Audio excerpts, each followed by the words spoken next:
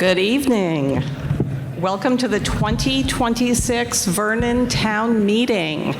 The line is short enough where I believe we can begin. Please rise for the Pledge of Allegiance. I pledge allegiance to the flag of the United States of America and to the republic for which it stands, one nation under God, indivisible, with liberty and justice for all. Thank you. Please remain standing for a moment of silence for those we have lost over the previous year.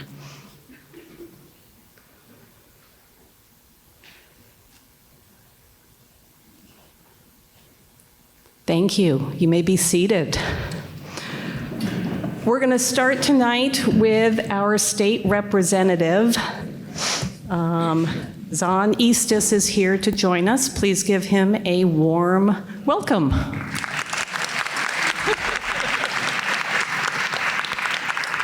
Good evening, everyone.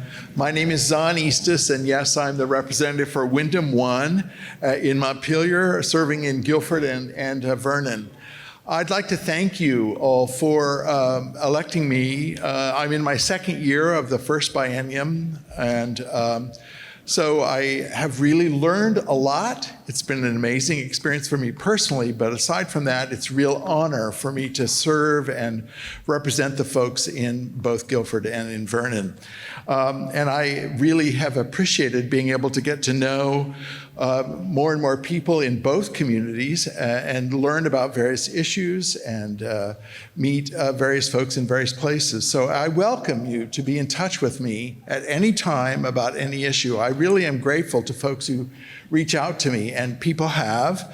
I'm very grateful for that because it makes me a better representative, and I feel like I can represent the concerns of both communities better and stronger when folks are in touch with me. I would like to just take just a minute and lay the kind of a background on what I see is how the legislature is addressing things at this moment.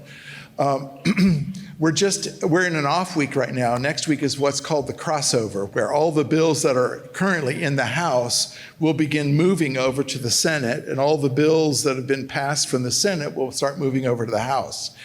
And what makes this year unusual as opposed to last year is that if any bill does not make it through the process for this year, then it's a dead bill, and nothing will happen with it. Everything has to start again in the next biennium. Last year, bills, if they didn't move forward at the end of the year, they just were present when we started this year. I also want to acknowledge that the federal landscape has been very challenging in lots of ways. And we still don't know everything about how various programs and various financial situations are affecting Vermont. So that's affecting both our budget preparations for this year and a look at how programs are going to be serving Vermonters in this next year. So that's a big issue for us. I also like to acknowledge that the governor's outlook for this year is his budget has been presented to the House and the Senate, and as far as I understand, we're working quite closely in line with the governor. There's a lot of talk about various things. The budget hasn't been completed yet by either the House or the Senate. It starts in the House, it will move to the Senate. It hasn't been completed yet, but as I understand, it's not going to be there's not going to be a lot of big, huge conversation with the governor about whether or not he can accept the budget. The governor has, though, if you listen to his speech, his State of the State speech, he did say that he would not sign a budget unless the legislature has drawn some of these maps that are going to be involved in the education governance programming going forward. So those maps are not ready. Those maps are not in a state where they're done, but I don't know exactly how that's going to come out, but it's certainly his promise that he won't sign a budget has made a big difference to how we're moving forward. I want to also then acknowledge that in my mind, and as I speak with legislators up at the State House, I feel quite strongly actually that all of the legislators in the House understand the major priorities that Vermonters have sent us to take care of and deal with. Those are property taxes, stabilizing and getting a better understanding of how we can lower folks' property taxes. I don't see it happening immediately, but I definitely see work that's going to begin the process of turning how it is that all of us who pay property taxes, how those formulas will be built. There's a number of different scenarios that are being looked at that might be able to change that in the coming years. I spoke a moment about governance for education. That's a big topic. The third big topic that is in the background all the time is the healthcare costs in Vermont. Here's a data point that really startled me when I learned it. The entire state budget for this year is $9.4 billion in Vermont, $9.4 billion. Vermonters spend for health care and health insurance annually $10.4 billion. Vermonters spend on health care and health insurance more than the entire state's budget. And if you take that $10.4 billion and take the part of the pie that the legislature could actually affect and actually make differences to, it's about 30% of that $10.4 billion. So no matter what kind of adjustments our legislature might try to make in the next year or so to address these rising healthcare costs, there's very much that's out of our control. So just want to lay that down. Housing is the other big issue that we're really paying a lot of attention to. I want you to know that I'm very aware of, and probably some of you are reading in the paper about questions about Vernon and its stance for various projects that might be out and about that folks are talking about. For instance, battery storage, a battery storage site, or small nuclear, or even nuclear storage, or one of these data centers.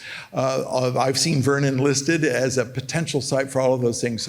I want to be very clear that I'm watching all of this. I'm attaching myself to the hips of people that have more information than I have. I serve on the Human Services Committee, so my job is not to address these Vernon-type issues immediately, but I'm very much in touch with folks that are, and I'm watching the processes very closely. And I also think it's important for us to understand that Vermont has some very, I would call them protection systems. I don't think there's anything that's going to come down into Vermont, into Vernon, like from the sky and just land here that's going to take care of things. There are a lot of processes before anything like this could happen in Vernon. So I hope you all will stay involved in these processes as they move forward. If they move forward, there's nothing certain at this point. There are a lot of questions still, but know that you can reach out to me at any time. I'm also watching issues like regional policing. The sheriff, Mark, is here tonight, and he has had a successful bill that's moved through the Senate successfully to think about regional policing. That's an issue that I know Vernon and Guilford have been talking about in the last while. And so that's going to come to the House soon, and we'll be dealing with that. You all maybe saw that Vermont is the first state in the nation to pass its own immunizations program bill. With the changes that happened at the CDC in the last few months, the legislature has given the commissioner of the Department of Health the authority to develop a Vermont set of immunizations. I want to be very clear that that legislation does not mandate that anybody must have an immunization. So it's just to offer that what everyone in the country had 6 or 8 months ago, and now that's been changed recently, but Vermont has taken charge of its to put it back in place. I also am aware of and watching public records requests. There are a lot of, that's a conversation that's happening, and there's potential legislation around that, as well as around land posting. I was surprised to find out, I was told that the first bill that I ever introduced to the House, I should never expect it to go anywhere. Well, I responded to some citizens from Guilford who spoke with me about potential land posting issues, and it's turning out the bill's catching quite a bit of attention. It's going to probably appear on the House floor next week. So if you're interested in learning a little bit more about it, we're just trying to make sense out of the land posting guidelines that were developed by the Department of Fish and Wildlife in the last while. They don't altogether make sense. This bill would straighten some of that out. I also, just one more thing, before I step away, I want to let you know that there are 11 people in the delegation that serve Windham County, and all of that delegation meets on a very regular basis with the leaders at Brattleboro Memorial Hospital. We're very aware of the financial situation there, the changes that have happened there, and we're talking with them on a regular basis so we can be up to speed and we can learn about what they're thinking about, the kind of directions they're going, and working where we can to offer help if it's possible. So I want to just say that I am available and reachable. I have a website. If you type the word Zon and Vermont Legislature, you'll find a lot of information about me there. I have a monthly newsletter that I welcome you to sign up for if you want to be kept abreast of what kinds of things I'm looking at and paying attention to. I have monthly meetups where I meet once in Guilford and then in Vernon the next month, back and forth. We have a few more of those left.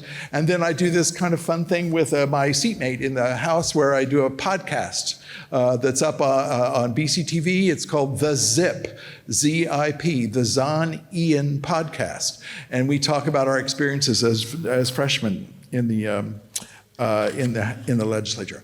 Thank you very kindly. Reach out to me. I am here to serve you, and I will. I'm going to be around for the rest of the meeting. If there's an opportunity, please come and talk with me. Thank you.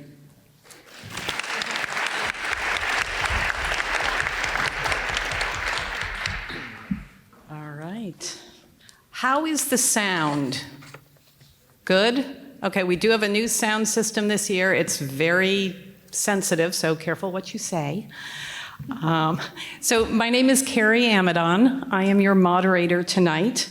It's my job to give everyone an opportunity to be heard on any issue, to present any motion, and to ask any question of the appropriate official here. Please raise your voter card and wait to be called on. If you are physically able, please approach the center microphone. If not, give me a quadruple wave and we will get a microphone to you. While you think you can project, we are having this recorded by BCTV, so we do want you speaking into a microphone. We all enter here as neighbors, as my predecessor would say, so let's leave that way. Please address all remarks or questions to the moderator. It's my job to ensure that your remarks are germane to the issue at hand. I may rule you out of order. Please take no offense. But in doing so, I will do my best to guide you to the best focus of your thoughts. Robert's Rules also allows members to speak only twice on a matter, and first time only after all other members have spoken once. Most importantly, you cannot end a comment on an article by calling the question. You need to use one of your two opportunities at the mic to call the question separately from your comments. With those introductions, are there any questions so far? If not, we're going to move on to Articles 1, 2, and 3, which will be voted by Australian ballot tomorrow. The polls are open from 7 a.m. to 7 p.m. downstairs at the town office building. So at this point, the school board has a brief presentation on Article 2, which is their budget. Now, normally I would be on that side of things, but as town moderator, I'm going to stay on this side, and I'm going to introduce the school board, and then they will take it from there. So we have Kat Baldwin, we have Cheryl Brown, we have Julie Stoughton, and we have Dan Amadon. So I believe I'm turning it over to Dan for the presentation.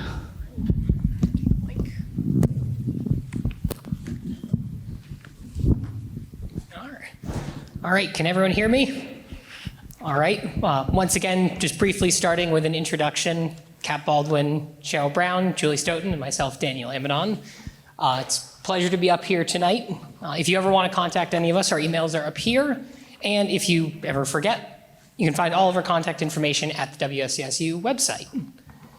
Now, before we get into this, a quick special thanks to Mary Ross, the principal of Vernon Elementary School, Mark Spino, the superintendent of the SU, and finally, Frank Rucker, our business administrator, all of whom without this would not be possible. All right, to start things off, I just want to talk a little bit about our goal with setting the budget. And it really all centers around, there we are. Really all centers around balancing the affordability of your tax bill with the supporting the needs of the 300 plus students at both VES, grades kindergarten through 6, as well as those students in grades 7 through 12 who are at other schools. To start off, let's talk about some of this year's successes. First of all, the VT-CAP, which is Vermont's standardized test. Students grades 3 through 9 take this every year. And for Vernon's sake, of course, we really only look at the students' grades 3 through 6. And this year, we saw a performance increase of 6 points, which is great on the English language arts. On the math benchmarks, we saw an increase of 10 points, which is phenomenal because these these benchmarks historically correlate really great with VT-CAP performance. So we're hoping to see some great increases in performance sometime this year. And finally, we have a new food service program. For those of you who have students at BAMS and BUHS, you may be a little familiar with this. They had some issues with their food service program, and they have recently replaced theirs. Vernon here has always had a phenomenal food service program, so you're not going to notice too much of a change for us, but the program up at Brattleboro has been received phenomenally, and we're happy to say that it's also been received phenomenally here. Now, talking about what you're going to see on the ballot tomorrow, I'm going to summarize this big block of text as, shall the voters of the Vernon Town School District approve the school board to expend $7,933,288, which is the amount we've deemed necessary for the following fiscal year. If this is approved, it will result in a pure pupil education spending increase of 0.1%, and that value itself is $15,762. Moving on to talking the budget itself, our education spending as a whole is up 1.8%, and this comes with, despite an 8.2% increase in health insurance costs. As Zon was talking earlier, I'm sure this is something we can all relate to. We've also seen, going back real quick. In order to keep the education spending from increasing so little, we've cut 5 positions total. That is 2 classroom paraeducators, 1 technology assistant, 1 vacant Spanish position, and 1 classroom teacher, as due to current class sizes, it was simply not a viable position. Now, moving on, equalized spending per pupil, as I said, it's only up 0.1%. And pre-CLA adjustment, which I will discuss shortly, our tax rate would be down 3.4%. As much as it would be nice to say that this is the final number, we can't just ignore the CLA. So there's one issue, and that of course being the CLA. The CLA is the common level of appraisal, and it's how the state measures the tax burden per town. And what it measures is the sale value of a house versus its assessed value. So as an example, you take 2 houses, one in Vernon and one in Guilford.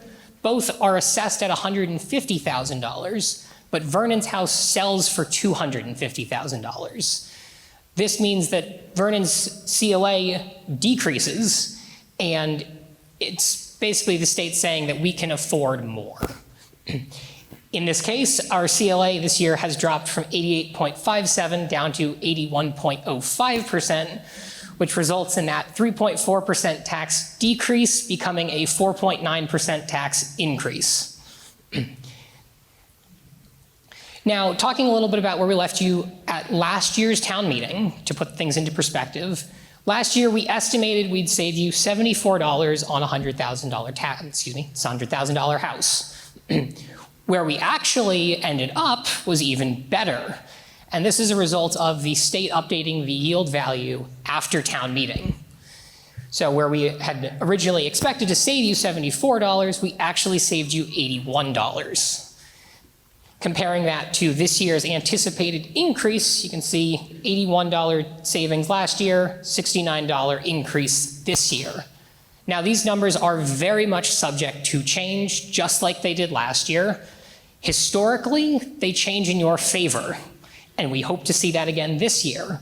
But there have been instances where the state has updated the numbers against us. Really, all we can do is hope. And these numbers are always changing. Now, to demonstrate that, while that previous number probably doesn't look too great, things have remained very stable. This is the 7-year trend on a $100,000 house.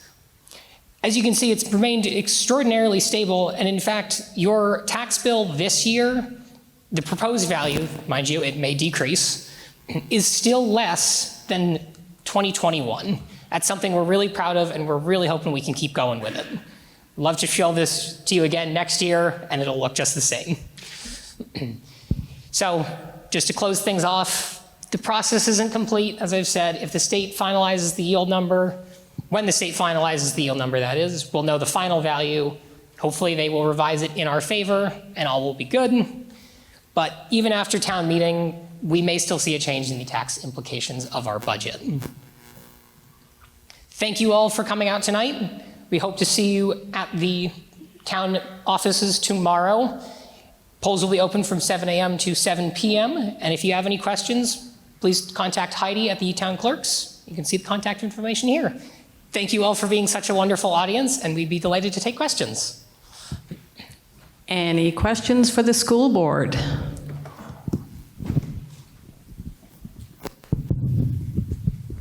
All right, we will take Mary, did you want to say something? Yes, Mary Ross, our principal.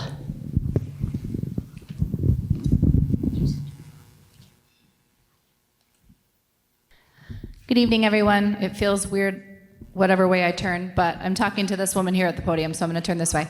I just wanted to take a brief moment. This is Carrie Amadon's final evening, even though she's on the moderator side, serving on the Vernon Town School Board.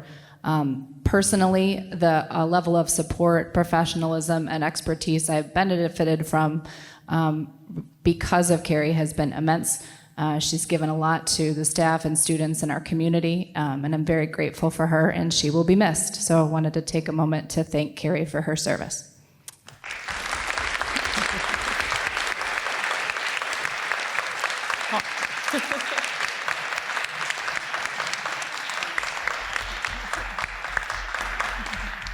Thank you very much.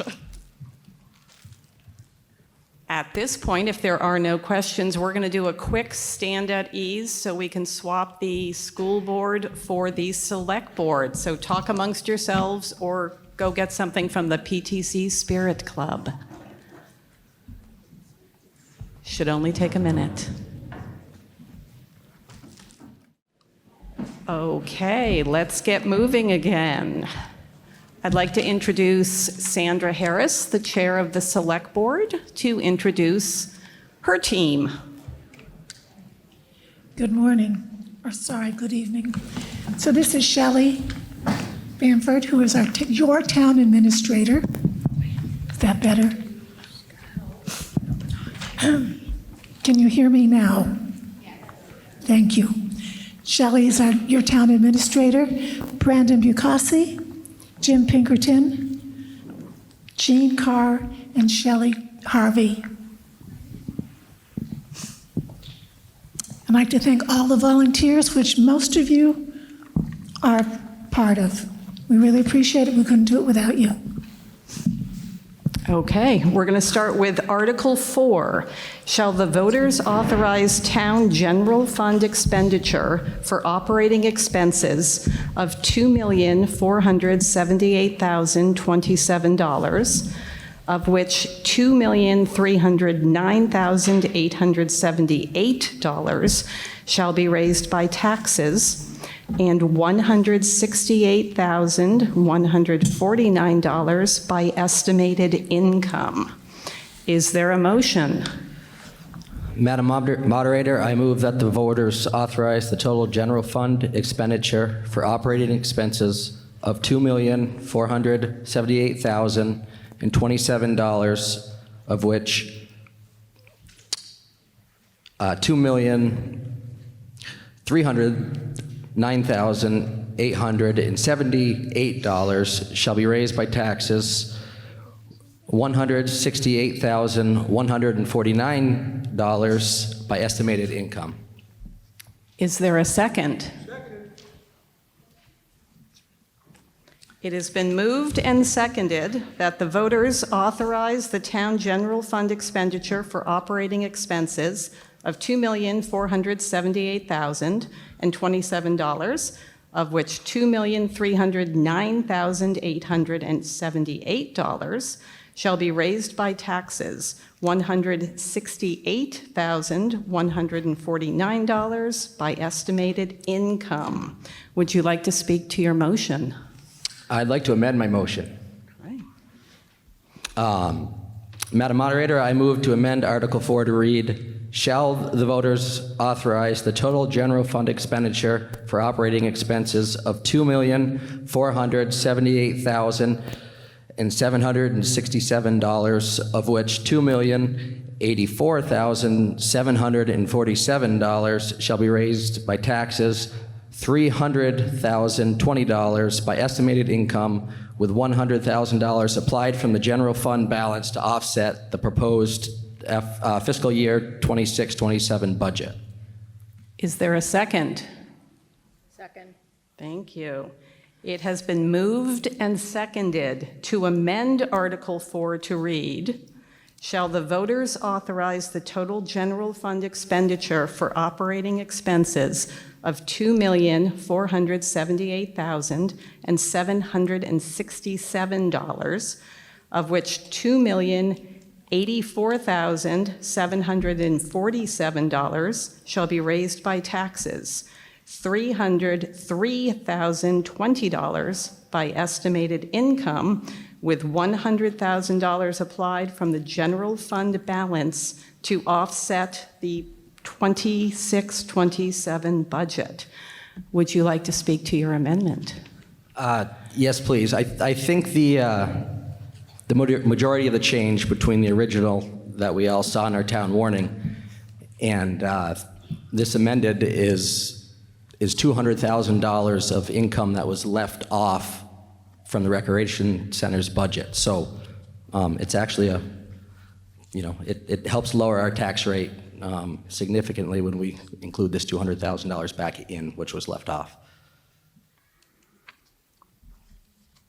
Are there any questions on the amendment? Seeing none, are you ready for the vote on the amendment? Oh, we have a question on the amendment.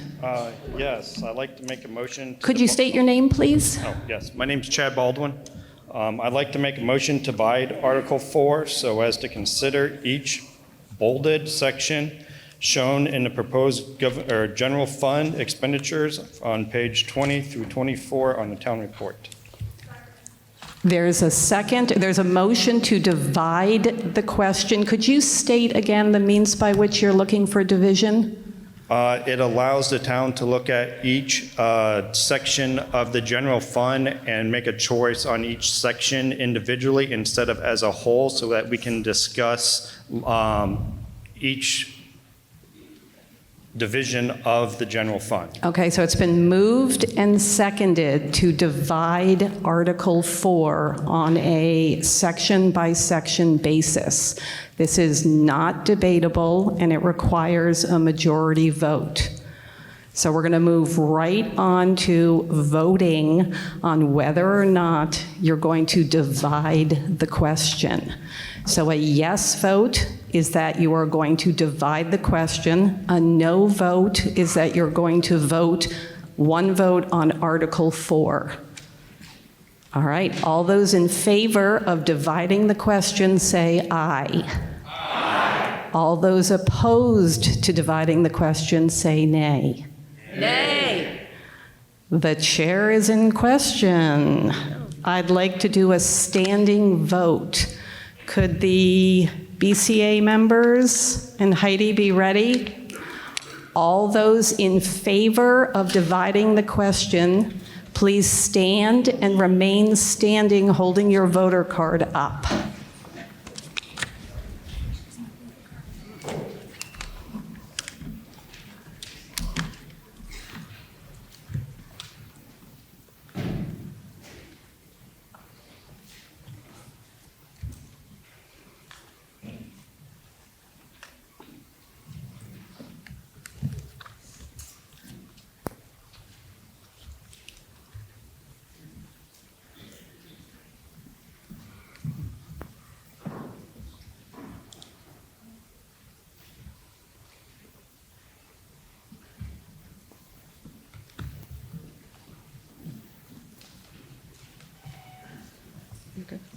You may be seated. All those opposed to dividing the question, please stand and remain standing until counted.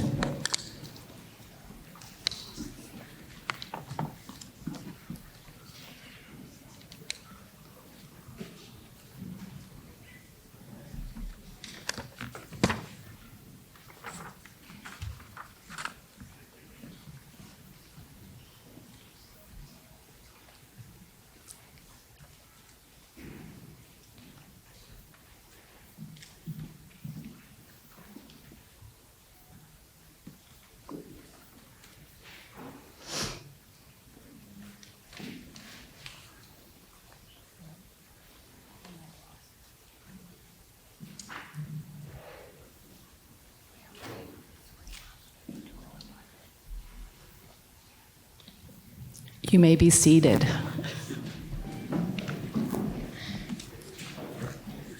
Yes, 49 no. So it passes. Okay, listen to the results of your vote.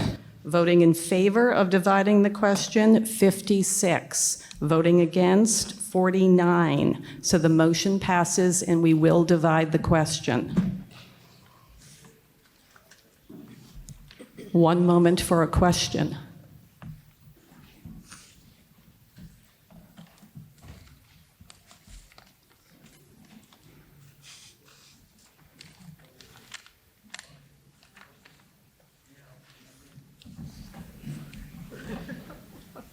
That's a good twist.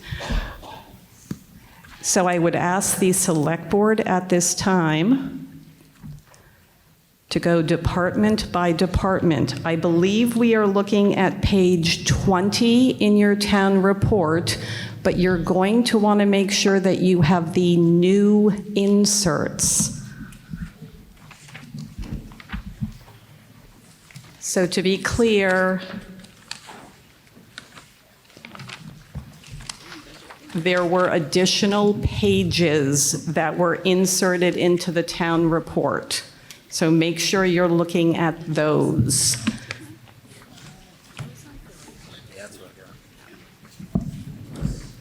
But I believe we're starting with page 20.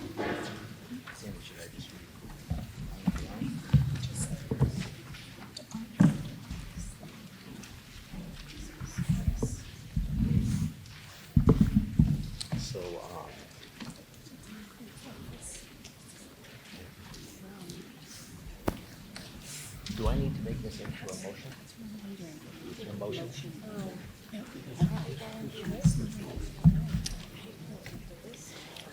Do we have a motion?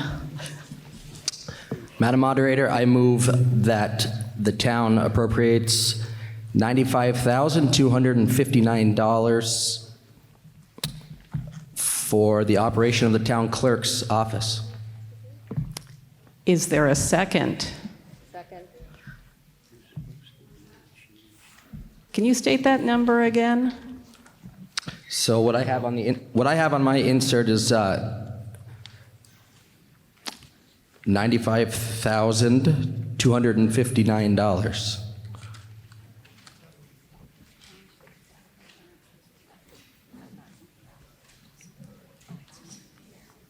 So why is that not in here?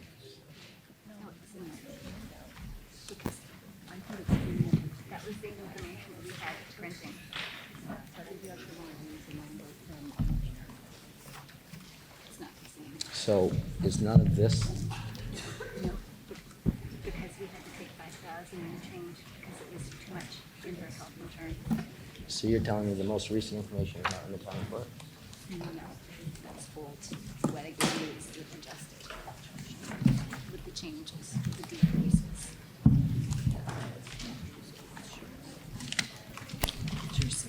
This handout that came tonight.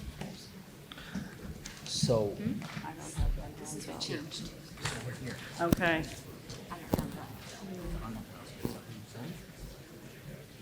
No, we made cuts. That's what the amendment was.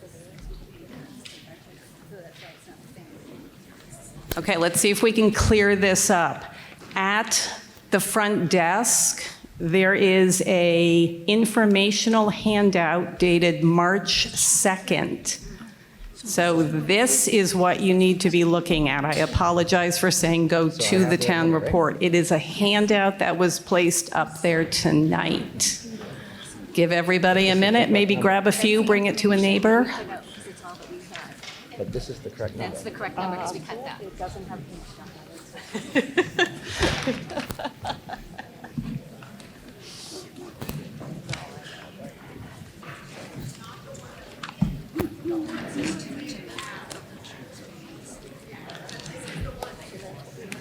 So it's not, well, it's not the same as this. Yes, okay. Because this is what I got tonight. All right, let's try that motion again now that I think we're on the same page. Madam Moderator, I move that we appropriate $95,259 for the operation of the town clerk's office. Is there a second? Second. It is moved and seconded to appropriate $95,259 for the operation of the town clerk's office. Would you like to speak to your motion? I would not. Okay. Is there any discussion on the motion? Seeing none, are you ready for a vote on the motion? Shall the voters authorize the expenditure of $95,259 for the operation of the town clerk's office? All those in favor say, oh, hold on, we have a question. I was just wondering if you could give us all a minute because this was done today. And Correct. This is the first time anybody's even looking at it and we're being asked to vote with about 30 seconds notice. Okay. So if we could have a few minutes to actually look at this and understand the Is third everybody caught rendition of up this. to the handout? That's the main question right now. This is apparently the handout you should be going for. And right now, it looks like we're on page 5, where it starts with all of the numbers. So we are looking at the town clerk's office.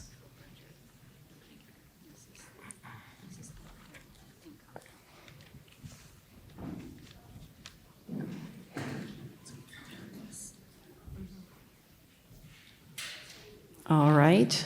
So I would say the motion is, shall the voters expend $95,259 for the operation of the town clerk's office? All those in favor, say aye. Aye. All those opposed, nay. The ayes appear to have it. The ayes do have it. And you have passed the expenditure for the clerk's office. Moving on to the treasurer's office. Is there a motion?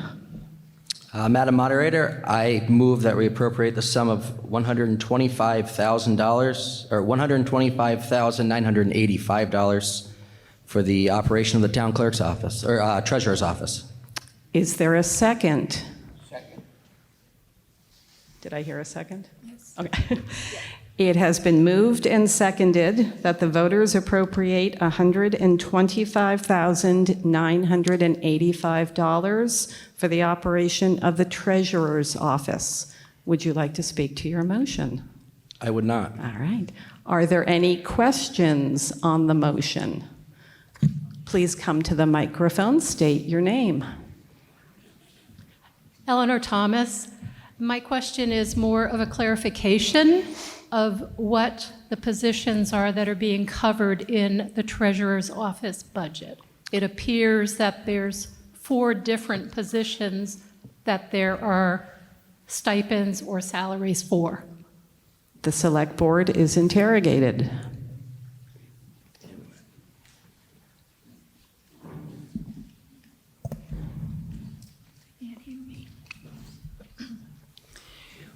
There'll be a part-time treasurer who will just cover the statutory duties. That's the treasurer's stipend. And that person by law has to have an assistant, and that's what the 500 is. The finance director will be in charge of things like the investments and all that, and the bookkeeper, the day-to-day bookkeeping. Additional comments or questions on the treasurer's office? Come to the mic and state your name. Catherine Baldwin. Sorry. Can we change around the jobs in the treasurer's office without a town vote on that? The select board is interrogated. Yes. The board can change it. Additional comments on the treasurer's office? Please state your name. Mark Parker. Maybe I'm not reading this right, but treasurer stipend, doesn't our treasurer get a salary? Or is the stipend it?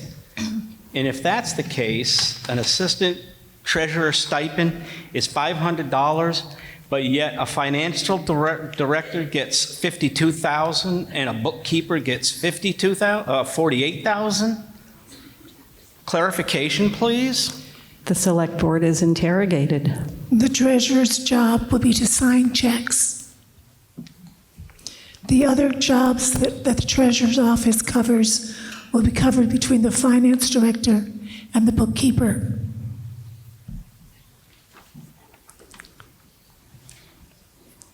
Additional comments on the treasurer's office?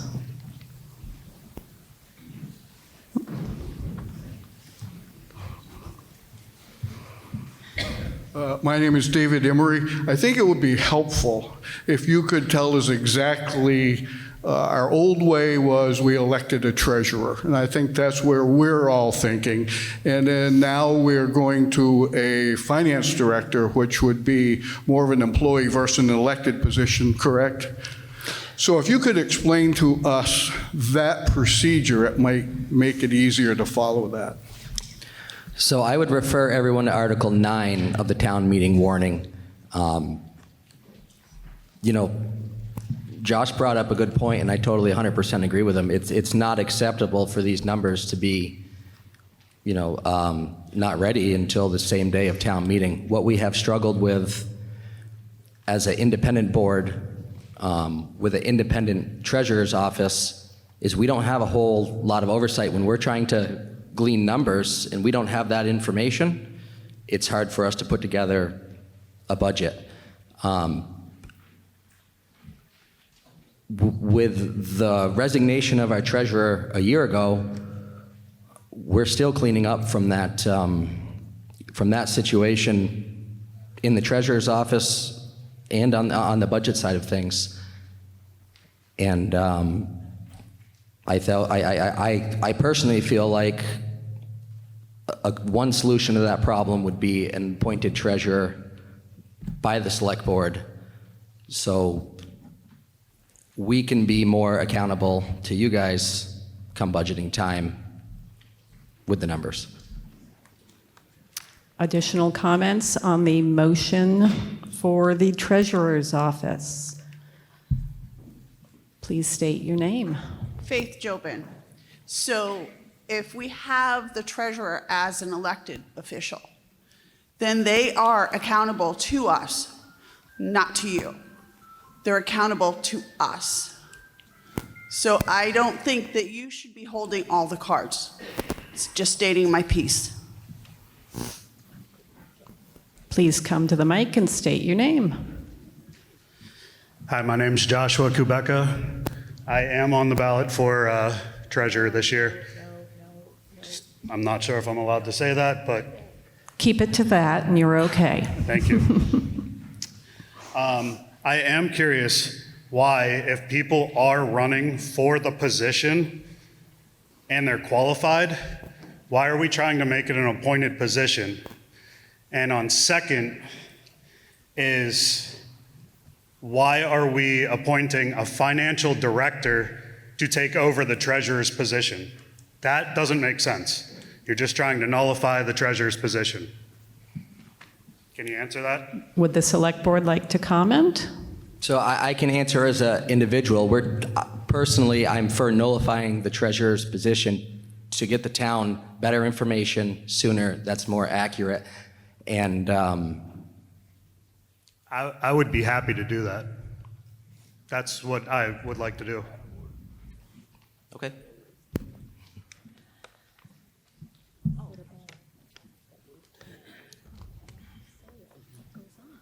My name is Munson Hicks. My concerns about this is we are once again voting not having any information. We do not know what the qualifications of an appointed treasurer would be. We do not know how, if there was any problem with the appointed treasurer, how they would be removed. While I trust this board implicitly, the next board might be in collusion with the new treasurer or the new director, and we would have no way of knowing where the money went. So I think it's very dangerous to combine all these things. Next, please state your name. Kyle Ledoux. Hey there, just a maybe question for clarification, and feel free to correct me if there's like a procedural aspect to this that has avoided me. But I find it kind of confusing that in Article 9 we're voting to authorize the selected position, and we're voting on funding it prior to that happening. And I think maybe that's also a point of confusion personally for me, why we're voting to approve the budget before we've actually elected to go that route. Does the select board want to comment? Brana Zlakova. I think a few years ago, this came up, and my neighbor, I'm going to name you, Sue, got up and said, if person is appointed, they do not have to be a resident. If they are elected, they do. Am I correct? Yes. Yes.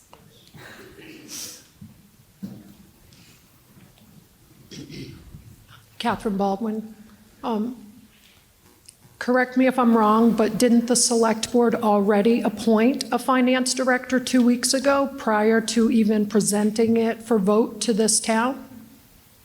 The select board is interrogated.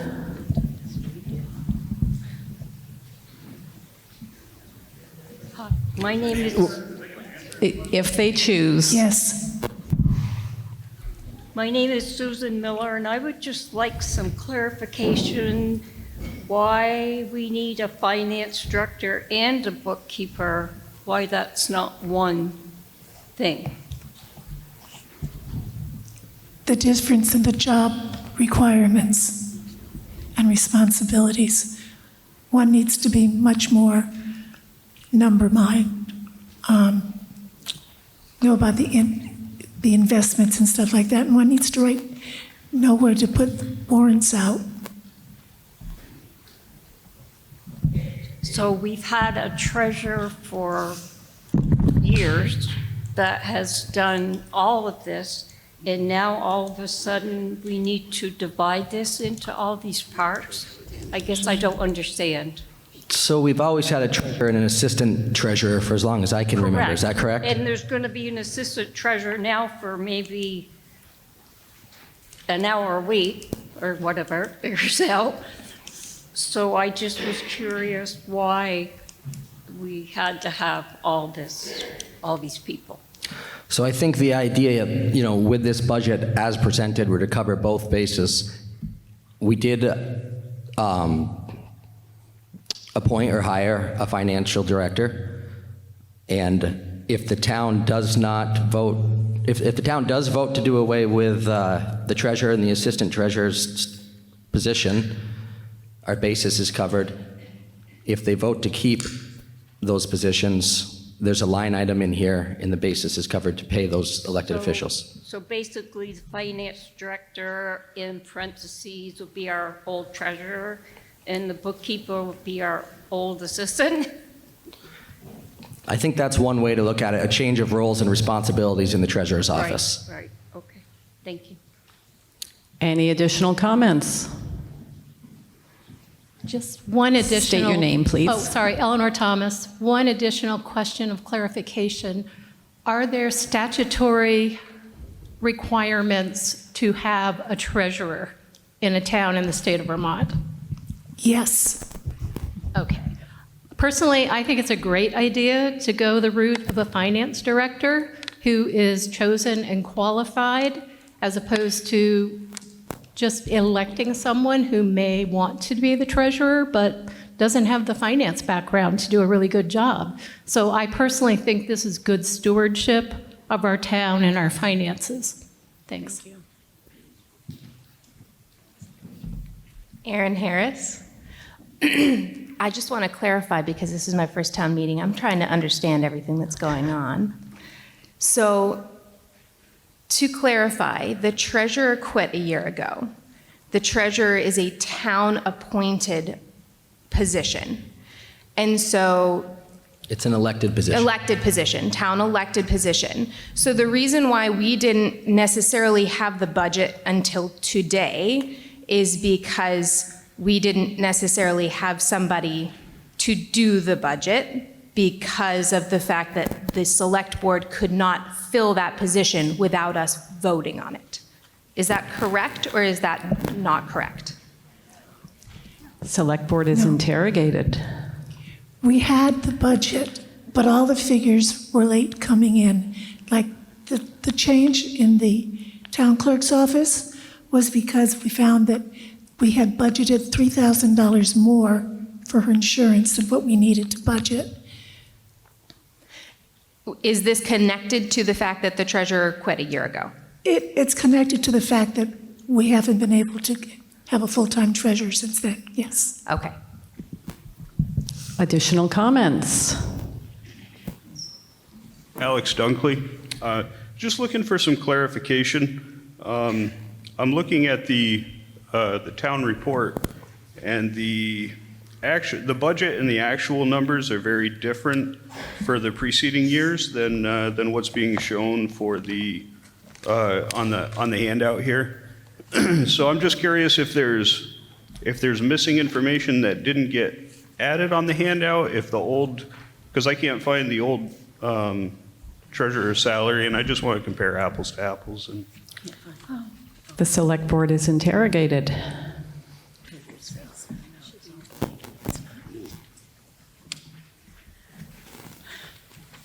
You're right, it's not in there. Right, we've got it in there. So, no, it's not in there, Alex, and I think probably what happened was the wording from, treasurer's salary versus treasurer's stipend. That would be my guess of where that ball got dropped. Because there wasn't a stipend last year, it was a salary. So I think that's a good point, a good question. So just to make sure we're on point here. So if I look at the actual numbers from fiscal year 2023 to 2024 on the handout, our actual expenditures were $26,844.83. In the book, the actual expenditures were $112,802.59. Those numbers shouldn't have changed because of some last-minute calculation. So I'm just curious what the missing information is that's not being factored. The treasurer's salary, probably. Okay. And if we could have those previous numbers for what we were paying the treasurer, just so we have a comparison of what those were, that would just be helpful in discerning that. Thank you. Thank you. The question on the floor is, shall voters expend $125,985,000 for the operation of the treasurer's office? Mr. Pond. George Pond's my name. So I just kind of picked up on something that Brendan said, that they were still cleaning up from a year ago in the Treasury's office. And so my wonder to that statement was there an audit done? And was the audit done, which I might believe, according to the handbook, back 5 years for the amount of time the treasurer was on duty? And the other question is, finance director.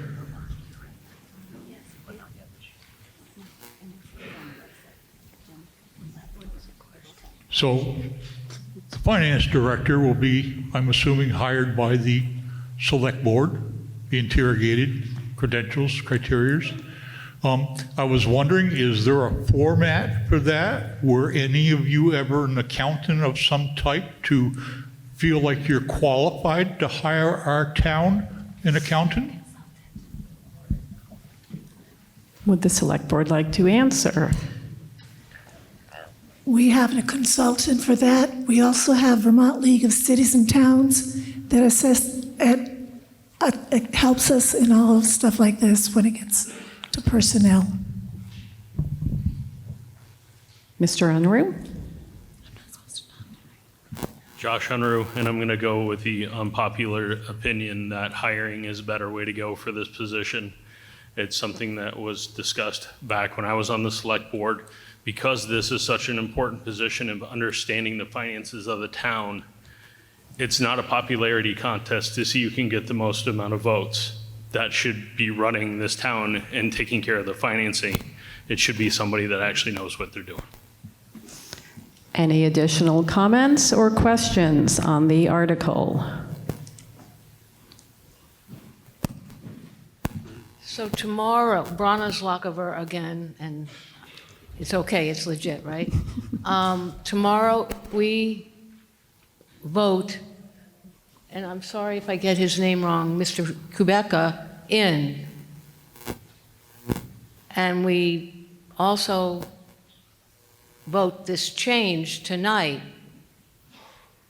Are you going to interview him? Because he's going to be voted in as treasurer tomorrow. I'm not sure, but I'm saying if he is, is he one of the candidates for this position? If your plan goes through and we have a finance director and all that, can he apply for it? Is he a candidate for it? He can apply for it. Anybody can.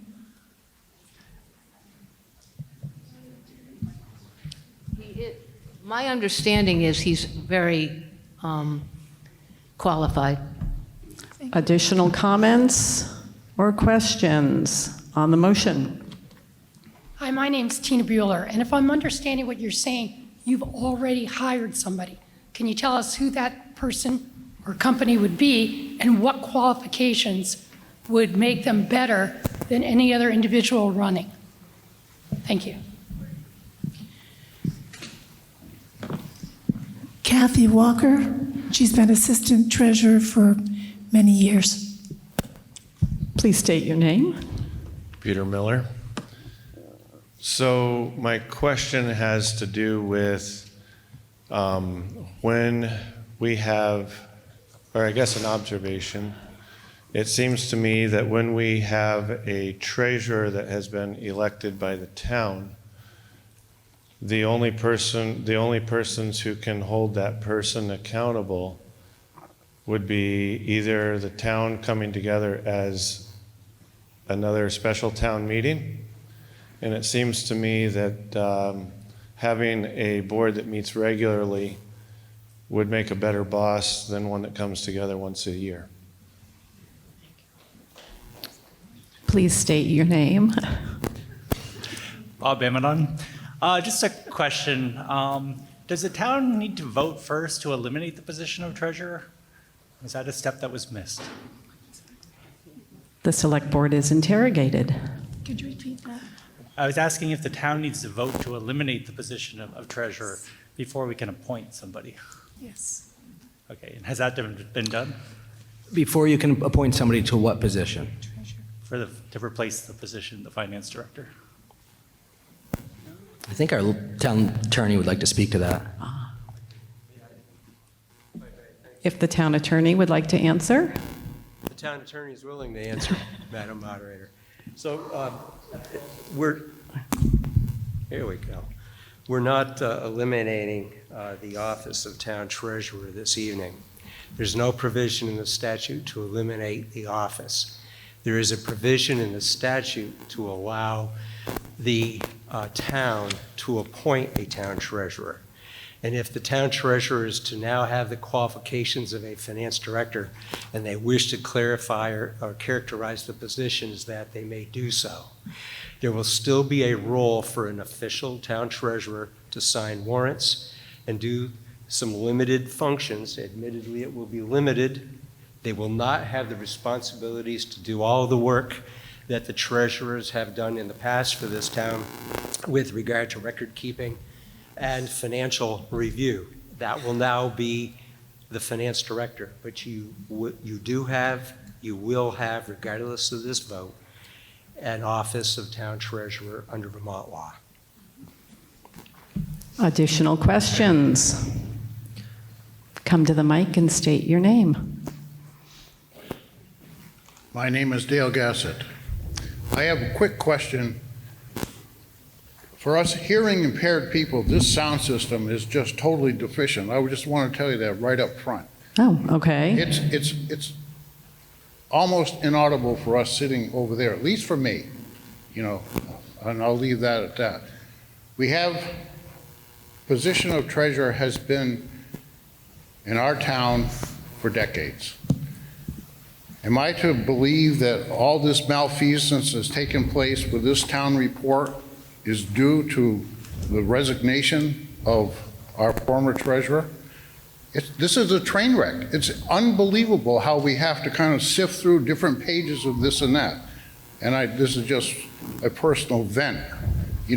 Our town reports used to come out and you could follow along and see where things were. So let me get back to the town treasurer. We have a town treasurer on the ballot at this point in time. And if this person gets 45 votes, they're going to be the treasurer. The treasurer, as someone else said, is accountable to the people, not to the select board. I'm not casting any aspersions on the select board, but I just want you to know the voters voted to elect the treasurer, not at the beck and call of the select board. So it's somewhat of a moot point at this point in time. If this person that's on the ballot gets 45 votes, they're in for 45 days, illegally right off the bat. So I'm done with that. But if we can do something in the future as far as the town report that looks like it's a professionally done on time, and then, get something, a sound system that everybody can hear besides. All right? Thank you very much. So can the people in the corner hear me? Do I need to be louder? Okay, you're good over there. I'm going to wait till Mr. Gassett gets back and then see. It's everybody. Oh, sorry. Okay, so when you do come to the microphone, if you can do what I am doing and get as close as possible. All right, so again, the motion we are on is to appropriate $125,985 for the operation of the treasurer's office. Are you ready for that question? Seeing no response, is that?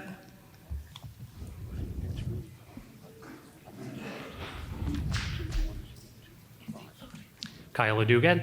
Hey there, just a point of clarification. What happens if we approve this budget item and then Article 9 is not approved? So we've approved the budget and then we have not actually approved the authority to elect the person. I'm just curious what would happen in that Question scenario. for the select board. So, and if you can't hear me, just don't be afraid to yell. It's a little intimidating screaming into this thing. So, from my understanding, and I would ask for clarification from the town attorney, from my understanding of Article 9, if, shall the voters authorize the select board to appoint the town treasurer to serve it? So my understanding would be, I guess, as he said, we still have a town treasurer, it's just appointed. So it does not eliminate that position. Okay. So we would still have a town treasurer, but we will have approved the budget for a finance director and the accountant, I forget the other position. So we would have approved that higher budget, that would just go to a treasurer? Yes. You would still have a treasurer. That's a good question. I think that's a good question, yeah.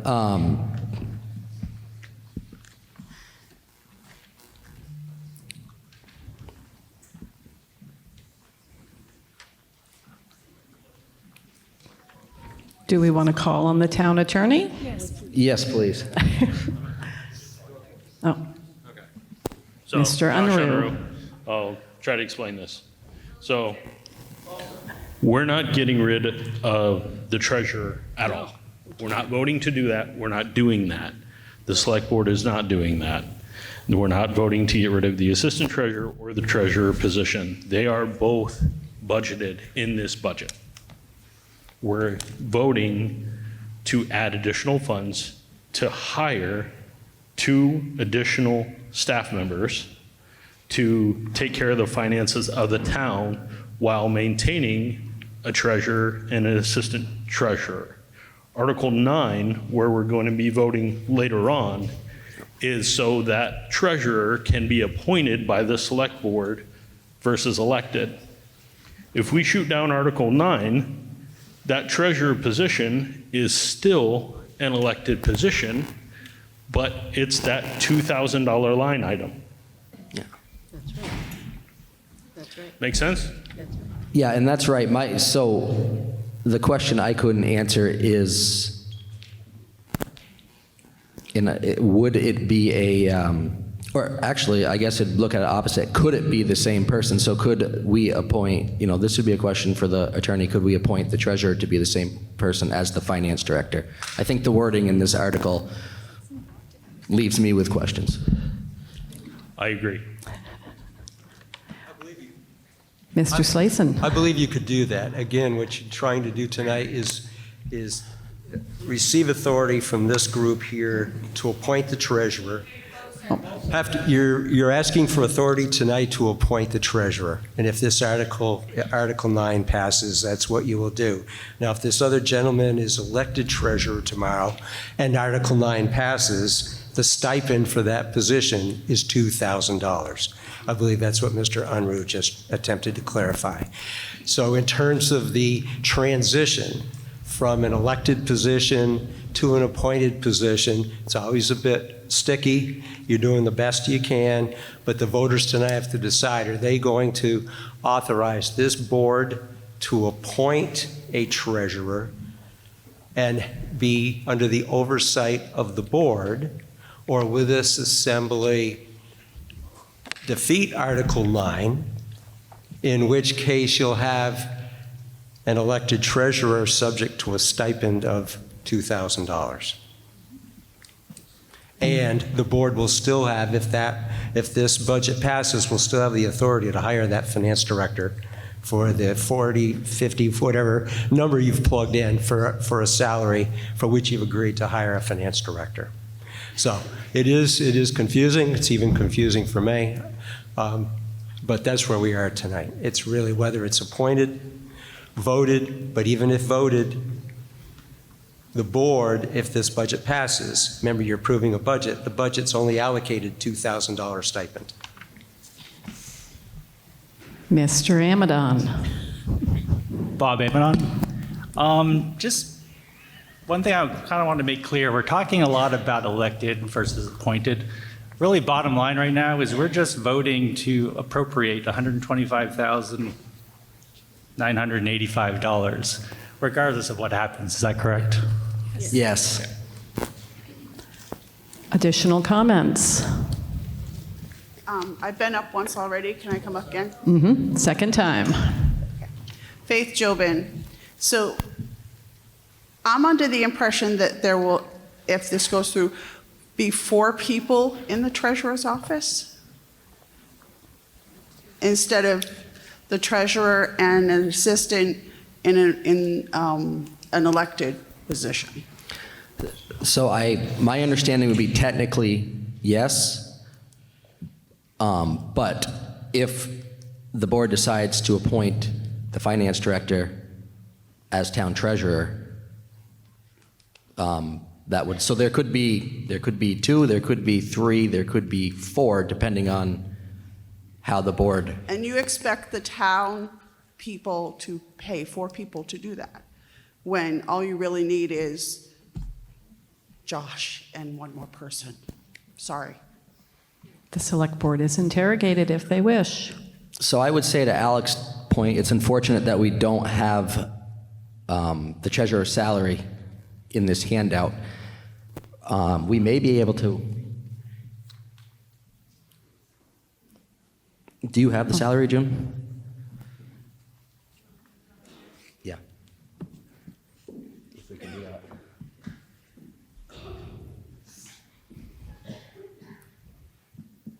June Turner. I have the previous year. The total was $90,711. It was 20 hours for the assistant and 40 for the treasurer. Additional comments on the treasurer's office? Is this your second time? Yes, Mark Parker. Okay, I'm going to play dumb here, not too hard. The way I'm understanding this, if we go ahead and, since the select board has already hired a financial director and a bookkeeper, and the town treasurer had a salary, and the assistant treasurer had a salary, is that going to mean that Kathy, that's been our assistant treasurer for all these years, is going to go from a full-time salary to a $500 a year stipend? Because if that's the case, that's wrong. Select board is interrogated. Kathy is the finance director. Kathy is the finance director. State your name. Heather Frost. I'd like to call the question. All right. The question has been called. There is a second. All those in favor of ceasing debate, please say aye. Aye. All those opposed? Debate has been ceased. You are now voting on whether or not to appropriate this sum of $125,985 for the treasurer's office. All those in favor say aye. Aye. All those opposed? The ayes appear to have it. The ayes do have it, and you have approved the treasurer's office. We're now going to move on to the lister's office. Is there a motion? Madam Moderator, I move that we appropriate the sum of $47,107 for the operation of the Lister's office. Is there a second? It has been moved and seconded to appropriate $47,107 for the Lister's office. Would you like to speak to your motion? I would not. Is there any discussion on the motion? Please come to the mic and state your name. Hi, my name is Melissa Allen. I have a lot of questions of what the salary of $47,107 is getting the town of Vernon. I've called, I've emailed, I get no response from the listers, but I do get a response from a former lister, and I also get a response from the town clerk. So I guess I'd like to know hours of operation, what goes on, what the phone number is that someone can call back, and what email is used. Otherwise, I just as soon have no lister's office and $47,000 can go back into the general fund, because then I have realistic expectations of what to expect. The select board is interrogated. So I don't know the Lister's office off the top of my head, but I would invite Chad Baldwin, the Lister, to speak to that. Chad Baldwin is interrogated if he so chooses.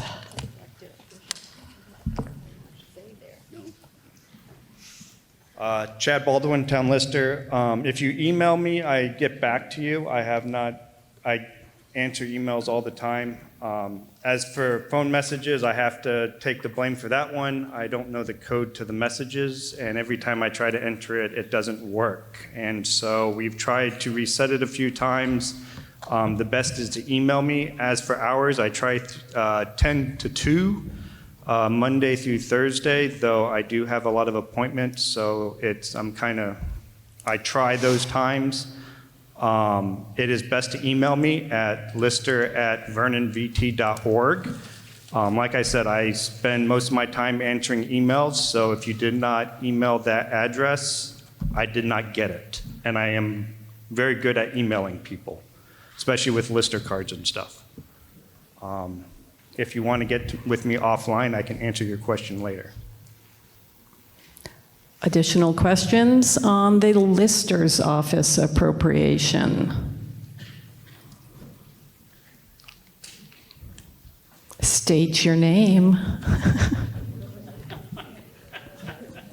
and speak into the mic. For those of you who don't know me, my name is Tim Arsenault, and unaccustomed as I am to public speaking, I would like to know if the board or anybody in this room can tell me what effect will the upcoming reappraisal have on this budget and the Lister's office? Because as many people know, property values in Vermont are all over the page, and it's all on the front page. We would like to have some answers. Mr. Baldwin. So as you're aware, I had a little pamphlet. We are having townwide reassessments this year. It should start, I'm hoping, around November. NEMRIC is the organization that the state has hired to do statewide reassessments for every town in Vermont. As for the fact that we don't have to pay for the assessment this year as we have in previous years, so there's no cost to the town for the state or for the townwide assessment because the state has picked up that bill. As for how the properties will be reassessed, I suspect they're going to go up, just seeing the values of other towns that have been reassessed. But I can't be for certain what that looks like until they reassess it. But I would suspect probably 97% of people's properties will see an increase in assessed value. Additional questions or comments on the Lister's office appropriation? And I don't mean 97% increase. It will just have some sort of increase. I'm sorry if I didn't clarify that. Good clarification. Just from our town, because of previous assessments, I suspect anywhere probably, and don't quote me, I don't expect it to be like a dramatic increase of like hundreds of thousands of dollars, but maybe more like 50. And that's just a rough quote because our town has been really good at doing townwide assessments every 6 years, which keeps us up to date. I don't suspect it to increase too much. So, but there will probably be an increase. Additional comments or questions on the Lister's office? Seeing none, are you ready for that vote? Okay, all those in favor of appropriating $47,107 for the Lister's office, say aye. Aye. All those opposed? Nay. The ayes appear to have it. The ayes do have it, and you have approved the Lister's office. Next up, is there a motion? Madam Moderator, I move that the town appropriates the sum of $249,495 to fund the Select Board budget. Is there a second? Second. It has been moved and seconded to appropriate $249,495 for the Select Board. Would you like to speak to your motion? I would not. Are there any questions or comments on the Select Board appropriation?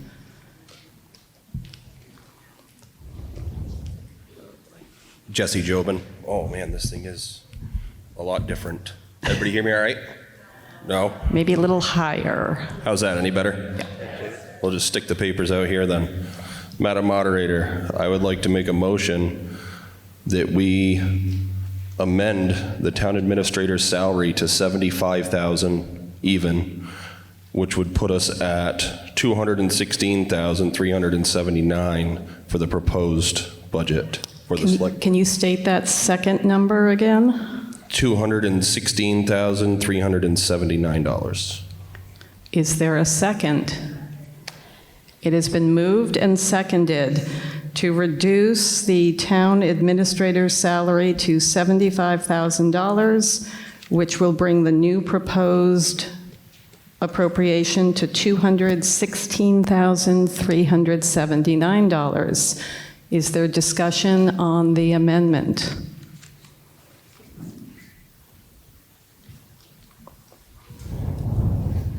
Is this better? Can everybody hear me now? Lean into it. Pardon me? Lean into it. Yeah, right. Close, close. Yeah. Take it off and hold it. If I pick it up and use it, There is you that go. better? All right. I know that all of us are very sensitive about exactly the fact that if we look out the window and look to the east, Vermont Yankee is no longer producing huge amounts of tax revenue for the town. As I look through this budget for the town administrator, it appears to me that this person, whom I've never met, is not an elected official. They're appointed by the Select Board. Am I clear about that? I know I'm showing my age, but I remember back 40 years ago, the town administrator would not command such a huge amount of money. I'm not sure what is different. Maybe the town administrator could speak to exactly this healthy request. Is that an unfair request to ask? We are on the Jobin amendment. So I'll give this a shot. Just first off to say, I tend to agree with, citing this is a personal statement to be more fiscally conservative, but I don't think there's anyone in this room who's living off the same wage they were making 40 years ago. So I'm not sure that's a great argument. As far as the town administrator we have now, we do have contract and an obligation to increase right now. Oftentimes as a board, we review this stuff and make these decisions throughout the year, and no one attends the meetings. And then we get to a situation like this where we do have a contract, we've done our best as a board, and we have an obligation at this point to fill this contract. Would you like to speak again? Well, so let me see if I read through the lines. Our town administrator has a contract at this point in time for X amount of dollars per year? Yes. Yes. So you're proposing to raise that up to basically $108,000 is the number when you put everything together. Is that true? Yeah, so what I am saying is there's a time to look at wages for town employees start to finish. I would agree with that 100%. But contractually, we have an obligation to fund this. We can review it when that contract, comes up for renewal, but contractually right now, this is where we're at. So is this contract on a year-by-year tenant at will, or there is a contract that shows this incredible step raise? Is that? My understanding is it's a 3-year contract. So excuse me, I'm somewhat bereft. I'm not a financial guy, I'm a builder. But let me understand this. So when the contract was initiated, these numbers were available to all at that point when the contract was initiated. So this is basically, this is what you're going to get. So is this the 3rd year of the contract? Show me what year you on. This is the first year of this contract. This is my second contract. So my understanding is this is Shelley's second contract, and this is the 1st year of her second contract. Forgive my stupidity, but I'm not sure I understand exactly what's going on here. So you guys have already entered into a contract that you're asking us to say, guess what? Approve it because it's done. Is that correct?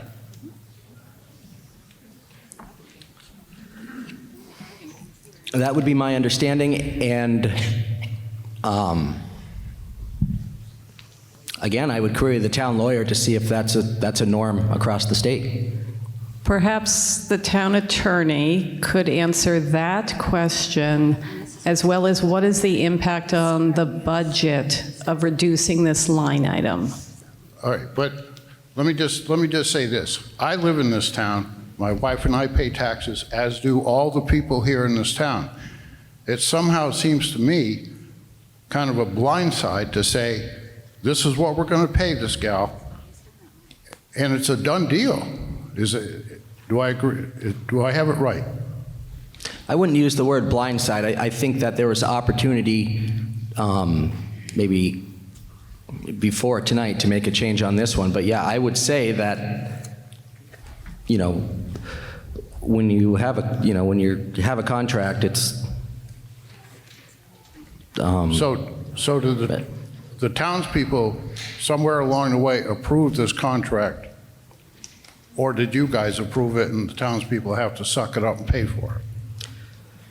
The select board approved the contract, and I would say to anyone in this room, we start budgeting in October. We have open meetings. Any input throughout that process would be a better time to bring up specifically this issue than tonight. I agree with that, but my point is, this is sort of news to me, and news to a lot of people here, to be quite honest with you.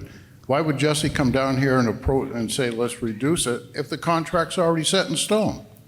So if you have a better way, we can get information about when meetings are, minutes, contact the town administrator, and we'll get them out to you.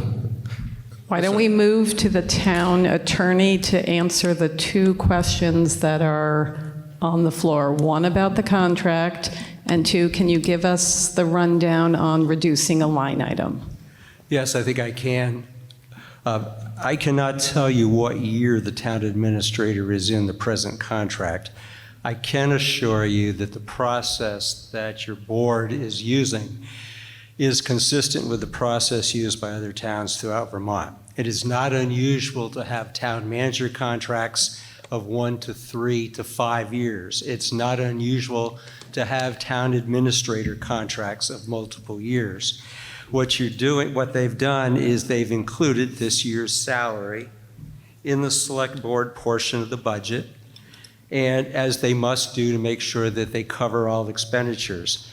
The select board under Vermont law does have discretion to move light items around within a segment of an approved budget. So if you approve this budget, they have a contractual obligation to the town administrator. They will honor that so that they are not in breach of contract, which means that your town select board will have to make a cut somewhere else. And that would be the result. So I'm not going to suggest, Madam Moderator, that a motion cannot be made to reduce a salary.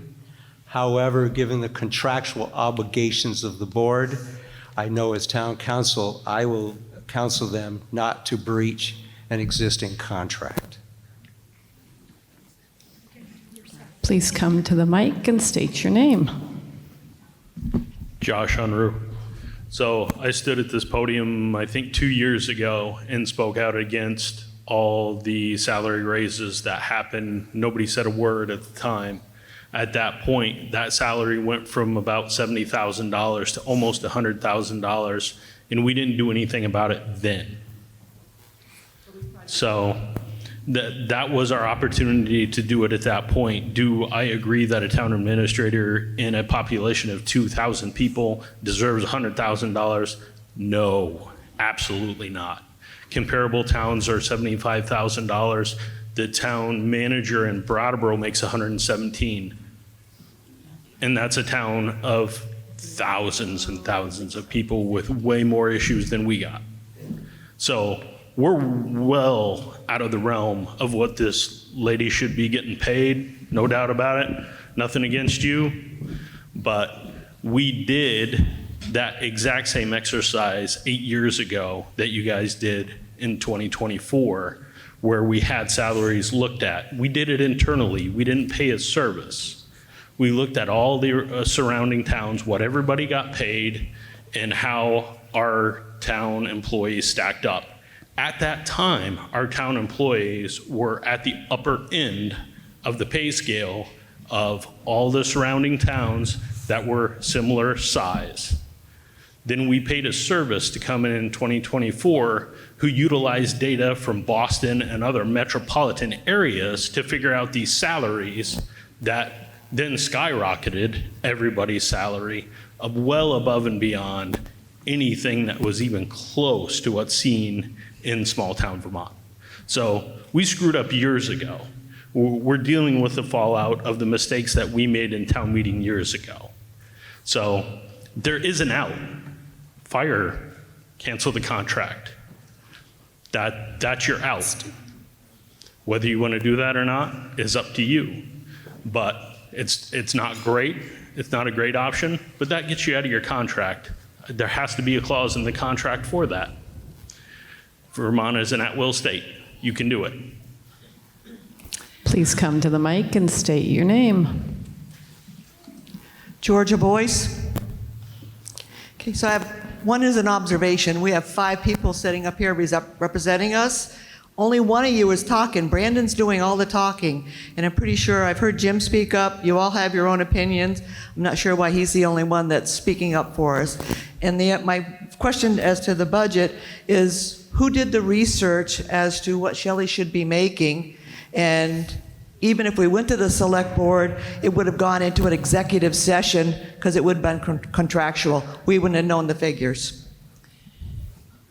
Madam Moderator, may I respond? You may. We did do the research.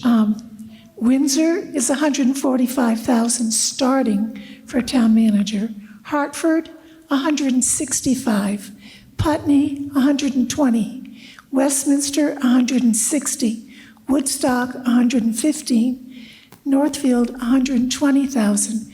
We use the VLCT wage and salary booklet every time we look at these. Please state your name. Norma Manning. May I please know your professional title, please? Yes. Town administrator. Town administrator. So it's not that gal and this lady? Please come to the mic and state your name. Faith Jobin, Sandy, I'm going to address you. You just quoted. Please address the moderator. Sorry, moderator. Sandy just quoted towns that are a lot bigger than us for the job with pay substantially bigger or a little bit bigger for a town of what, we got 3,000 people in our town. Hartford's huge. That was one of the ones that was listed. Huge. We're not big. We shouldn't be paying someone so much money for what she does. I'm sorry. Additional comments on the Jobin amendment?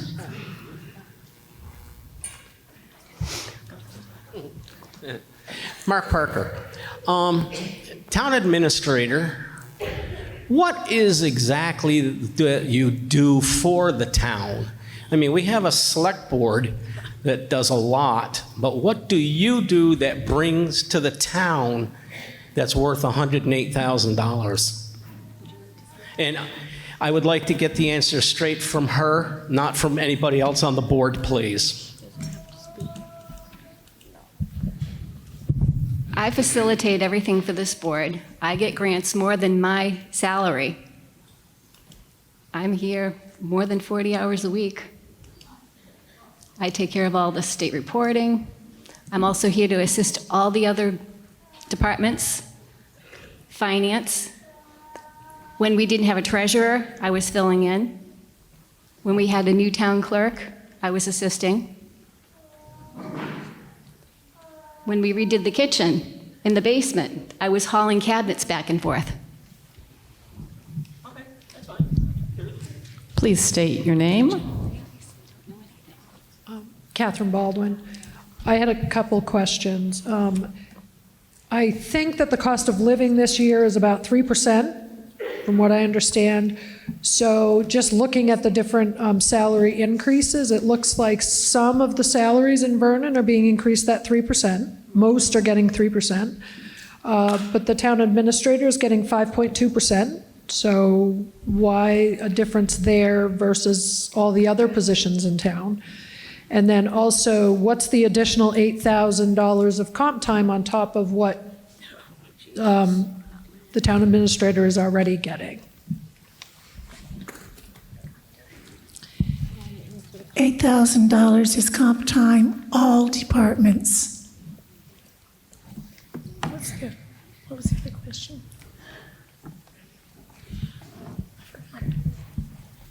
Come to the mic and state your name.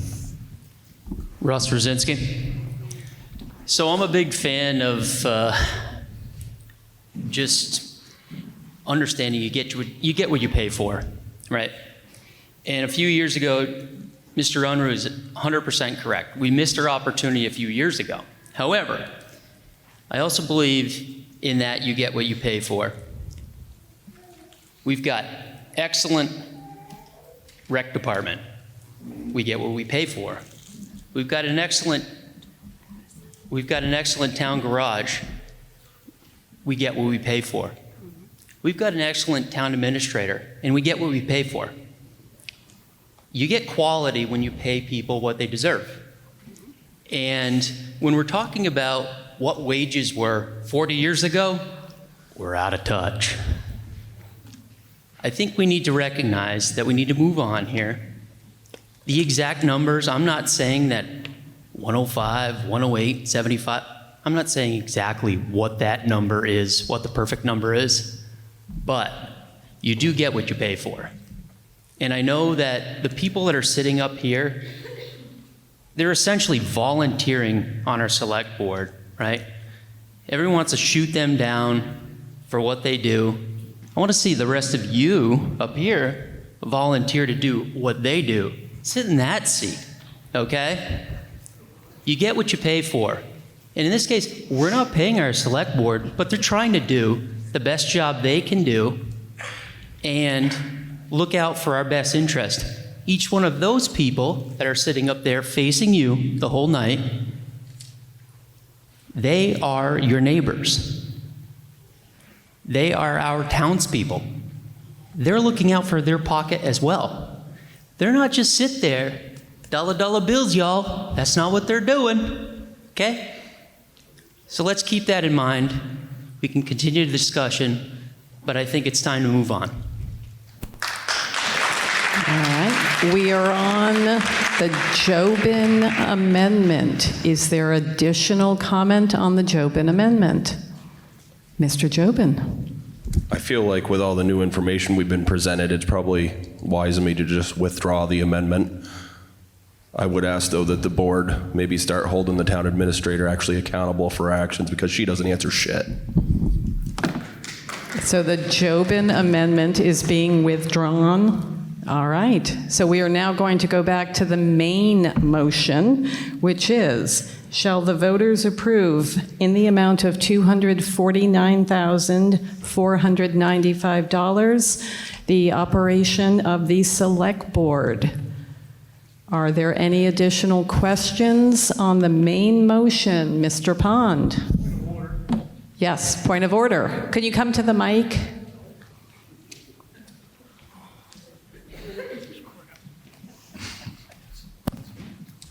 We had an amended motion, and because he withdrew it, don't we have to vote to back out of it? We vote to get into it.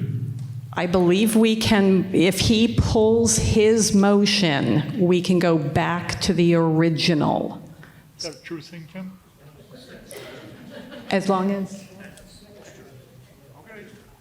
Oh, who seconded the Jobin Amendment? Are you willing to pull your second as well? You are, okay. So the motioner and the seconder, new word, have both pulled their motion and their second, and therefore we can back out and go directly to the main motion. I apologize. We're all learning here. That's why I'm glad he's sitting where he's sitting.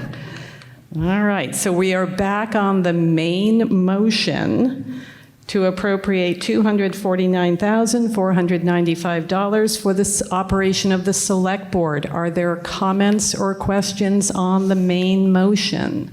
Please come to the mic. Susan Hankey. I just have a question about what comp time is. In the world where I come from, it means you leave work an hour early one day, you work an extra hour another day, and there's no extra money added onto it. So I'm just interested to know what it means to this town of Vernon. The Select Board is interrogated if they so wish. Mm-hmm. Where's the button?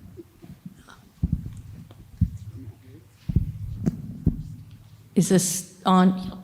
Okay. Most of the time, that is how it should work, that you flex, you've worked extra hours one week, pull back some other. There are some departments that have a difficult time taking additional time off, so they can request a payout of their comp time because they have not been able to take that time off. And that's what that fund is used for. Please state your name. Georgia Boyce. So now I have two questions. With the comp time, she knows how much dollars she's going to need for comp time going forward? That comp time says for all departments. The town administrator does not get comp time. Okay, it does say, I'm sorry, it does say for all departments. Okay, thank It's you. for all the other town employees. Okay, yep, perfect. All right, so, and then on the budget, there's a 457B retirement contribution of $38. Is that for all the town employees? That's for everybody? It's a retirement plan? I believe it is the town portion that they put into the retirement plan. Please come to the mic and state your name if you have a question. Heather Frost, called a question. Thank you. It has been motioned to cease debate. Is there a second? There is a second. All those in favor of ceasing debate, please say aye. Aye. All those opposed? The ayes appear to have it. The ayes do have it, and you have ceased debate. And the motion you are voting on is, shall the voters of Vernon appropriate $249,495 for the operation of the Selectboard? All those in favor, say aye. Aye. All those opposed, nay. The ayes appear to have it. The ayes do have it, and you have approved the Selectboard appropriation. Is there another motion? Madam Moderator, I move that we appropriate the sum of $222,849 to fund the general expenses of the town. Is there a second? Second. All right, it's been moved and seconded to expend $222,849 for the general expenses of the town. Would you like to speak to your motion? I would not. Are there any questions or comments on the motion? Mr. Rosinski. Russ Rosinski. I don't want to nickel and dime things here, but I know down at Bird Dog, we don't pay, got to get the glasses on, my apologies. We don't pay $3,065 annually for website design and hosting. It may be a nitpick, but the reality is, whoever we're paying that to, they're ripping us off. So we can do better. I would just say we need to drill down a little bit further there. I do it on my own. I know nothing about technology, so it doesn't take much to get that done. I would just drill down on that one number. Other than that, good job. Any comments or questions? Are you, Mr. Unruh?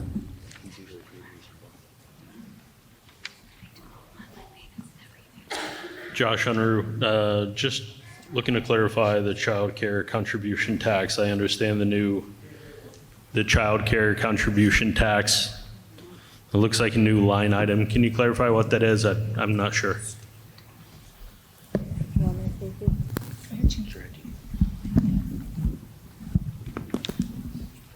So that was a new tax that was mandated by the state last year, so we don't have a choice. It has to be paid. Gotcha. Okay. Can I have a follow-up? You may. Just looking at the telephone cost, one of the things that the town administrator should probably be doing is looking at those expenses every year. Looks like we had a fairly significant jump in the cost of our telephone over the last few years to the tune of about $3,000. We're budgeting $5,000 more than last year. Are we looking at that on a yearly basis and trying to find new contracts that can keep us kind of level funded versus taking these big jumps? I think we definitely can and should going forward, so thanks for pointing it out. Okay, thank you. Further discussion on the general expenses portion? Seeing none, are you ready for that question? The motion you're voting on is, shall the town expend $229,849 for general expenses? All those in favor, say aye. Aye. All those opposed, say nay. The ayes appear to have it. The ayes do have it, and you have passed general expenses. Moving on to planning, is there a motion? Madam Moderator, I move that the town appropriates the sum of $9,300 to fund the Planning Commission Committee budget. Is there a second? It has been moved and seconded to expend $9,300 for planning. Would you like to speak to your motion? I would not. Are there any comments or questions on planning? Seeing none, you are voting on expending $9,300 for the planning department. All those in favor, say aye. Aye. All those opposed, nay.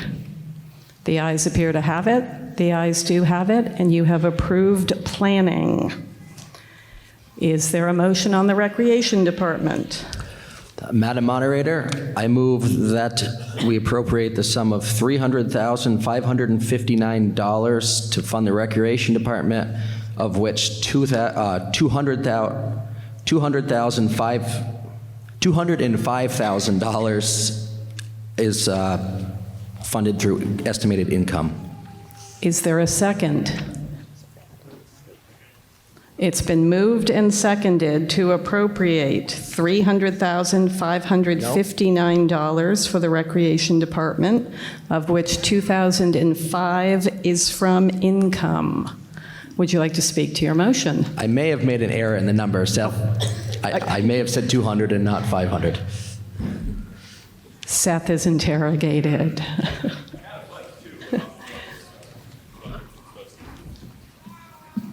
All right. Seth Dio. Just to clarify, so basically the impact that we have on the taxpayers are expenses minus our revenue. And then that's the total will cost to the taxpayer. However, in municipal accounting, you have to first budget for your total expenses, which our proposed FY 26-27 total expenses will be $505,559. So that is what we would raise through taxes. However, when we look at the total article that we're on right now, it talks about our estimated town revenue, and so the total we have to impact the tax base, that's where that's factored in. So we will actually cost the taxpayer $305,559 once you remove the $205 in estimated revenue. But you do have to have a motion to first expend the $505,559. Is my understanding is how that would work. Would you like to? I would accept that as a friendly amendment if that's. So I believe we are now saying that we will expend $505,559, of which $205,000 is coming from income, for a total expenditure of $300,559. Correct. That is accepted, and does the second accept as well? Yes. All right. That is the motion on the floor. Are there comments or questions? Seeing none, are you ready to vote? Oh, go ahead. Erin Harris. I just want to say 2 of my 3 sons have been playing sports through the school with Seth and Ian this year, and they do a fantastic job, and I just want to send kudos to them for how wonderfully they are running their department. All right. So the motion is to expend $505,559, of which $205 is coming from income. Mr. Pond. Mr. Deal, you and your brother, you do a great job. You know, it's like a family affair, you know. But my curiosities, I never really thought too much about it. Who is the maintenance foreman? Is it somebody other than you and your brother? Mr. Dio is interrogated.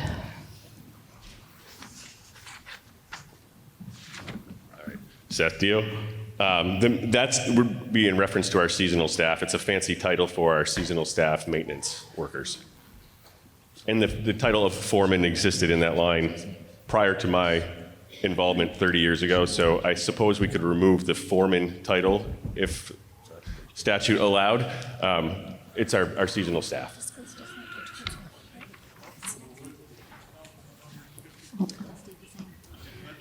Can you either come to the mic or have Seth repeat the question? That's something that's done by the staff, seasonal staff in the summer, preferably.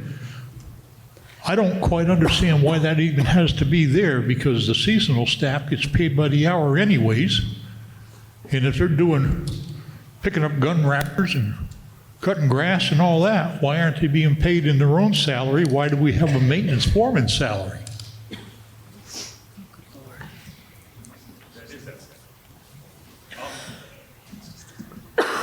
So that money is for 2 staff members, 40 hours a week for 10 weeks.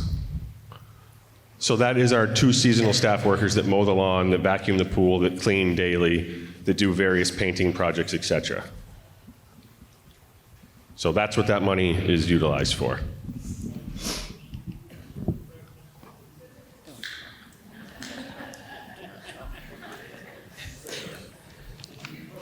Please come to the mic and state your name.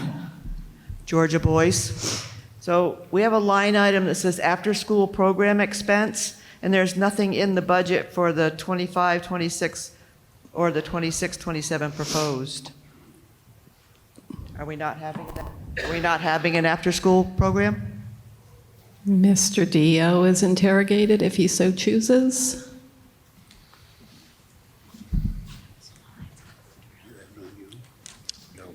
We absolutely are going to continue that program. That's the 24/7 that is budgeted. I guess when I'm looking at this. Yep. So that program is not changing. That will stay. It's a very busy program. We have anywhere from 30 to 50 students over the course of the year utilize that. That program runs from 2:45 to 5:30 each day. It provides snack for students right here in the building until their parents are able to get out of work to pick them up. There's various activities that they do, but that program absolutely will still remain in effect. It's very busy and utilized by many. Additional comments or questions on the Recreation Department line item? Seeing none, you are voting to approve $505,559, of which $205,000 is coming from income, for a bottom line of $300,559. All those in favor, say aye. Aye. All those opposed, say nay. The ayes appear to have it. The ayes do have it, and you have passed the Recreation Department. Moving on to Buildings and Grounds. Is there a motion? Madam Moderator, I think we skipped school rental. Oh. Do we do that? Okay. Am I correct, Sandy? Yeah. So, Madam Moderator, I move that the town appropriates the sum of $231,105 to fund the school rental. Is there a second? It has been moved and seconded to approve the amount of $231,105 for the school rental. Would you like to speak to your motion? I would not. Are there any comments or questions on this line item? Seeing none, we will vote on appropriating $231,105 for the school rental. All those in favor, say aye. Aye. All those opposed, nay. The ayes appear to have it. The ayes do have it, and you have approved the school rental. Now moving on to Buildings and Grounds. Is there a motion? Madam Moderator, I move that the town appropriate the sum of $66,538 to fund the Buildings and Grounds. Is there a second? Second. It has been moved and seconded to appropriate the amount of $66,538 for Buildings and Grounds. Would you like to speak to your motion? I would not. Are there comments or questions on the buildings and grounds line item? Mr. Parker. Mark Parker, which building and grounds are we talking about here? The select board is interrogated. My understanding with the majority of it would be the town office building. Okay. Additional comments or questions on buildings and grounds? Seeing none, we are going to vote on appropriating $66,538 for buildings and grounds. All those in favor, say aye. Aye. Any opposed, say nay. The ayes appear to have it. The ayes do have it, and you have approved buildings and ground. Is there a motion on cemeteries? Madam Moderator, I move that the town appropriate the amount of $32,930 to fund the cemeteries. Is there a second? It has been moved and seconded to appropriate $32,930 for cemeteries. Would you like to speak to your motion? I would not. Is there any comments or questions on the cemetery line item? Seeing none, we will vote on appropriating $32,930 on cemeteries. All those in favor, say aye. Aye. All those opposed, say nay. The ayes appear to have it. The ayes do have it. You have approved cemeteries. Next up, is there a motion on Vernon seniors? Madam Moderator, I would move that the town raise and appropriate the amount of $2,550 to fund the Vernon seniors. Is there a second? It has been moved and seconded to raise and appropriate the amount of $2,550 for the Vernon seniors. Any comments or questions? Seeing none, all those in favor of appropriating $2,550 for Vernon seniors, say aye. Aye. Any opposed, or all those opposed, say nay. The ayes appear to have it. The ayes do have it, and you have approved Vernon seniors. Is there a motion on the town van? Madam Moderator, I move that the town raise and appropriate the amount of $13,652 for the operation of the town van. Is there a second? It has been moved and seconded to raise and appropriate the amount of $13,652 for the town van. Are there any comments or questions? Ronna Zlakova, I'm just curious, neither the town van or these two items have any money for fuel. So how is the town van and how the vehicle going? The select board is interrogated. Bronna, third line down under town van gasoline.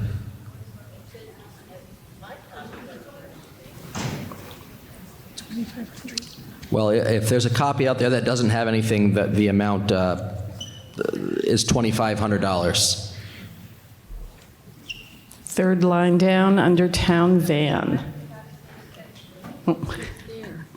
Why do you have a line item that says fuel if you have gas? It's just a duplication. I'm an editor. It's because people buy bus passes, and bus pass expense fuel is kept separate. Come to the mic and state your name. Guy Ledoux. Procedural question. Is it possible for us to group the rest of the budget items together and just vote on those collectively instead of marching through them one at a time? Can I make a proposal to do that? That's a very good point of parliamentary procedure. I'm getting a frown. Why don't we continue, but we'll do our best to keep things a-moving. Thank you. You're welcome. So, are there any more questions on the town van? Seeing none, we will move, the motion is to approve $13,652. All those in favor say aye. Aye. All those opposed say nay. The ayes appear to have it. The ayes do have it. You have approved the town van. Is there a motion for the historians? Madam Moderator, I move that the town raise and appropriate the amount of $6,981 to fund the historians. Is there a second? It's been moved and seconded to approve $6,981 for the historians. Are there any comments or questions? Seeing, no, Mr. Pond.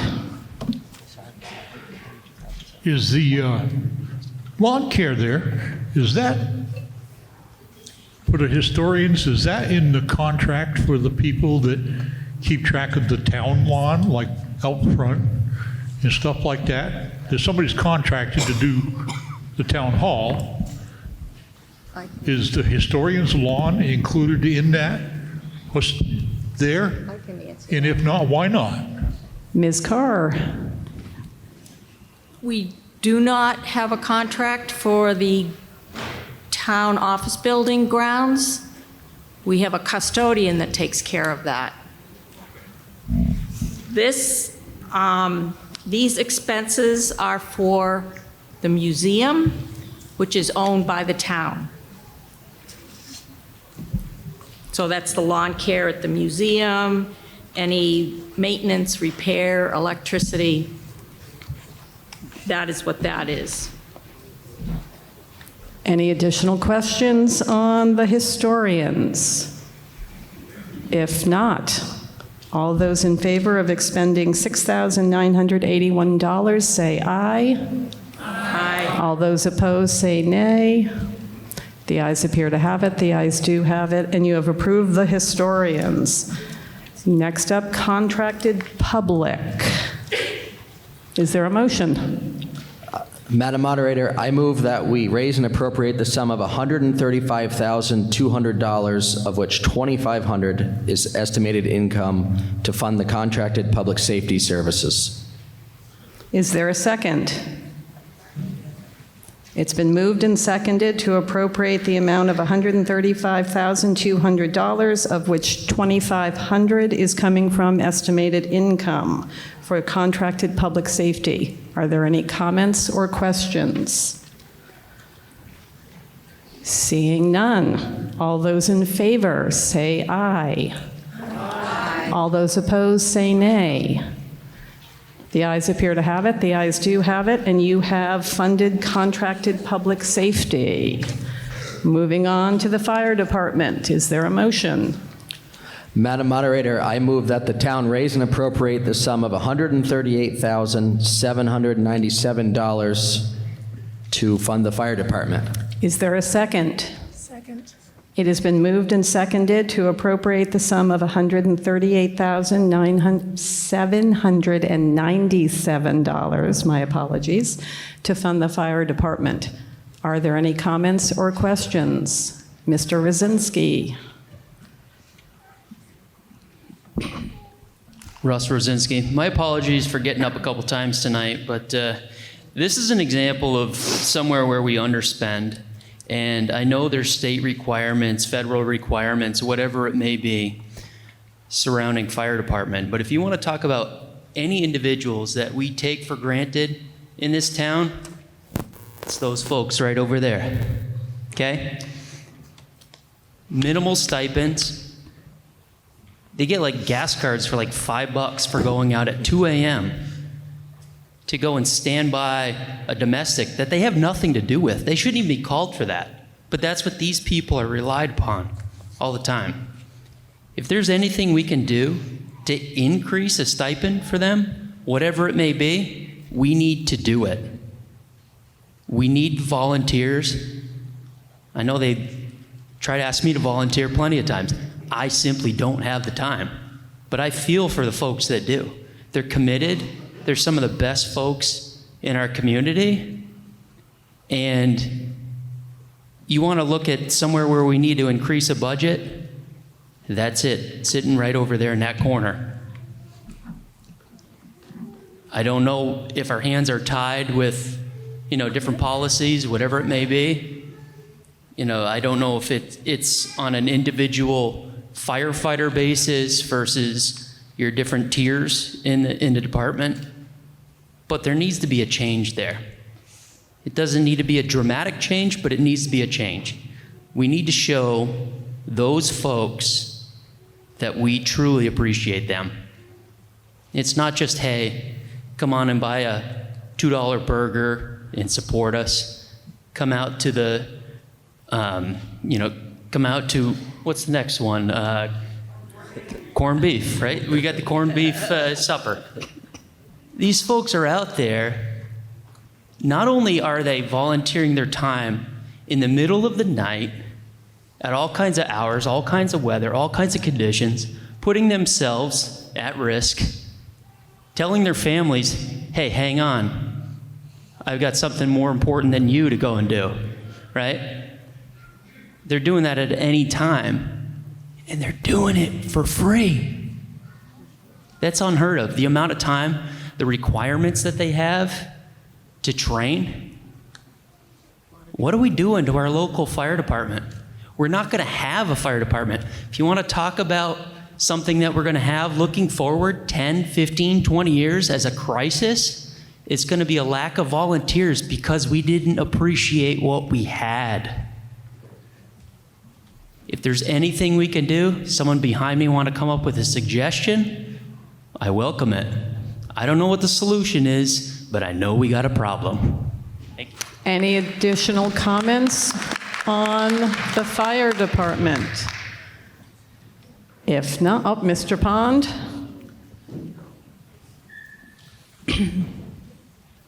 You're smiling. You're the one that's got to answer then. So, do you know where you guys are at getting the fire ponds dredged out? The one down at the post office is pretty well filled in. It's almost a sandbox now with a little river running by it. And if you need a lot of water, you may run into a problem there. The fire department is interrogated if they so wish. Point of order.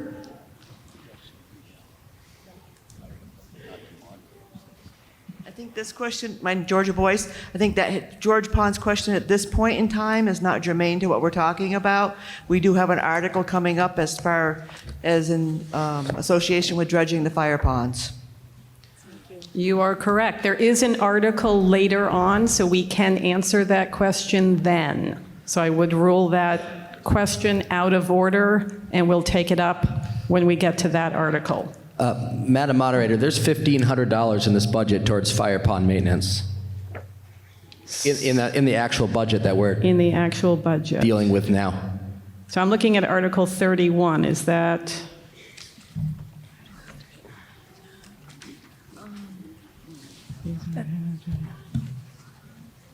So this is, explain the difference to me, if you can. And I think what you're saying is since it's in this budget as a line item, I would think we it would can be address germane to the it now. conversation. Then we're, all right, I'm going to rule my ruling out of order and say that we can address the $1,500 as it is in the budget we are dealing with. Alex Dunkley, I appreciate your efforts to move things forward. We have been working on addressing the issues down at Bushnell's as well as some of the other ponds that need some dredging. We'll be discussing that further, but we're working on, we have in the past put out RFPs for dredging. We really haven't had sufficient funding in the budget to do that, and we have had no interest back from any contractors that we've submitted for the RFPs.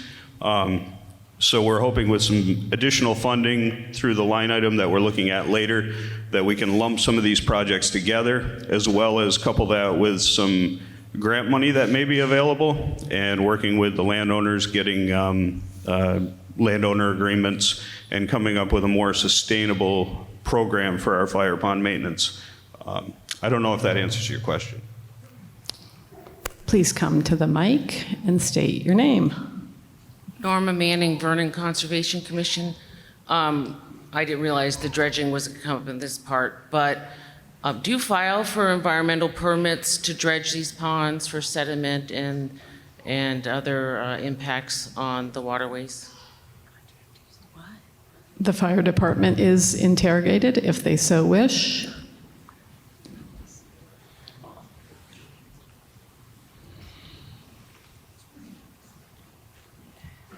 I'm sorry, I missed the question. Have you filed for environmental permits for the dredging of the ponds? Did I get that correct?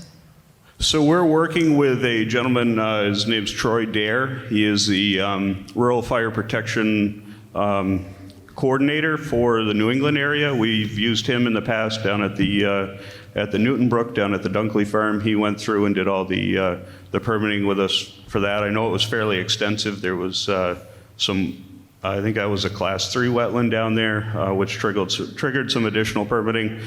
So it's our intent to work with him through this. Again, we have reached out to him already, and I know Shelley is working with the landowner down at the post office for getting the landowner agreement. That's the first step before we can enter into going through his application process. Ms. Manning? So are you going to require additional funding to file for those permits? Has that been calculated into this $15,000?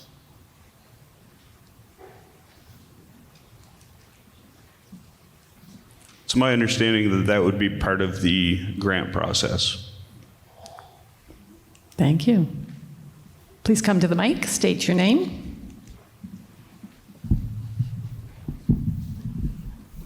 Yeah, I wish my hands could talk through the mic, but we'll use the interpreter for now. Nicholas Lelane. Question about specifically the fire department building. I'm just wondering, is it in good shape? I see that there's maintenance budgeted for $4,000, but what's the actual condition of the facility itself? The fire department is interrogated if they so wish.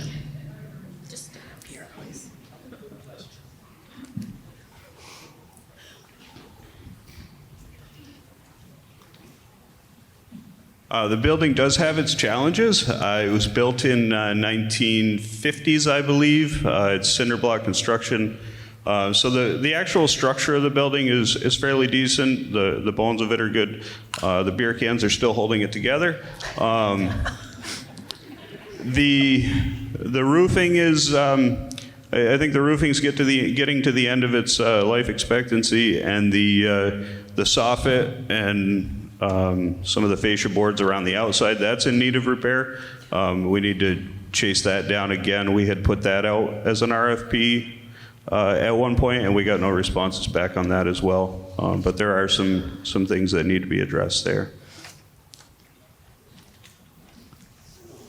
Additional questions? Yeah, quick follow-up.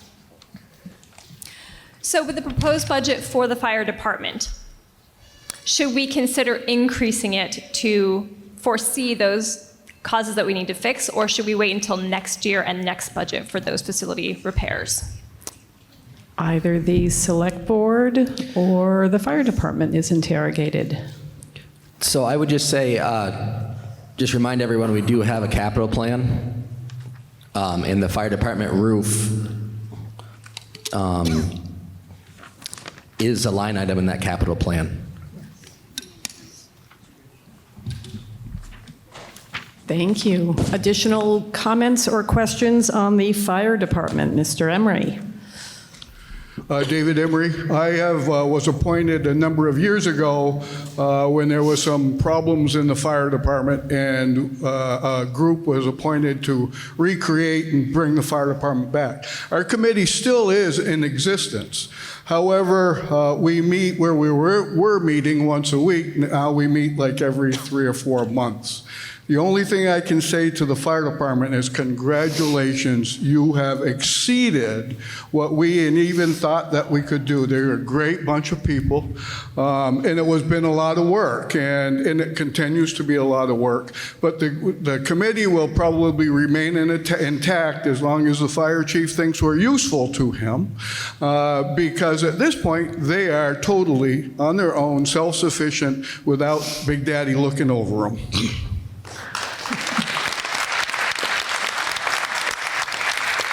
Additional comments or questions on the fire department? Mr. Rosinski. Feel like I'm following my father's footsteps. My apologies. Sorry, Dad.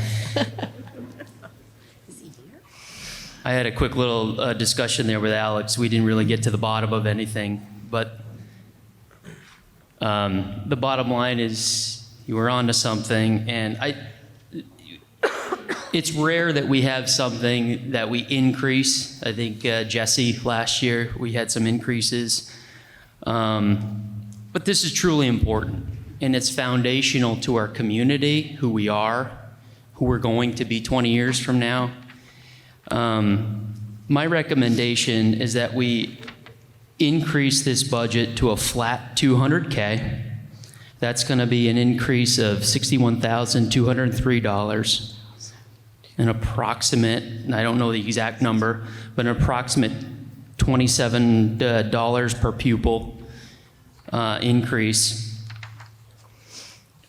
That can be worked out between the fire department, the select board, however it may be, discretionary, whether it's taking care of our additional firefighters, with stipends. We need to attract people. We need Mr. to retain Rosinski, people. are you making that in the form of a motion?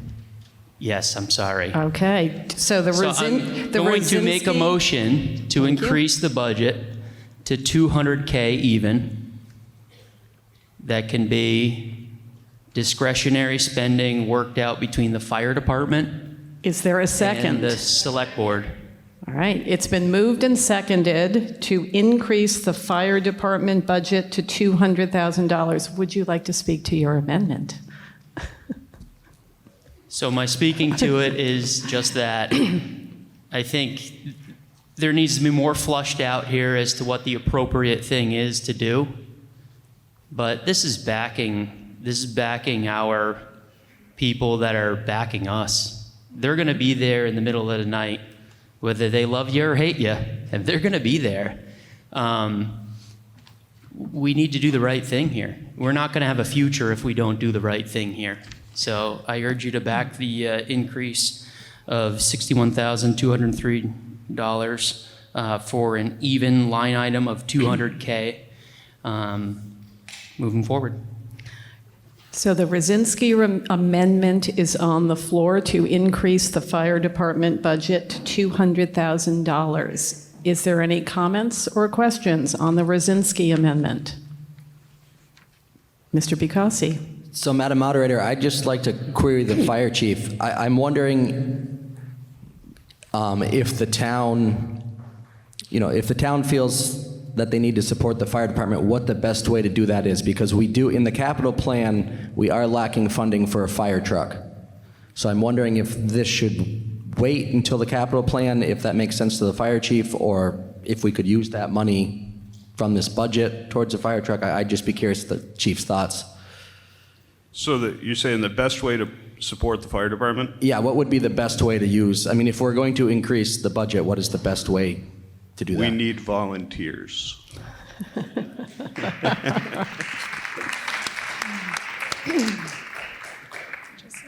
I appreciate everyone's support.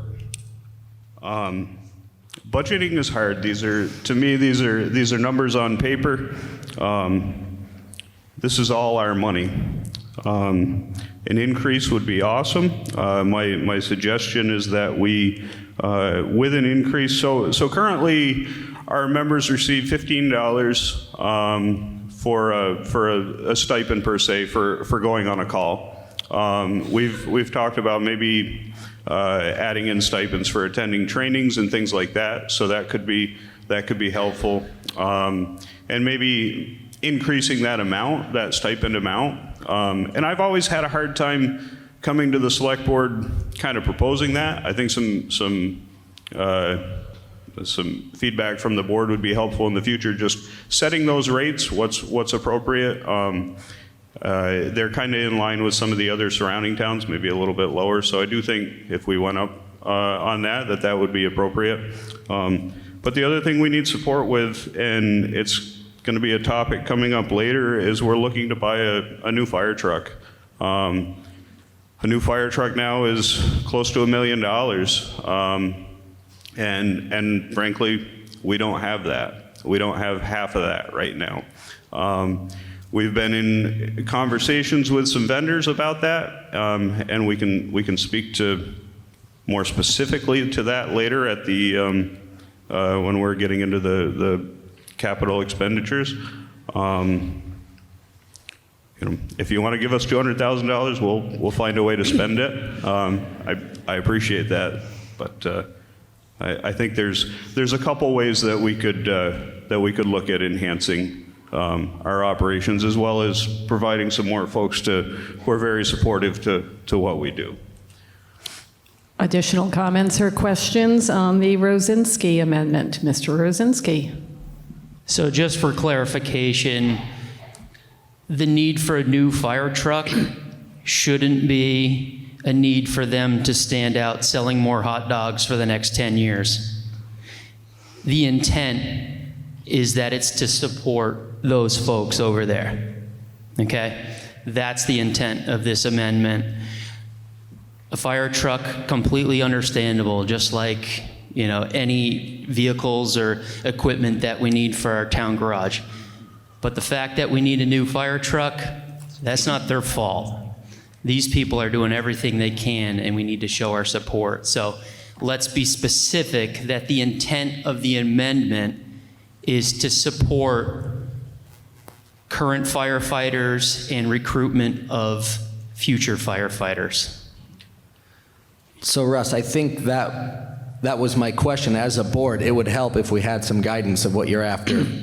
Yes, and I was trying not to be too prescriptive with that, because I don't think tonight and right here is the time for us to flush all of that out. But I jumped up when Alex came down because the dude is selfless, and so are the rest of them, right? They're volunteers. They're volunteers to a fault. They need to take time for themselves and their families as well. And we need to take time to reflect on what they've done for us. This needs to somehow be dedicated to the firefighters. Additional comments or questions on the Rosinski amendment? Mr. Pond. Not so much for the Rosinski amendment, but something else to think about too. I mean, this fire station is about 70 years old, and as they get new equipment, the equipment doesn't get any lighter, and the floors just don't grow thicker to hold the weight. And eventually, I think your comment is more about the budget itself, not the Rosinski. If we could stick to the Rosinski amendment. Sure. If that's what you want to do. It is. The only thing I wanted to say was, we should be taking a hard look at maybe our town administrator searching the web and maybe see if you can find some matching grants, because that fire department, I was a member there for quite some time, and they're running out of room. Additional comments or questions on the Rosinski amendment? Please come to the mic. State your name. Hi, my name is Julie Nevins. I apologize, I don't have much of a voice tonight. I'm wondering if we approve the Rosinski amendment, when we would get details on the line items of that additional amount.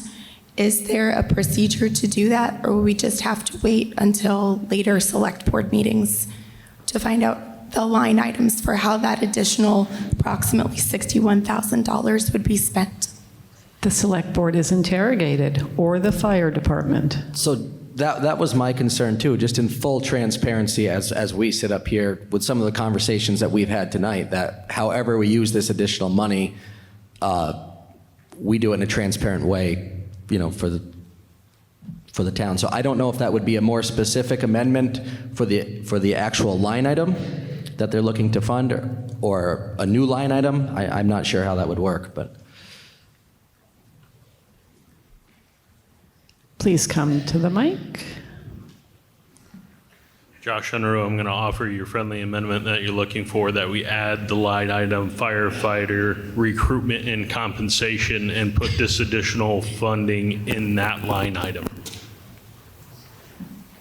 Mr. Rosinski, do you accept the friendly amendment? And does the person who seconded it accept it as well? Okay, so the amendment now stands to increase the fire department line item to $200,000 by adding a line item firefighter recruitment and compensation. That is the current amendment. Is there additional comments on the friendly amended Rosinski amendment?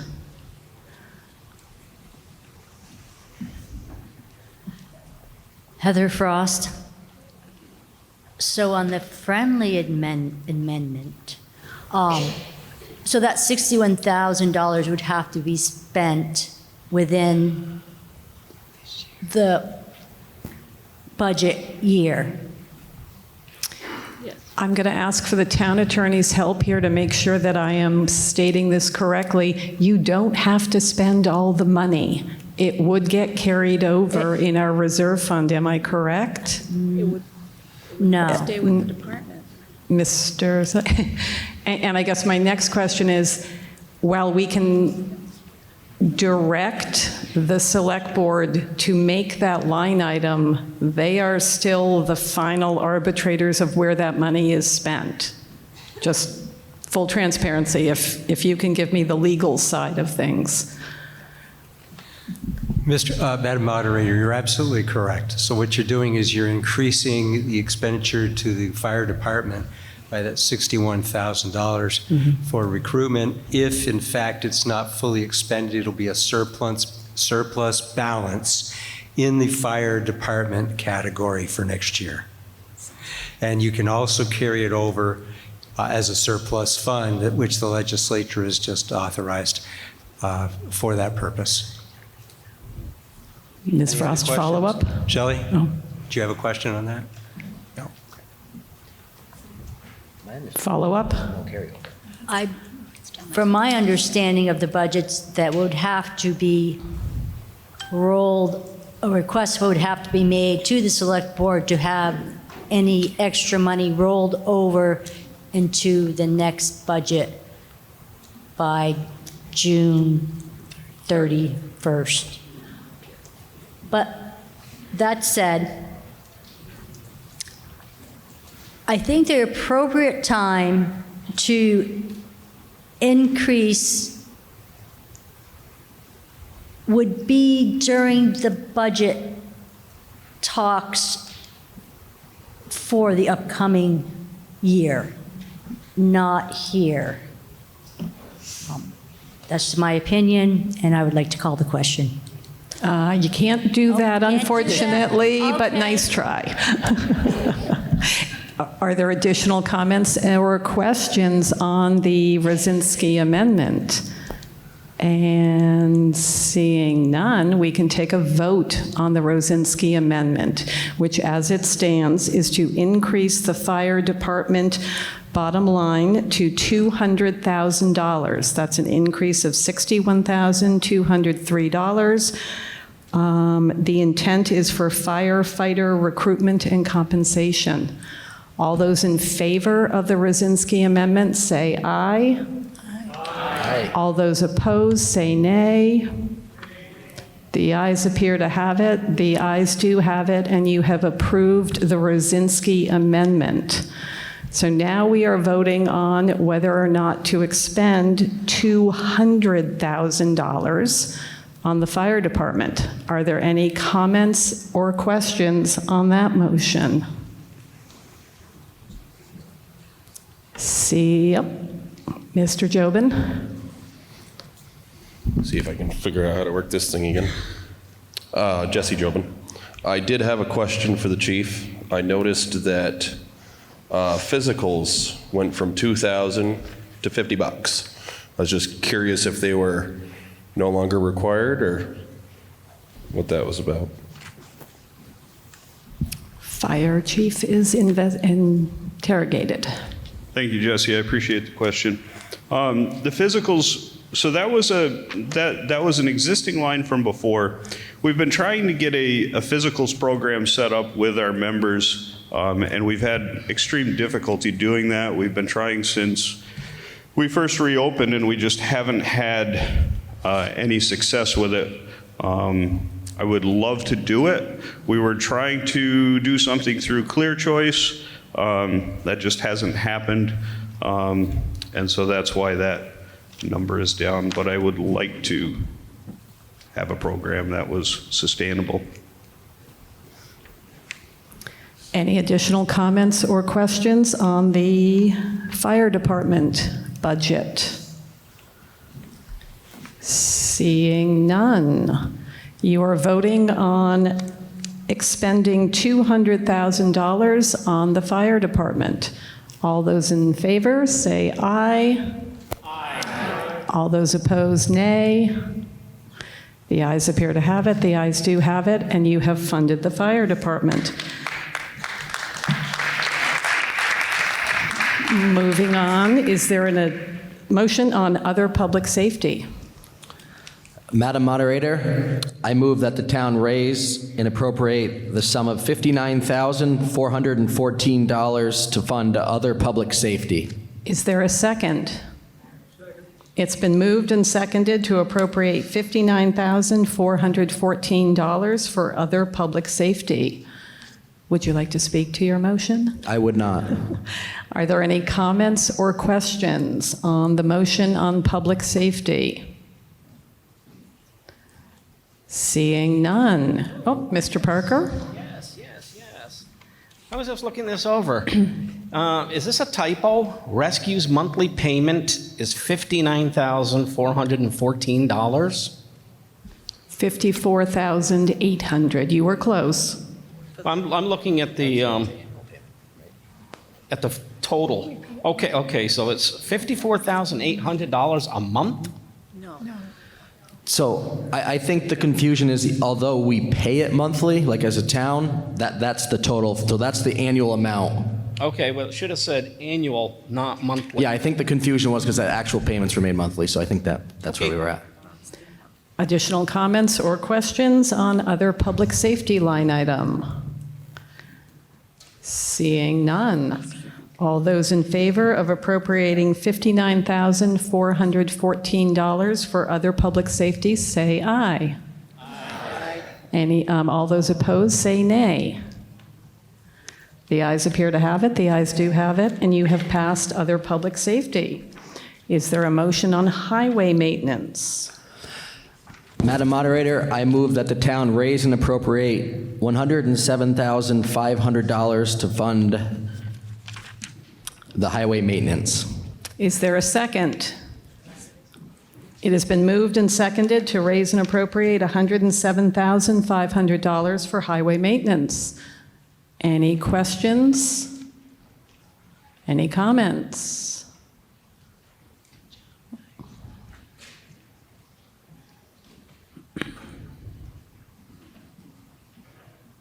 Faith Jobin. So the sand that's across from Vernon Union Church, the last couple times that I've gone by there has not really been accessible, and I was wondering why that is. Before the last couple storms, it's been very clear, but after the storms, nobody seems to have cleared it out so residents can say it. The Select Board is interrogated if they so wish. I would ask David Walker for some help on this one. Mr. Walker is interrogated.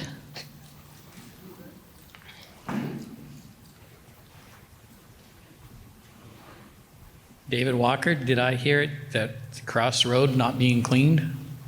Did I hear it correct? This was about the sand across from the church not being clear. Yeah, the cross. As far as I know, it has been, unless the state went through afterwards after we cleaned. But normally we get over there and try to flip it. Last week it was brand new sand up there, and we know it froze, and that was done again today. So. Into the mic, Roland. So I don't know. We'll have to pay attention better and see. A lot of times when we get out of there, we go and we don't go over there. Additional comments or questions on highway maintenance line item? Yes, Munson Hicks. It's just a question under highway maintenance. We have the tree warden in that, which isn't really maintenance directly. I believe that's a stipend. And I'm wondering, I'm not questioning the amount or anything, I'm just wondering why it's in the maintenance section. Select Board or Mr. Walker is interrogated. No, it's not a stipend. That is what we use to take the trees down with when we have a tree company come in. That's. Any additional comments or questions on highway maintenance? Mr. Jobin. I almost ran Tim over on the way here. I have a question about this sand pile that seems to come up every year. Is it really just like trying to figure out why we haven't figured out a way to put a roof on it yet, or put it in a Kwanzaa hut, or make it so that the town guys don't have to worry about going over to constantly worry about flipping the sand, or sand pile is always frozen, or it seems like every year we're talking about the sand pile, and just curious if we can come up with a solution where they don't have to worry about getting out there at 3 a.m. Oh crap, the pile's going to be frozen in the morning when people get here, but we're going to be home in bed because we just worked all night. Anyway, we can maybe look into that. Additional comments or questions on Highway Department? Mr. Walker. I can get pricings and turn it in for a budget next year. Additional comments or questions on Highway Department? Seeing none, you are voting to expend $107,500 for highway maintenance. All those in favor say aye. Aye. Any opposed say nay. The ayes appear to have it. The ayes do have it, and you have funded highway maintenance. Moving on to, Town Garage. Is there a motion? Madam Moderator, I move that the town raise and appropriate the amount of $394,526, of which $200 is estimated income to fund the town garage operation. Is there a second? Second. It has been moved to expend $394,326, of which $200 is income for the town garage. Are there questions or comments on the town garage line item? Any questions? I have a question. Oh.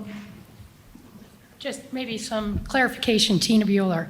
So when I'm looking under the health insurance, it's $92,144. How many people are covered under those policies? I'm not sure how many people actually work under the town garage, and then how many people are actually covered under the health insurance? Thank you. The Select Board is interrogated. 3 family plans. Are there additional comments or questions on the town garage line item? Seeing none, you are voting to expend $394,326, of which $200 is income All those in favor, say aye. Aye. Any opposed, say nay. The ayes appear to have it. The ayes do have it, and you have funded the town garage. Is there a motion on road equipment repair? Madam Moderator, I move that the town raise and appropriate the sum of $29,200 to fund the road equipment and repair and maintenance. Is there a second? Second. It's been moved and seconded to raise and appropriate $29,200 for road equipment repair. Are there any questions or comments on the road equipment repair line item? Seeing none, we will vote to expend $29,200 on road equipment repair. All those in favor say aye. Aye. All those opposed say nay. The ayes appear to have it. The ayes do have it, and you have funded road equipment repair. So this is going to bring us back, and we might need to do some math.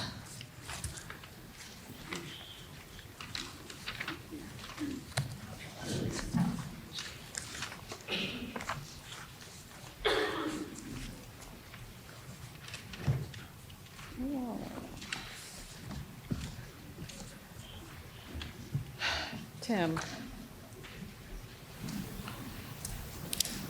So we're back at the Bukasi amendment, which I now believe needs to be amended.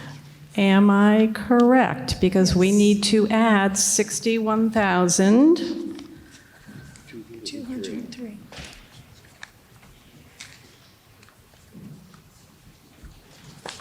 $203.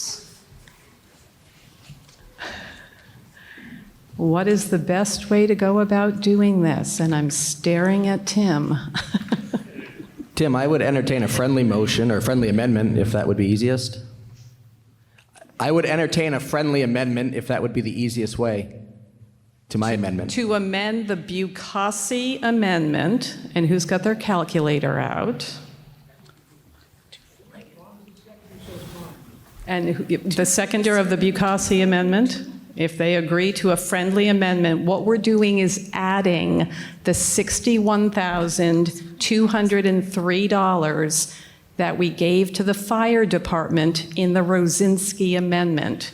We need to account for that $61,203 in the original amendment to the budget that goes back to 6:30 tonight. Everybody kind of with me? Okay. So who's got a calculator and a hand that can actually work? 2,538,068. I can't make it.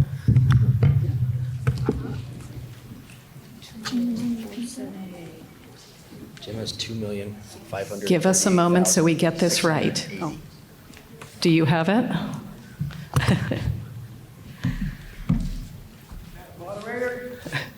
Mr. Arsenault. Tim Arsenault, and I do have this using my fingers and toes, no calculator. This is definitely old school, so correct me if I'm wrong. Your new total would be $2,539,970.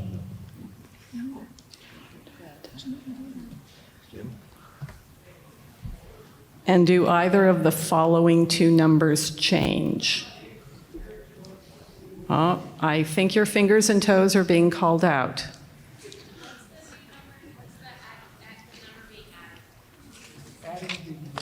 $61,203. Adding the original budget plus the $61,203 that was added to the fire department budget. That's where I got my number. 230. No, that would be 970 because the last original budget was 767. You add 203 to that, that's 970. I went to school in Vernon, so blame the education system if I'm wrong. Yeah, so you've got this number here.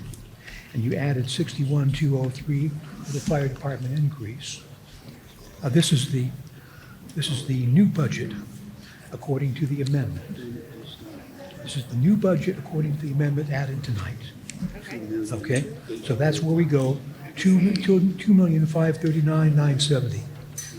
No, they're not. This is according to the Lucasi amendment, There was, I know. which 203. Okay. Okay.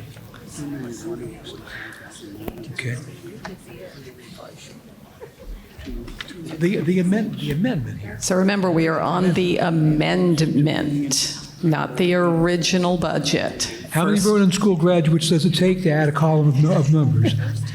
Well, if So according to the amendment, which is $242,478,027, plus the $61,203, it's $2,539,230. All right, the new number is 2,539,230? Yes. Take that number, now take away. And is that the first number? And do either of the following two numbers change? 68149. We're looking at the Lucasi amendment. Hang on just for a second, and that's the amount to be raised by taxes. See, here's the amount of which 2,371,081 to be raised by taxes. Yep. See how it goes backward? So you close, this number here will be 2, give me the, 7,1,0,81. This number here is your 2,539,230. Just the person with the calculator. I don't know what I'm doing. There's your total expenditure, which this amount Tim will be raised by taxes. Okay. Yep. Okay? And then with that additional, with estimated income. Okay. Did the select board have a number? Yeah, I don't think I can amend my own amendment with a friendly amendment, but maybe. No, but if we could get the number, oh, Tim? Madam Moderator, I would defer to Mr. Slayson, who obviously was much brighter at everything in school at BUHS than I was. We went to the same place. Yes, we did.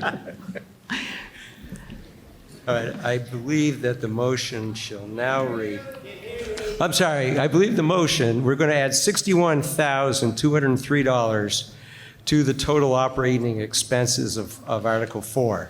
That number now will be $2,539 at $2,539,230, of which $2,371,081 shall be raised by taxes, with the same amount of estimated income, $168,149.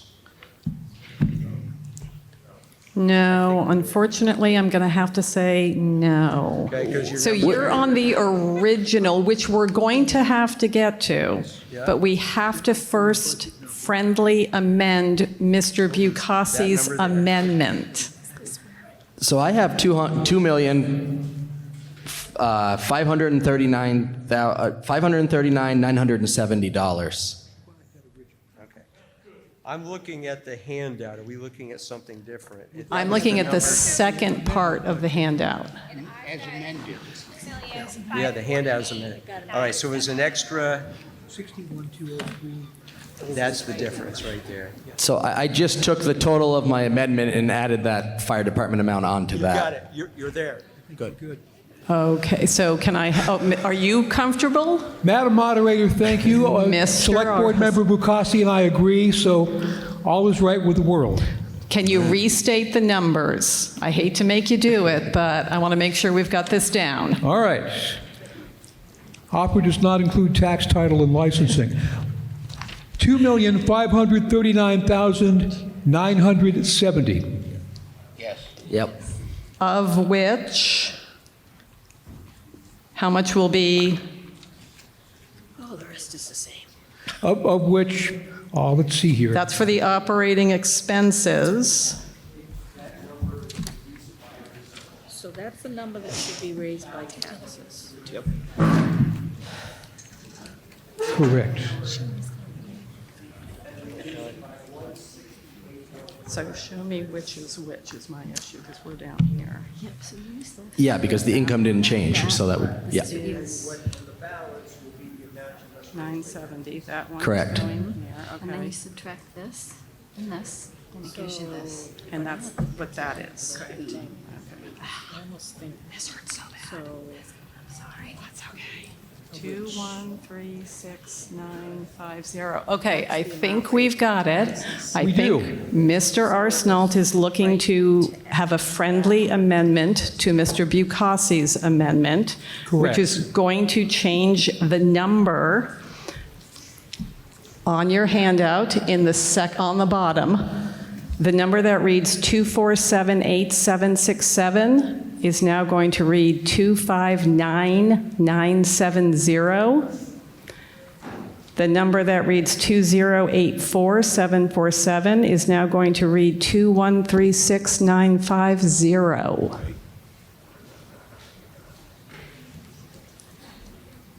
Madam Moderator, I think that first number was 2539,970, and the second number was correct. Correct. Yes, I apologize. I missed a number. No problem. By the way, just to clarify, I'm not one of the world's great financial minds. So we have a friendly amendment to the Bucassi amendment. I now believe we have got the numbers correct. Are we ready to vote on the Bucassi amendment? All right, I'm going to try this one more time. I apologize, but fingers crossed. You are looking to amend Article 4 to read, shall the voters authorize the total general fund expenditure for operating expenses of $2,539,970, of which $2,136,950 shall be raised by taxes, $303,020 by estimated income, with $100,000 applied from the general fund balance to offset the proposed FY 26-27 budget. That is the motion you are voting on. All those in favor of the motion, say aye. Aye. All those opposed, say nay. The ayes appear to have it. The ayes do have it. We have passed the Bucassi amendment. So now we need a motion. Now we need to vote on the motion, which is the new as amended Article 4. Are you ready for that question? Yes. I probably need to read it again. Thanks. You are voting to, shall the voters authorize the total general fund expenditure for operating expenses of $2,539,970, of which $2,136,950 shall be raised by taxes, $303,020 by estimated income, with $100,000 applied from the general fund balance to offset the proposed FY 26-27 budget. All those in favor of Article 4 as stated, say aye. Aye. Any opposed, say nay. The ayes appear to have it. The ayes do have it, and you have passed Article 4.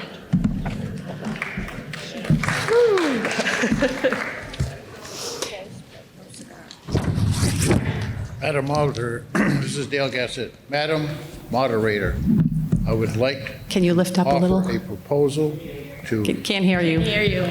Can't hear me? Yep. Can you lift the mic up? There you go. Can you hear me now? Yes. All right. I would like to make a motion to curtail our evening since we're going to be back here tomorrow. we can't be here tomorrow. Let's hold, I'm not sure that is that motion is properly formed. Then we have a meeting. And what language would you like to hear? That's what I'm We'd like looking to get out of find. What are you looking to do?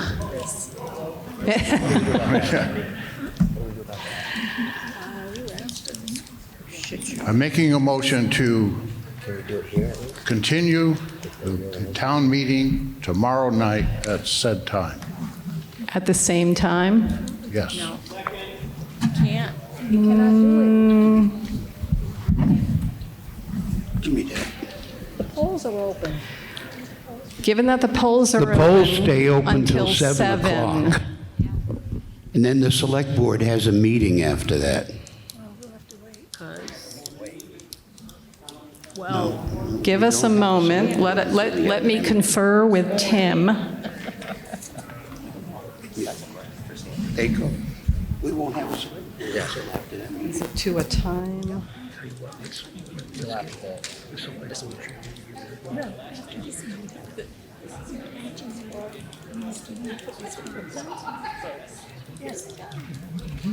Motion to be recessed for time certain. Okay. And if that's the case, do we do this and then simply because of that ball game tomorrow? We can do it Wednesday. Even though the polls, that's nothing to do with this. Yeah, so 6:30. 6:30. Correct.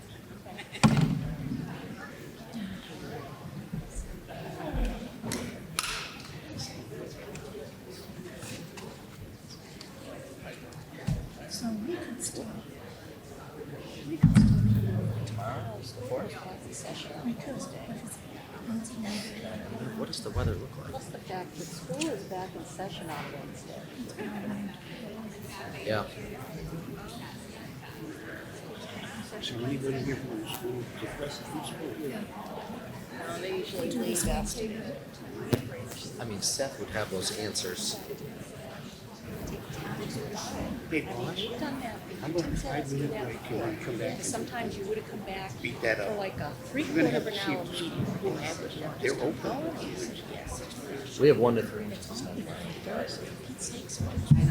No lot later. And we would be able to have access to the gym. What about Seth? Does Seth know we have access to the gym? Okay, Mr. Gassett?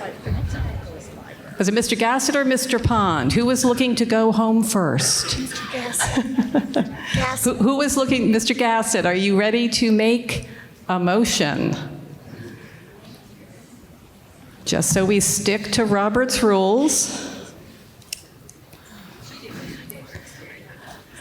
You are looking to recess to a definite time, which would be Wednesday at 6:30.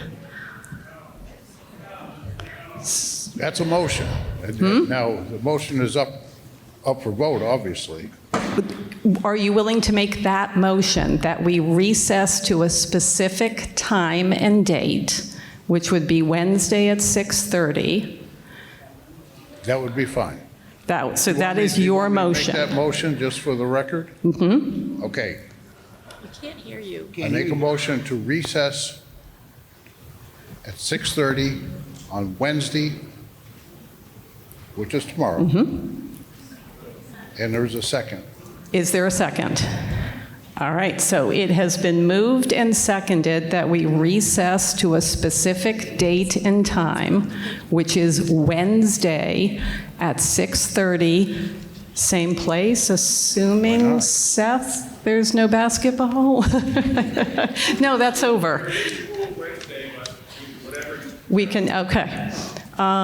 So we do have a second. This requires a majority vote. Are you ready for that question? Are there any comments or concerns or questions about the motion?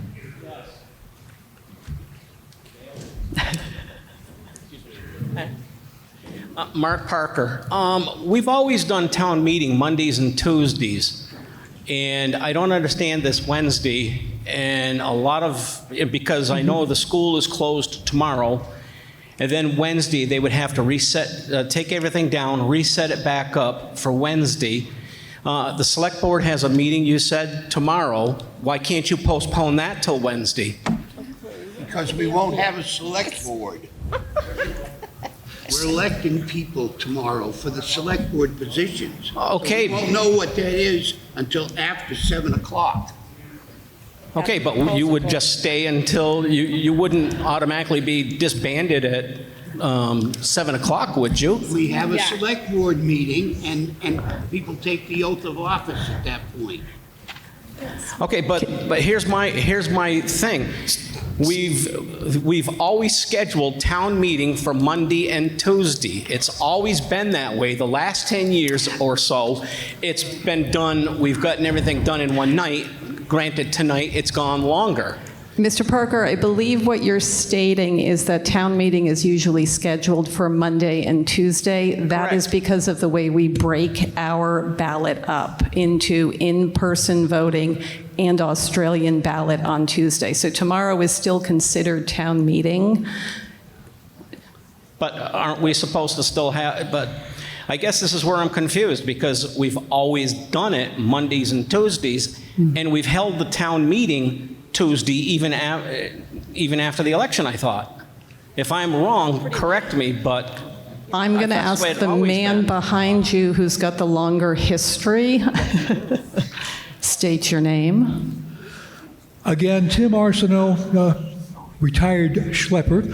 I would mention, Madam Moderator, that there is a good possibility of icy conditions tomorrow, which would not be conducive to any of us coming out of our homes to conduct a town meeting, and Wednesday is better off weather-wise, so that would be my recommendation that Mr. Gassett put into his motion. Is there additional debate on the Gassett motion?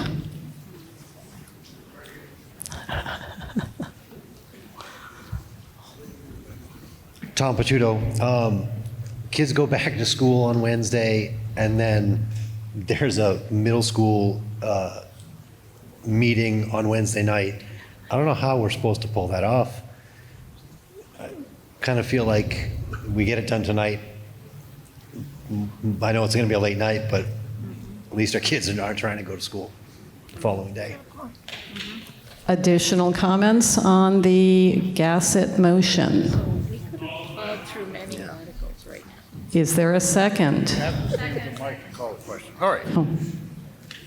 The former town clerk suggests. We've got a motion to call the question. Okay. So I'm going to need to. Madam Moderator, in the past, you can't call the question from the floor until you're at the microphone. All right, I will let that go, so you have the floor. Thank you. This is your second time. In light of the impending ice, I'd like to amend my motion to Wednesday, 6:30 here, That was your original motion. tomorrow night. Tomorrow is Tuesday. Yes, that's correct. We're going to move it another day. Because we're Your supposed to have that original done. motion was to postpone until Wednesday? Correct. Yes. And now what, are you looking to amend your motion to? Pardon me? You're looking to amend your motion. From Tuesday to Wednesday. Your original motion was Wednesday. What? Oh, okay. I stand corrected. I apologize. So, Tim, are you looking to speak? All right. Is there additional comments on the Gassett motion, which is to postpone to a time and date certain, Wednesday at 6:30?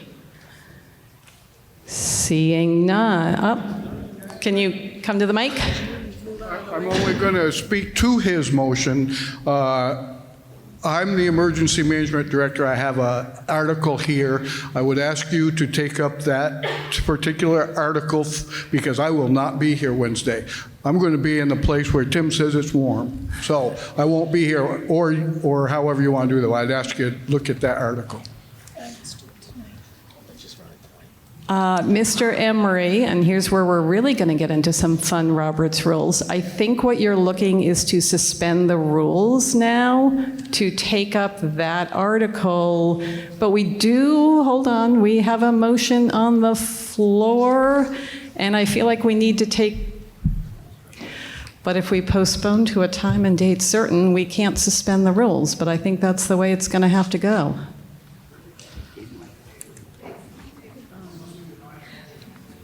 All right, let's vote on, oh. Sorry, one more thing, Brittany Miller. Another thing too we have to consider, no offense to the older generation in here, but us who have children at home with babysitters right now, and all the younger children in there right now, Wednesday at 6:30, they got school in the morning. Not tomorrow, oh, Wednesday. We can't do tomorrow because of the weather. And Wednesday, we can't be here till 10 o'clock at night. Yeah. Additional comments or questions on the Gassett motion? Mr. Bukasi. Yeah, I don't know if I can call the question, but if I do that, I would just recommend that we finish this up tonight, so we would vote. All right. Is there additional comments on the motion? So again, the motion is to recess immediately to time and date certain, Wednesday at 6:30. All those in favor of the motion say aye. Aye. All those opposed say nay. Nay. The nays appear to have it. The nays do have it, and we are not in recess. We will now continue with Article 5. Is there a motion for Article 5? Yes. Hey, Cassie? Do we have a motion? trustees. Trustees. Get your butt up here. They know. She's Shoot me now.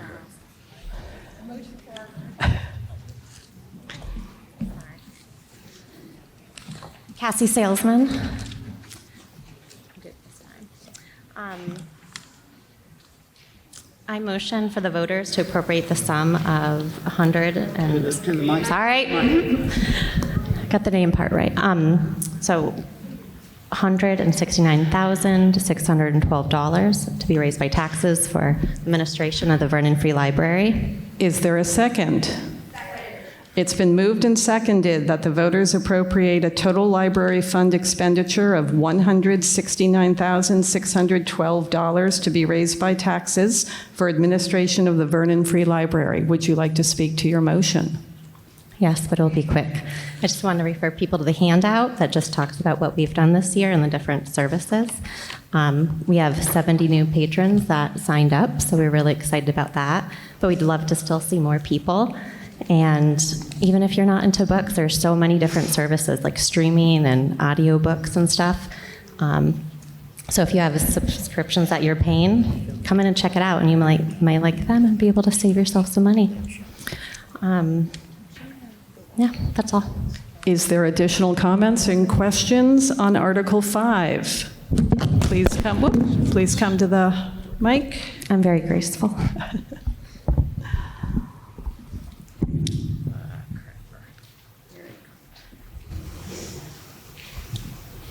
So I don't remember the procedure, but I'd like to amend the amount to $100,000. Excuse me, what?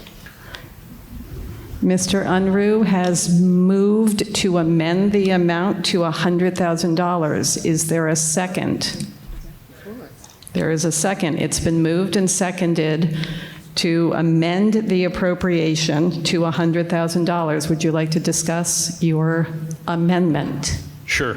Looking at comparative towns, specifically Guilford, they have a budget, or are proposing a budget this year of $84,303 to run their library. Their library is open 31 hours a week. Our library is open 26 hours a week, and we have twice the budget. Just doesn't make sense to me, and that's why I bring about the amendment. Is there additional comments or questions on the UNRU amendment?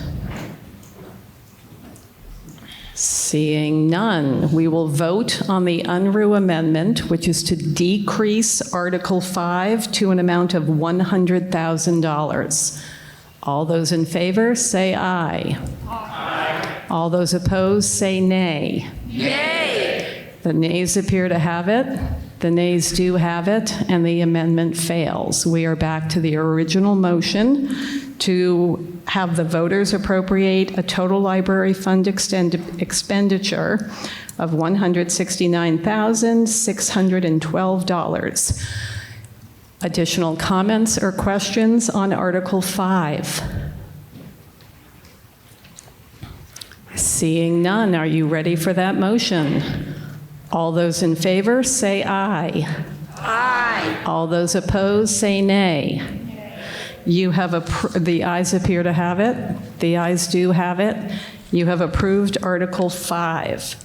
Is there a motion on Article 6?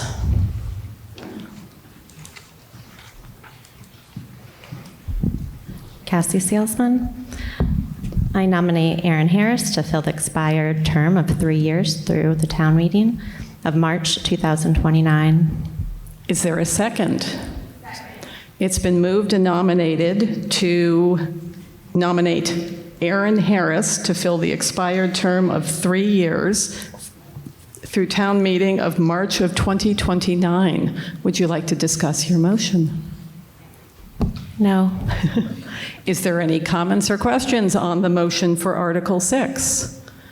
Seeing none, you are moving to nominate Aaron Harris to fill the expired term of 3 years through town meeting of March of 2029. All those in favor, say aye. Aye. All those opposed, say nay. The ayes appear to have it. The ayes do have it, and you have passed Article 6. Article 7, is there a motion? Madam Moderator, I nominate Jim Brown and Sandra Harris to the Marsh Fund Committee to disperse the income of this fund. Is there a second? It's been moved and nominated to nominate, or moved and seconded, excuse me, to nominate Jim Brown and Sandra Harris to the Marsh Fund Committee to distribute the income from this fund. Is there any questions, comments? Seeing none. All those in favor, say aye. Aye. All those opposed, say nay. The ayes appear to have it. The ayes do have it, and you've nominated Jim Brown and Sandra Harris. Is there a motion on Article 8? Madam Moderator? Yes. I nominate Peter and Angela Miller to the Memorial Day Committee. Is there a second? Second. It's been moved and seconded to nominate Peter and Angela Miller to the Memorial Day Committee. Is there any discussion? Seeing none, all those in favor, say aye. Aye. All those opposed, say nay. The ayes appear to have it. The ayes do have it, and you've nominated Peter and Angela Miller to the Memorial Day Committee. Article 9, is there a motion? Madam Moderator, I'd like to make a motion. I move that the voters authorize the Select Board to appoint the town treasurer as authorized in 17 VSA, sub 2651, section F, who shall have the professional qualifications to serve as a finance director with the same powers and duties of a town treasurer. Is there a second?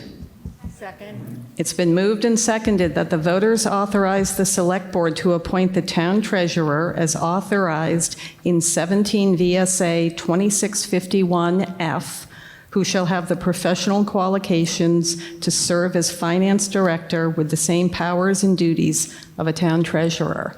Would you like to speak to your motion? No, thank you. Are there comments and questions on Article 9? Mr. Gassett. Dale Gassett.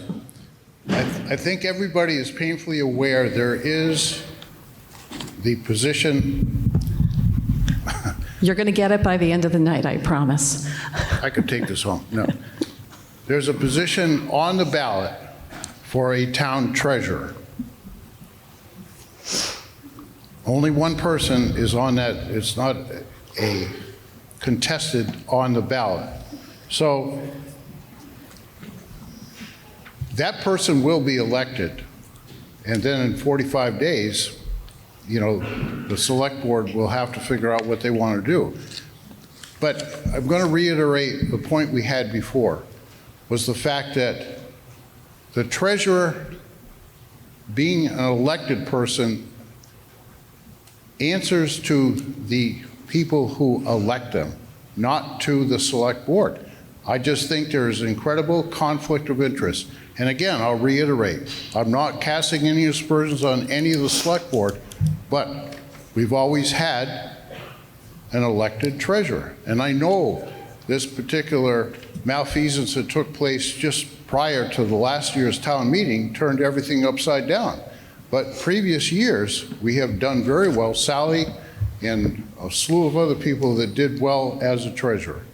So I'm going to encourage to vote down this thing and go with the elected town treasurer that will appear on the ballot tomorrow. Additional comments or questions on Article 9?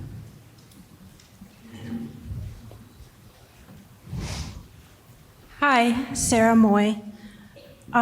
So I have a question about the two new positions. If they're appointed, will they have a contracted salary that we won't have negotiating power as the taxpayers, like the other contracted positions we have now? The select board is interrogated. They're town employees, they're not contractors. I wasn't sure, because when we were talking about the town administrator, we were saying that we can't affect the salary because it's according to a contract. Will that be the same for these positions?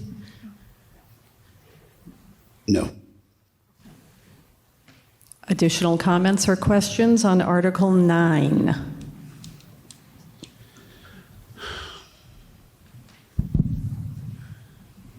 Joshua Kubeka.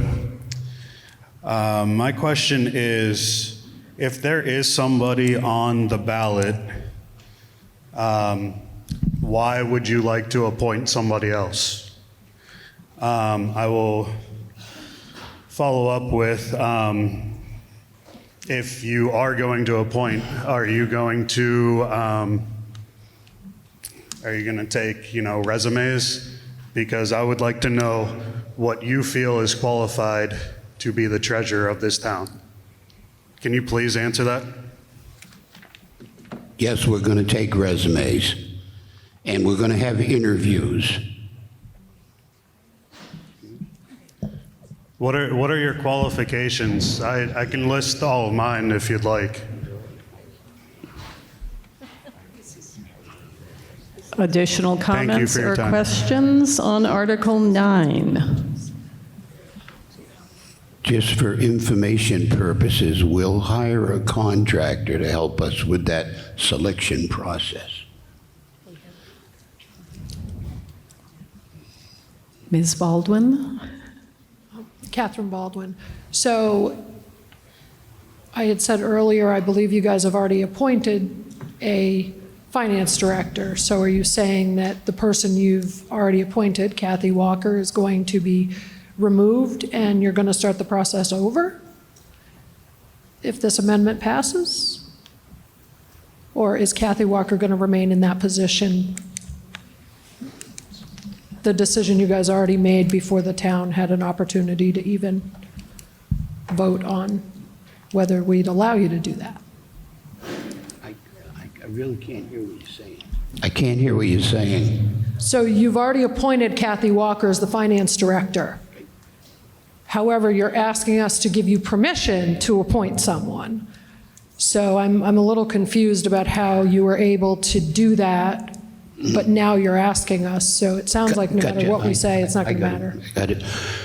Kathy was appointed because our treasurer that we had resigned, and so we couldn't elect a treasurer.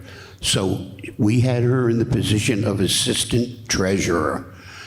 She has since done work that was consistent with what we'd expect from a finance director, so we've changed her title to finance director.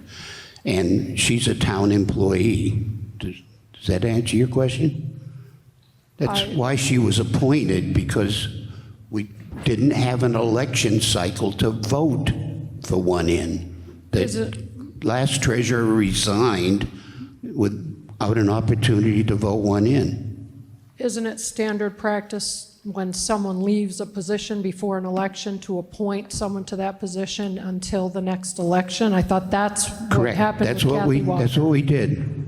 Okay. And But now that's she's why been hired as a finance director. in the voting tomorrow you can vote for a treasurer. This amendment right here would say that treasurer is going to serve for 45 days, and then we will, through a complicated process, come up with our recommendations for another treasurer. We're calling it a finance director. Remember that the treasurer is still going to be a voted-in position, but they only get a stipend because they only come in and sign off a couple of hours a week. The finance director is going to be doing the day-to-day, collecting taxes and doing all the stuff like the treasurer does. My confusion is this article is asking for us to give you permission to appoint a finance director. But from looking at the minutes of your meetings, you guys have already appointed a finance director. We had to, by law, we had to appoint one until the next election cycle. That's happening tomorrow. And you get to vote for another treasurer. I'm going to recognize Mr. Bukasi. So, Kat, my understanding is different than Jim's, and it's nothing against Jim. My understanding, this motion refers to strictly the treasurer's position, not the finance director's position. So I think in the motion it says it does the duties, related to finance department, but we did not appoint Kathy Walker as the treasurer. We appointed her, well, she was already interim treasurer, correct? So she was already interim treasurer. That was kind of like the historical context, normal way of going about it. We then did appoint her as finance director on top of that. Okay, well, the article says the person will serve as finance director, so perhaps that's my confusion. Additional comments or questions on Article 9? I'm just curious why you changed her title to do the same thing that the treasurer would do, and now you're just taking the responsibilities away from the treasurer position that the townspeople would vote for. Instead, you want to appoint those positions. Even though you want to appoint the treasurer, you're already appointed a new position that nobody even knew about until, what, a few weeks ago, months? So why did you just change her title? Because last thing too, if the treasurer's gonna step in and get a stipend for it instead of an actual salary, I'm not here doing this for the money, by the way. I'm doing this for the townspeople, okay? But my point is, if I'm going to be the one signing checks and my name is going to be on those checks, and I have to write off what everybody says that I have to, if I have to sign my name, I'm responsible and I have legal rights. So, yeah, I please answer those questions for me. So from a personal perspective, I would say, back to Russ mentioned earlier, we are a volunteer board. I regret the decision of appointing Kathy before this meeting. I can assure you there was no malice, but you have a perfectly legit point that we should have waited until after this. With that being said, I still believe that the Treasurer's Department should be an elected position. We, as a board, have dealt back with a lot of blowback that came from the resignation of the treasurer, and we're dealing with that right now. in future boards, we'll have to deal with that. And if you want to talk about, who has the, I'm tired, but I'm missing the word. If you want to talk about who has, or transparency, I would argue that it's a more transparent way to go. You have. I can be very transparent with our taxpayers' money. And also, I do want to apologize. I don't mean to be aggressive. I am very passionate. So it's nothing towards you, okay? And vice versa. Additional comments or questions on Article 9? Hi, Melissa Allen. There's 27 towns, I think, in Windham County, and I happen to call each town to see how they handle delinquent taxes and the treasurer's department. So there's plenty of towns that have transitioned over to an appointed position for treasurer. And I can give you some of those. Brookline uses Newfane's treasurer, which is appointed. Dover actually had a pretty chaotic situation in their treasurer's department. So they now have an elected town treasurer, and then they have a finance officer, similar to what the select board is proposing here, which is an employee. The benefit to an employee is there's accountability to the select board. So when the select board gets all of the problems, the mismanagement, and issues, they can actually speak directly to the treasurer, and there is a financial financial advisor, and have some accountability to the townspeople. While I understand the problem that I think a lot of voters are having, and that was the right was sort of taken away, the ability to vote, many other towns have transitioned to this model. So another example is Dummerston. Their treasurer is appointed by the select board. Jamaica, let's see, Putney has an appointed town manager. Let's see, Rockingham appoints a town manager that does, they have a finance and treasurer that actually collect also delinquent taxes. So there's plenty of other towns that have a similar system. We're not creating a different mold. It's one that's already been created in Vermont and in Windham County.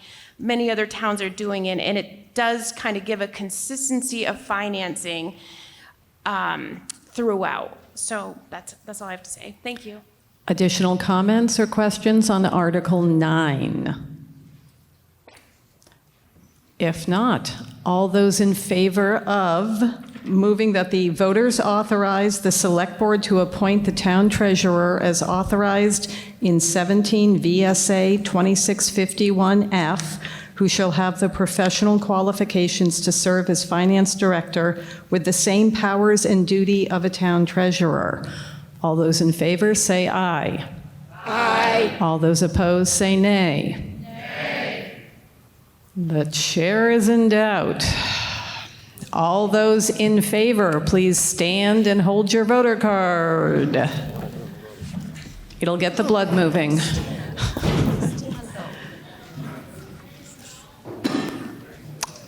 A motion has been made for a paper ballot. That does require 6 additional people to stand. So why don't we all sit? Okay. And then if there are 7 people willing to stand for a paper ballot, we will go to a paper ballot. Do I see 7 people? I see 1, 2, 3, 4, 5. We have 7, so we will do a paper ballot. Let's see what color we've got, because I never grabbed mine. Doesn't matter. Pick a color, any color. So you're going to vote yes if you would like to authorize the select board to appoint the town treasurer. You're going to vote no if you don't want to.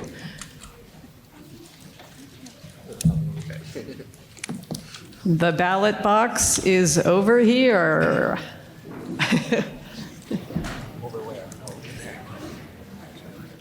So that they know. Okay, perfect. Okay, are we ready to continue? We're going to make a brief notice, which is our interpreters are going to stay until 10:30, just so that is on camera.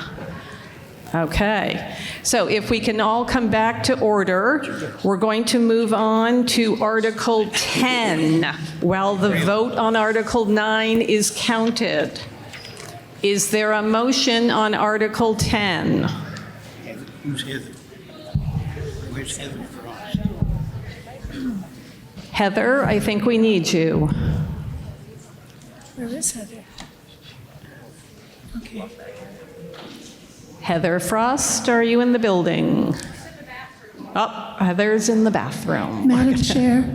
Oh, yes. Madam Margaret, I'll make the motion that the voters appropriate the sum of $1,200 to be raised by taxes to fund the Vernon Historians, Inc. for the purpose of records preservation, retention, and promotion of history educational initiatives and insurance coverage. Is there a second? Second. It's been moved and seconded to appropriate the sum of $1,200 to be raised by taxes to fund the Vernon Historians for the purpose of records preservation, retention, and promotion of history, educational initiatives, and insurance coverage. Are there any comments on Article 10? If not, all those in favor of passing Article 10 say aye. Aye. All those opposed say nay. The ayes appear to have it, the ayes have it, and you have passed Article 10. Is there a motion on Article 11? Mr. Baldwin. Madam Moderator, shall the voters appropriate the sum of $200,000 be raised by taxes to fund the Professional Service Fund? Is there a second? It's been moved and seconded to appropriate the sum of $200,000 to be raised by taxes to fund the Professional Services Fund. Would you like to speak to your motion? I will. There is on the back of our pamphlet kind of a description how the funds are. I'd also like to iterate that we are going to court in May with Great River Hydro over 22 through 24 assessed value, which is why it's a little bit higher this year than last year. Are there any comments or questions on Article 11? Seeing none, all those in favor of passing Article 11 say aye. Aye. All those opposed, nay. The ayes appear to have it, the ayes do have it, and you've passed Article 11. Article 12, is there a motion? Madam Moderator, I'd like to make a motion. I move that the voters appropriate $10,000 to be raised by taxes to fund the Emergency Repair Replacement Fund. Is there a second? It's been moved and seconded that the voters appropriate $10,000 to be raised by taxes to fund the Emergency Repair Replacement Fund. Are there any comments or questions? Seeing none. All those in favor, say aye. Aye. All those opposed, nay. The ayes appear to have it, the ayes do have it, and you have passed Article 12. Is there a motion on Article 13? Madam Moderator, I move that the town voters appropriate $150,000 to be raised by taxes to fund the Town Road Upgrade Fund. Is there a second? It's been moved and seconded that the voters appropriate $150,000 to be raised by taxes to fund the Town Road Upgrading Fund. Are there any comments or questions on Article 13? Are you ready for that question? All those in favor, say aye. Aye. All those opposed, say nay. The ayes appear to have it, the ayes do have it, and you have passed Article 13. And now let's go back to Article 9. Listen to the result of your vote. Let's remember what Article 9 was. To authorize the Select Board to appoint the town treasurer. Yes, 52. No, 38. So you have passed Article 9. Moving on to Article 14. Is there a motion? Madam Moderator, I move that the voters appropriate $40,000 to be raised by taxes to fund the Town Culvert Fund. Is there a second? It's been moved and seconded that the voters appropriate $40,000 to be raised by taxes to fund the Town Culvert Fund. Is there any discussion? Seeing none. All those in favor of passing Article 14, say aye. Aye. All those opposed, say nay. The ayes appear to have it. The ayes do have it, and you have passed Article 14.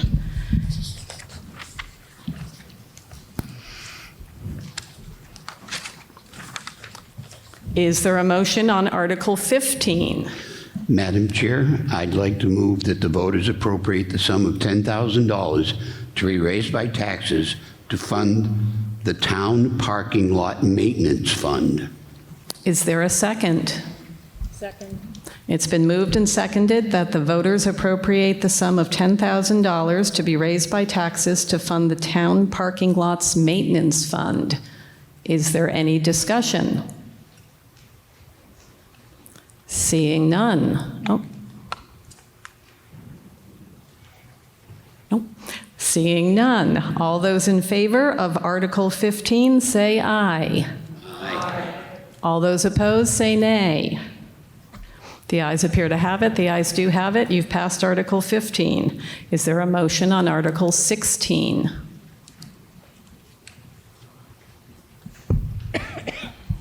Yes, a motion for the voters to appropriate the sum of $50,000 to be raised by taxes to fund the previously established Elderly Assistance Fund. Is there a second? It's been moved and seconded that the voters appropriate the sum of $50,000 to be raised by taxes to fund the previously established Elderly Assistance Fund. Would you like to speak to your motion? We are out of money. A little closer. Oops, I'm sorry, we are out of money. There were many years where we did not add anything to the fund, and so we didn't have hardly anything left, and last year we added more, and we are now out of funds. So, Additional comments or questions on Article 16?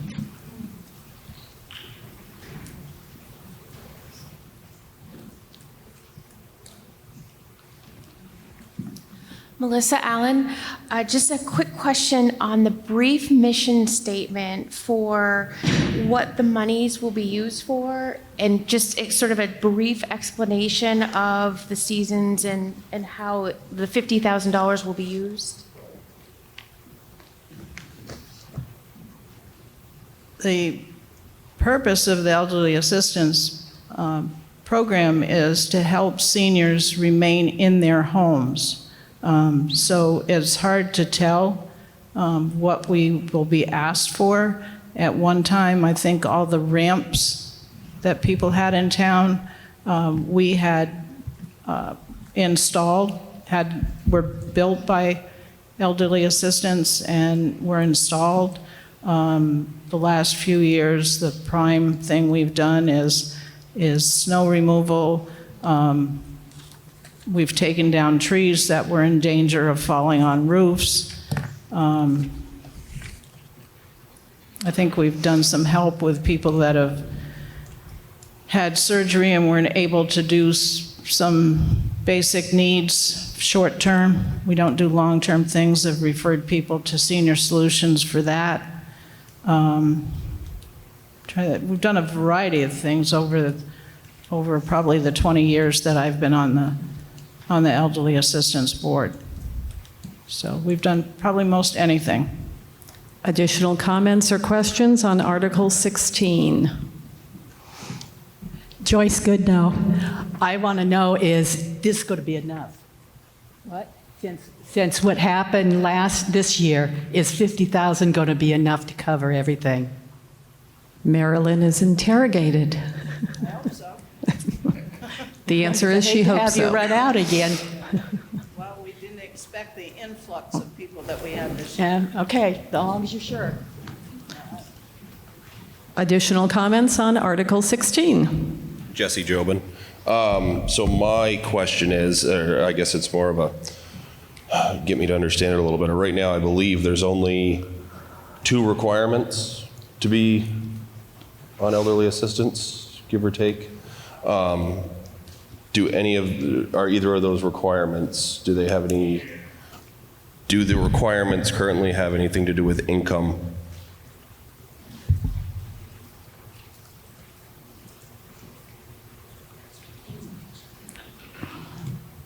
The basic requirements to ask us for help is that you are at least 65 or handicapped, and that you've been in town for a minimum of a year, and that you will not deplete your finances by whatever it is you're asking us for. I don't want to judge each person individually or anything. I don't think we've had anybody that's taken advantage of us. We may have, but I don't think we have. Additional comments or questions on Article 16? Ms. Rosinski. Hannah Rosinski. I guess in light of the fact that we've depleted the fund, and it seems like more people are more knowledgeable now about it. Sorry.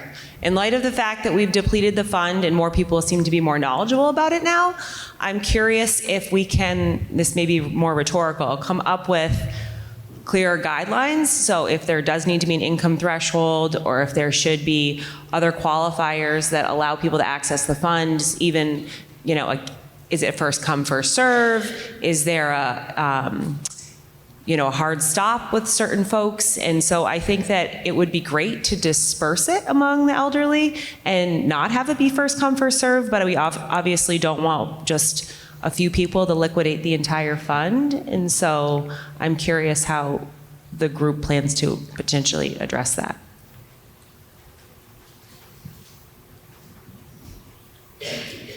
So I think one year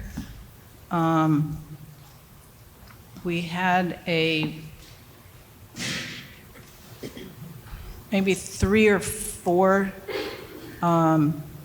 clients that had a person that plowed for them in the wintertime that they wanted to pay themselves. They didn't want to use the contractor that we had. So we informed them that we would pay them the money, the elderly assistance client, and then it became income to them. So they ended up getting a 1099 for that. So that's, if you wanted to pay them individually, that's what happens, is that would be income for them.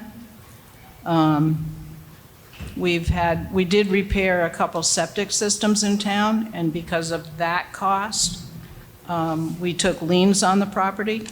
So if they were no longer in the home, they had to pay us back that money for that repair because of the expense of it.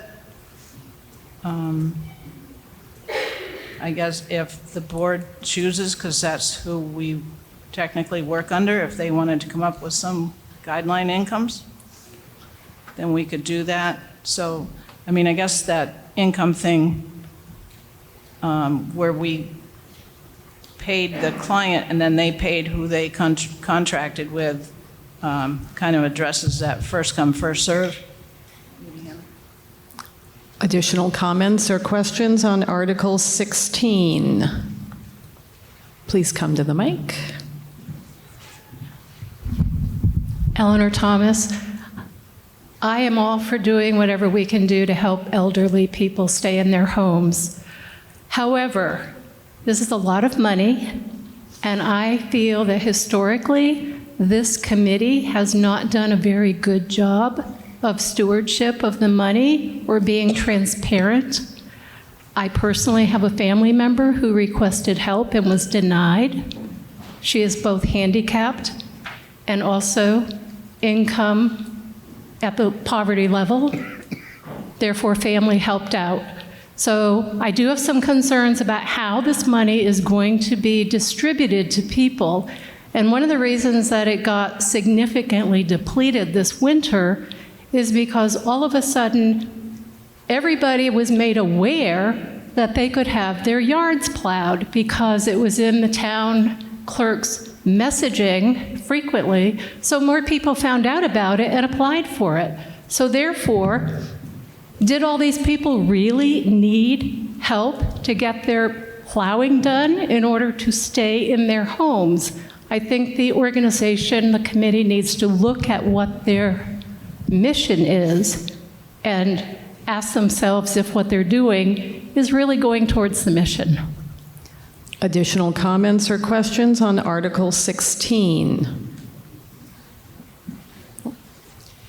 We are looking into clarifying the requirements. Thank you. Additional comments or questions on Article 16? Melissa Allen. So coming back full circle to the mission statement of the group, which is sort of where I started, and that is to do, in my understanding, these one-time help situations to people. So some examples that Mary Lynn gave would be adding ramps, fixing a septic system so someone can stay in their house, doing basic short-term needs. I don't understand why snow plowing, salting, and sanding is considered a basic short-term need on a regular yearly basis for people. That seems to be routine.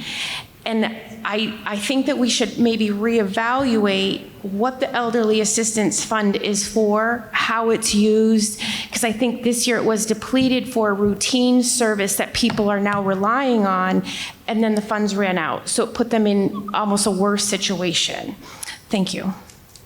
Additional comments or questions on Article 16? Mr. Rosinski. Yes, I think a lot of it's been said. I just wanted to note that with the septic systems, there are state funds that are available. And I think first we need to look at some of the bigger funds that are available. Clearly, this program needs a little bit of an overhaul, needs some more guardrails, needs some more guidelines. That's all clear. And I think in the town of Vernon, we support our youth, we support our seniors. That needs to continue, but we need to do it with the proper guardrails. So whatever process needs to be done, whether that's in the select board's court or not, I think it's pretty quick and easy to draw up some pretty clear guidelines to make sure that these funds are appropriated in the right manner. Moreover, that we are also looking at, okay, we're getting an application for X need. First, screen it through a process. Is there a state program that can first address this versus something like we were just talking about, the septic, that we need to make sure that we try to exhaust state funds before we exhaust these funds.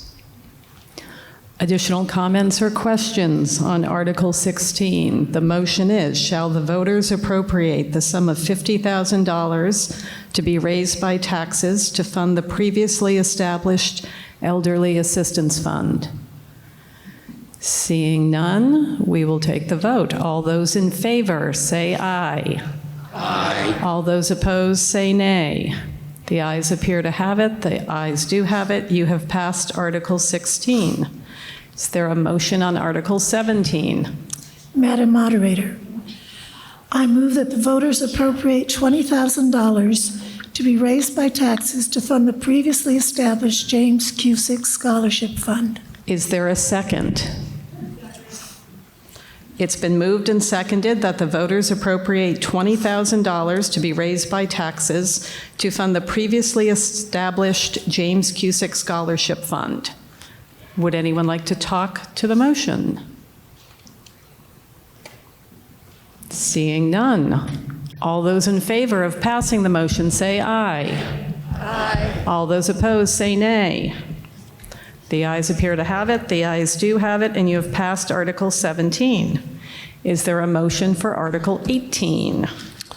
Madam Moderator, I move that the voters appropriate $614,554 for the funding of items approved in the capital plan, of which $469,758.24 is to be raised by taxes. Is there a second? It's been moved and seconded that the voters appropriate $614,554 for the funding of items approved in the capital plan, of which $469,758.24 is to be raised by taxes. Would anyone like to speak to the motion? Any comments or questions?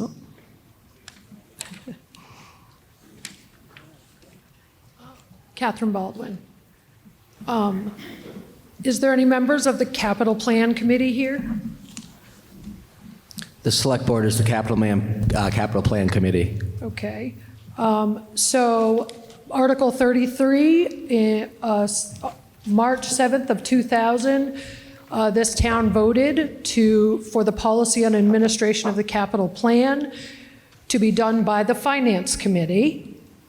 In 2017, March 8th, 2017, Article 10, the town voted to change that language to Capital Plan Committee. So did at some point the town then have a vote that removed the Capital Plan Committee? Select Board is interrogated? It's one of those when you don't have people to do it, someone has to. My capital plan committee was removed by the select board. We had a full capital plan committee. We were all volunteering. We were willing to do it. And we were sent an email that said, thank you for your service. We've decided that the treasurer and the town administrator will now administer the capital plan, and we no longer need the services of a capital plan committee. Additional comments or questions on Article 18?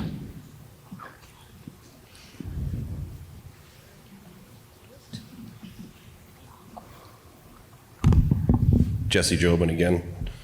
So I had a question about the amount. Bear with me half a second.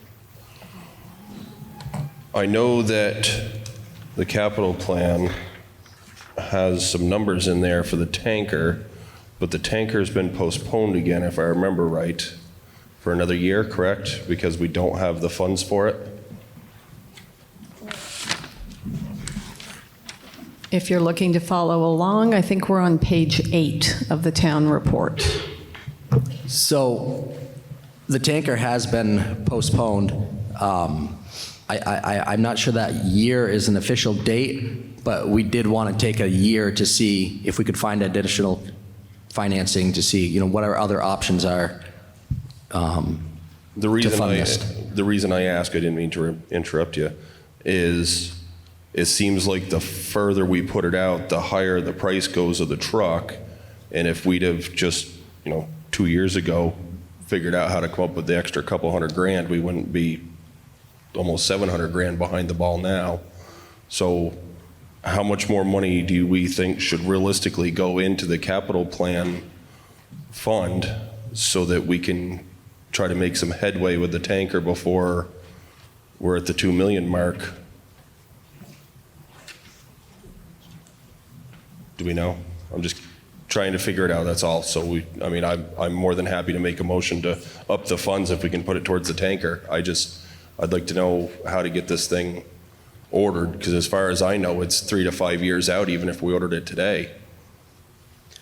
So JJ and I had a good discussion about this before the meeting started. If he would be willing to speak with that, I think he had some suggestions, if that's okay. The fire department is interrogated if they so wish.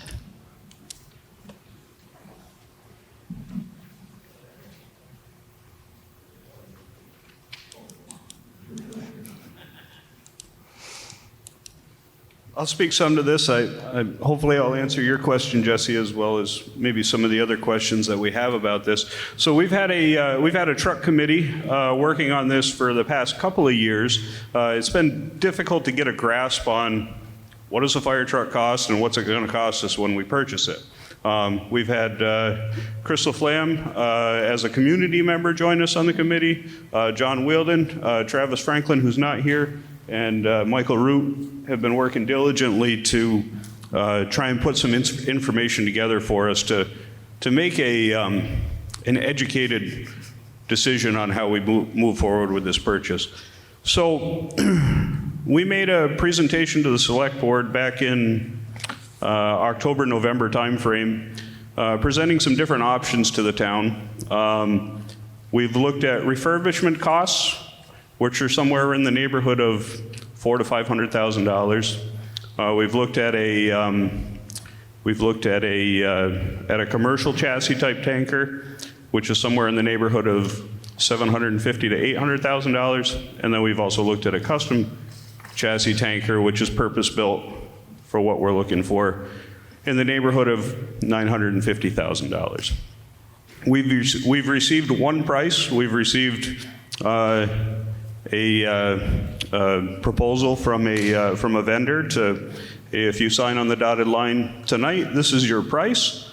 But we've felt that may not be the most fiscally responsible decision to do for the town. I think it's appropriate that we get our spec fine-tuned, we get it out to bid, and we hold a special town meeting to decide what we want to do with that. I think it's appropriate that we set this aside from all this other discussion that we're having tonight. I think we get a little bit burned out and overburdened with a lot of the information that's coming in with what we're dealing with. I think this is a separate issue. It's a big purchase. I think we need to carve out some time and get everyone together and make an educated decision on how best we should proceed with spending that large chunk of money so that we're best served as a community. I do think it's appropriate, we're looking at what we have in the allocated now. We have around $450,000. We're looking to put in another 100 and something thousand. Our realistic numbers are 750 to $1 million.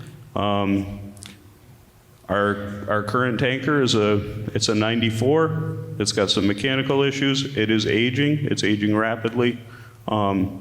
And I think, we leave it up to you folks as to when you'd like us to, get that ball rolling forward in a timely fashion.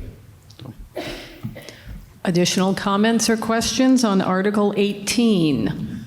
So I just want to be clear as a board, we do support, the fire department, from my perspective, every single thing they bring to us is laid out appropriately, the best I see, out of any, anything that we deal with here. And we did choose to fund that at a higher percentage, so we backed off some other needs and put more of that money towards the fire truck. The motion is to appropriate $614,554 for the funding of items approved in the capital plan, of which $469,758.24 is to be raised by taxes.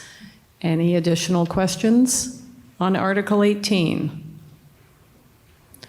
Seeing none, all those in favor of passing Article 18 say aye. All those opposed say nay. The ayes appear to have it. The ayes do have it, and you've passed Article 18. Is there a motion on Article 19? Madam Moderator, I'd like to move that the voters appropriate $17,000 to be raised by taxes to support the operation of the Governor Hunt House. Is there a second? Second. It's been moved and seconded that voters appropriate $17,000 to be raised by taxes to support the operation of the Governor Hunt House. Would you like to speak to your motion?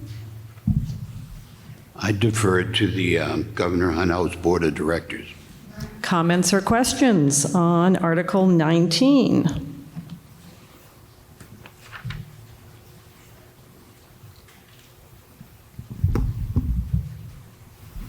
Can you hear me? Mm-hmm. Hi, I'm Beth Armington. I'm the president of the board of the Friends of Vernon Center, Hunt House, and Governor, did I say Governor Hunt House already? And the Community Center. I have to read this because I'm so nervous. I am proud to represent the board, our activities manager, our volunteers and instructors who have been offering classes. All have contributed to the efforts to support and maintain the Hunt House and Community Center. I would refer you to the information sheet that was available to you at the table when you checked in. It lists some of our free activities, fundraising events, and available rentals. Recently, the Community Center was designated as an emergency shelter for Vernon residents. Our mission is to continue to maintain and respect the historical significance of the Hunt House, while also providing a community center that promotes connection and resources for the residents of Vernon. I appreciate your consideration for our efforts. Additional comments or questions on Article 19? Mr. Parker. Mark Parker. I talked about this last year. Now, the Governor Hunt House has been in operation for about 4 or 5 years now, if I'm correct. And when we were first approached on this at town meeting, the question I asked was, is this going to cost the taxpayers money? And I was told no, because this is a volunteer, this is a community thing. I understand that. I just find it difficult that every year you're going to keep coming back to the town and asking for money. I understand it's also an emergency shelter. I understand that you folks do good work, don't get me wrong. It's a good building. You've done good work so far keeping it up. But when it was first proposed to the town, it was not going to cost us anything. And this is the second year in a row that I remember last year. And it's going to be a continuation. And you're going to keep coming back and asking for money. And again, it's not a bad place. It's a good building. I mean, it's for the community, and I'm all for the community. That's why I live here. But when you tell us in the beginning it's not going to cost the taxpayers anything, and then you start coming to us on a regular basis, you know, I'm sorry, it's called bait and switch. Any additional questions or comments on Article 19? Yes, I'm Donna Smith, and yes, indeed, it does cost money to operate the Governor Hunt House. As someone who has been, I've written a number of grants and been for other institutions. Getting money for operating expenses, who's going to put their name on a plaque? Yes, I donated money for operating expenses. That's not going to happen. They want to donate money for a room, for a kitchen, for an activity. So operating expenses are very difficult to fund. And to the credit of the Friends of Vernon and the Governor Hunt House Board of Directors, they have worked very diligently to raise funds for operating expenses and activities. And it's not just a place that we're just asking money for. It is our community center. It's where we gather, we exercise, we remember folks who have passed, perhaps. So it is more than just a building we're asking money for. Thank you. Additional comments or questions on Article 19?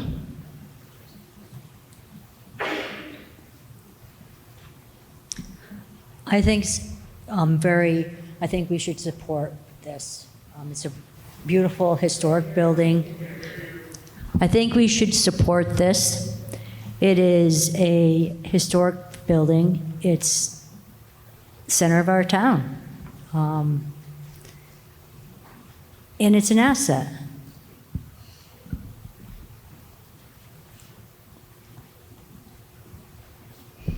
Hi, Beth Armington again. I was not here in town when that happened. It's my understanding it never went to town vote about the Governor Hunt House, and that it was very close to being sold. So yes, we are a volunteer organization. We are supporting the building right now totally by fundraising. Every time, if you go to our bingo night, all the food that you see there is donated by the board. So everything that you see is currently being donated by a board. We are trying to maintain the electricity, the heat, the taxes, not the taxes, the insurance. These are costs that you have in your home, I have in my home, we have at the community center. And we are not a town building, and we understand that. We have grants that pay for a new furnace, but there are no grants for operating expenses. That is totally on us, so just to clarify. Additional comments on Article 19? Mr. Rosinski. Sorry. All right, so this is a community center, okay? Community is what we're all about. It's pretty simple here. We're talking $17,000. That's about $7.75 for each of our residents. I've given more to that to PTC tonight for a bag of Funyuns. I think we can handle this. Let's move on. Additional comments or questions on Article 19? Dave Emery, I certainly want to support that, and I understand, Mr. Parker, I agree. I think that was said that there wouldn't be additional asking for town money. However, that all depends on a greatly of raising funds, and we all know that trying to raise funds for anything is very difficult today. The Hunt House will be used for some emergency services if we do need to do that. So it is a great location for us to be able to take that. So the other thing is they're not building any more houses that way. I don't think. So I think it's an icon for Vernon, and I think we should support it now. However, I don't think we can keep seeing it going higher. Additional comments or questions on Article 19? If not, are you ready for that vote? All those in favor say aye. Aye. All those opposed say nay. The ayes appear to have it. The ayes do have it, and you have passed Article 19. Is there a motion for Article 20? Madam Moderator, I move that the voters appropriate the sum of $15,000 to be raised by taxes for the operation of the Emergency Management Office. Is there a second? Second. It's been moved and seconded that the voters appropriate the sum of $15,000 to be raised by taxes for the operation of the Emergency Management Office. Mr. Emery. Thank you, Ms. Moderator. First, let me say thank you all for staying. I know for me, it really is past my bedtime. And I'm fortunate because in 30 years, I'll be able to get my driveway plowed because I'll be 65. But going to emergency management, Vernon people are extremely resilient. And it's truly amazing having been able to see a lot of the state and other parts of the United States. Vernon people are really strong. Last summer, if you didn't forget, we had a drought. Some people in Vernon lost their water. A lot of people had to re-drill their wells. The brook at my property dried up for the first time that I had seen in years. However, for emergency management, we were prepared if people needed anything to help bring in water. Fortunately, the farms apparently did okay. So that took place, but it's pretty uneventful last year. I did want to say that COVID-19 is still here. That's never going to go away, and I urge people to pay attention to COVID in RSV, and the state still is in communication with us on all of those diseases. We are geared up for an all hazards plan. We are no longer just focused on VY, and VY is doing very well, as you all know, in decommissioning and taking what's left of not many buildings there gone. However, the fuel rods are still here, and there's no plan at the present for anybody to take them home or any other state that appears. So we have them, which requires us to keep a pretty efficient plan. Having said that, Vermont Alert, VTAlert.gov, if you have not signed up, I say it every year, if you have not signed up for VTAlert.gov, take the opportunity to do that. You can connect it to your phone. You can specify only issues in Vernon. You can specify any place, but sign up for it, and it's the way that we will communicate immediately with you. The good news is this, when I did my report, our budget is $15,000 back in October, and last year I said to you that we moved our office into the town office now, so I reduced that budget down to $10,000. I don't think it made it all the way to you all, although if you read the report it does. So I'm reducing my budget from $15,000 to $10,000 this year. And it'll probably stick around that for quite some time. But I don't have anything other than that. Call us if you need us, and we'll be there. Additional comments or questions on Article 20? Seeing none, are you, Brana? Point of order, was that a motion, an amendment to the motion, the article? I don't know if it was. If he's reducing it. Mr. Emery. Yeah, I'm sorry, I make a motion that we reduce the emergency management budget from $15,000 to $10,000. All right, is there a second? Second. It's been moved and seconded to reduce the emergency management office budget to $10,000. Is there any discussion? Seeing none, all those in favor of the Emery amendment, say aye. Aye. All those opposed, say nay. All right. Are you ready for the question on the amended Article 20, which is, shall the voters appropriate the sum of $10,000 to be raised by taxes for the operation of the Emergency Management Office? All those in favor, say aye. Aye. All those opposed, say nay. The ayes appear to have it. The ayes do have it, and you've approved Article 20. Is there a motion on Article 21? Madam Moderator, I move that the voters appropriate the sum of $750 to be raised by taxes to support services provided by the Gathering Place. Is there a second? Second. It's been moved and seconded that the voters appropriate the sum of $750 to be raised by taxes to support services provided by the Gathering Place. Are there any comments or questions? Seeing none, all those in favor, say aye. Aye. All those opposed, say nay. The chair is in doubt. All those in favor, please stand and wait to be counted.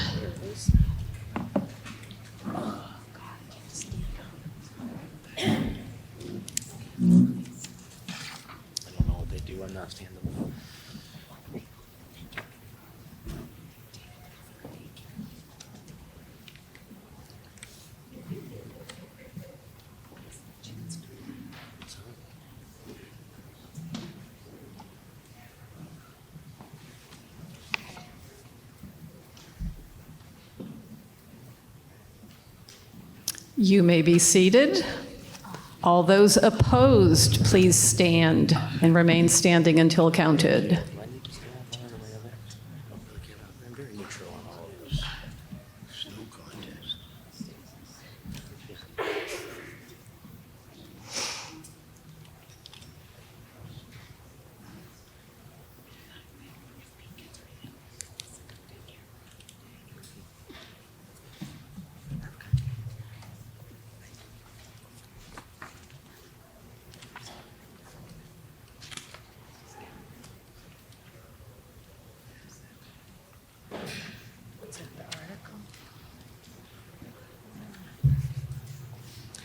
Listen to the result of your vote.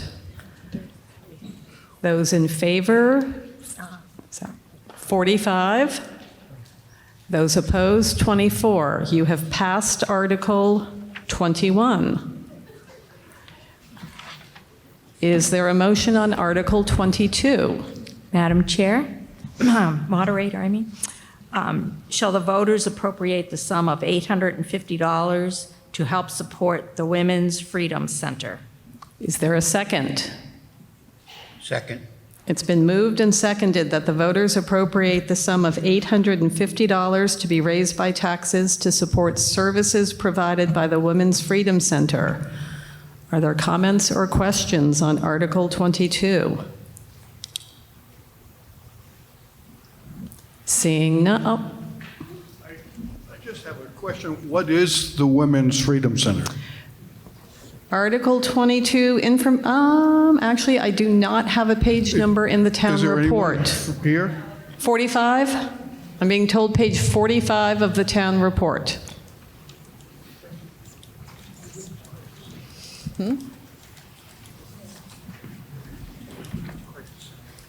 I'm also told it used to be the Women's Crisis Center. Bronislaw, that is right. Its full name is the Women's Freedom Center from Violence, or something like that. Its purpose is to protect women who are being subjected to violence, whether it's domestic violence or any other kind. Additional comments or questions on Article 22? If not, all those in favor say aye.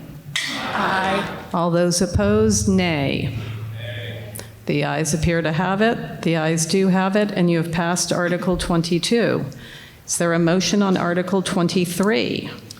Madam Moderator, I move that the voters appropriate the sum of $2,100 to be raised by taxes to support services provided by SeVCA. Is there a second? Second. It's been moved and seconded that the voters appropriate the sum of $2,100 to be raised by taxes to support services provided by SeVCA. Are there any questions on Article 23? Seeing none, all those in favor of Article 23 say aye. Aye. All those opposed say nay. The ayes appear to have it. The ayes do have it, and you've passed Article 23. Is there a motion on Article 24? Madam Moderator, Madam Moderator, I move that the voters appropriate the sum of $6,576 to be raised by taxes to support services provided by SeVEDS. That's specifically the Southern Vermont Economic Development Strategies Center. Is there a second? Second. It has been moved and seconded that the voters appropriate the sum of $6,576 to be raised by taxes to support services provided by SeVEDS. Are there comments or questions? Bronislaw, I am honored to represent the town on the Windham County Economic Development Program Council, which uses the guidelines, SeVEDS guidelines, to make its decisions. And I also want to bring Danny, who is our staff person at the Brattleboro Development Credit Corporation. And excuse me, but I'm exhausted, as all of you are, and all of us are. And she will explain SeVEDS better than I can. If there's no objection to having a non-voter speak for a few minutes, we will give you the floor. Great, thank you, everybody. SeVEDS is an affiliated organization with BDCC. Over the years, Vernon has been a proud supporter of the work that we're doing. We're helping folks to navigate really complex systems. There's a number of different businesses who have been in Vernon that we're helping to support, to build their business, get it off at the ground. We're not a social service agency. We're really trying to ensure that folks can build businesses and lives here. Over the last year, we've had deployed over $80,000 in microloans to just Vernon businesses that we're trying to make sure have a support. There's high schoolers that are trying to figure out how to get into the workforce, what to do as they're moving on with their lives if they're not going to college or if they're not going into a tech program. That's things that we support. We support municipal leaders and what they need for skills and development. And because right now is a really tough place and time to be kind of trying to operate. You've heard from so many people in these rooms about how hard it is to get grants and work on complex development projects. We're here to support all of that, and thank you for your time. Additional comments or questions on Article 24? There is a person here, Mama T's. Everybody had snacks from Mama T's. She can explain how she has benefited by SeVEDS. Tracy, you've been interrogated. I gotta turn this down a little bit because I'm short. I'm Tracy Corvio, Mama T. I know Danny Delaney from the BDCC. I'm there weekly, if not daily. The resources that they have provided me, they range from assistance finding a bookkeeper to the legalities of establishing an LLC, legal help, finance help, all of the things. They introduce you to all of these resources that are available. Sorry. That's okay. All of the resources that are available. Bookkeeping, financing, legalities. Each month we have a cohort of local businesses that come in and they bring a presenter on one of these topics each week. We've been doing it for about 12 months, 14 months. And now they've expanded the program over to Wilmington, Dover, Bellows Falls, and a bunch of, they're working on expanding the cohort program to assist other small businesses in getting established and doing what we do. Any additional comments or questions on Article 24, which appropriates the sum of $6,576 to be raised by taxes to support services provided by SeVEDS? If not, all those in favor say aye. Aye. All those opposed say nay. The ayes appear to have it. The ayes do have it, and you've passed Article 24. Is there a motion on Article 25? Madam Moderator, I move the voters appropriate the sum of $1,850 to be raised by taxes to support outpatient mental health and substance abuse services provided by HCRS. Is there a second? It's been moved and seconded that the voters appropriate the sum of $1,850 to be raised by taxes to support outpatient mental health and substance abuse services provided by HCRS. Are there any comments or questions on the motion? Seeing none, all those in favor of Article 25 say aye. Aye. All those opposed say nay. The ayes appear to have it. The ayes do have it, and you have passed Article 25. Is there a motion on Article 26? Madam Moderator, I move that the voters appropriate the sum of $1,785 to be raised by taxes to support services provided by Senior Solutions. Is there a second? It's been moved and seconded that the voters appropriate the sum of $1,785 to be raised by taxes to support services provided by Senior Solutions. Are there any comments or questions on Article 26? Seeing none, all those in favor of Article 26 say aye. Aye. All those opposed say nay.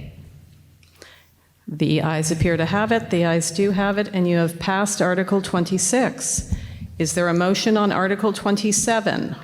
Madam Moderator, I move the voters authorize the Select Board to appoint a collector of delinquent taxes who may be the town treasurer appointed by the Select Board as authorized by 17 VSA 2651D.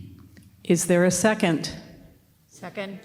It's been moved and seconded that the voters authorize the Select Board to appoint a collector of delinquent taxes who may be the town treasurer appointed by the Select Board as authorized by 17 VSA 2651D. Are there any questions or comments on Article 27? Please come to the mic.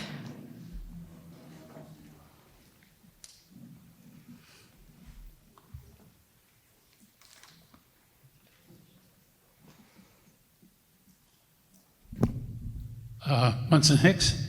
I just caution that this is yet another erosion of the townspeople's rights to choose by ballot who they want to provide certain services.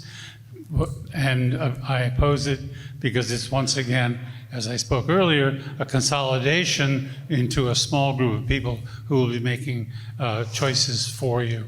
So I would urge us not to keep doing that and keep the collector an elected position. Any additional comments on Article 27, Mr. Bucasi? I think I'd just like to clarify, just based on, the article that was presented earlier, that was presented by the board, put on the warning by the board. This article was put on the warning by a townwide petition. Any additional comments on Article 27? Tina Bueller. I echo this gentleman's concerns likewise, eroding our rights to vote. More importantly, I have several other concerns. First of all, Article 9, I understand, was proposed by the auditor, or at least an audit that recommended that. I'm not sure what the basis is for amending what we've done for I don't know how many decades, the way we voted persons in to handle that job. Secondly, there's an issue of compensation. I'm not sure if the board selects, are we going to be utilizing the same compensation that when we vote somebody in? And if not, I see that you're shaking your head. What is that? That's something that if we vote today to allow that, I don't know what I'm authorizing. And I have great concerns that if you're hiring somebody via contract, is this going to be somebody that is going to be a 1, 2, 3-year contract with increased fees that we don't understand and we don't have the ability to vote on that and then our taxes are increased? I'm not sure what the qualifications will be if we go that route. Whereas everybody here can elect somebody, doesn't matter who it is, they may say this person, that person, people can run if they want to do it. Again, we're deferring and abdicating our rights to the board. Is it going to be a long-arm transaction when the board sits and says, oh, well, I want Sally Sue to do it. Sally Sue's everybody's best friend here, and yet maybe that's not the same for everybody else. Another issue is it going to be a Vernon resident? So, or is it going to be somebody that comes from, no disrespect, out of the town of Vernon that is, operating as the collector?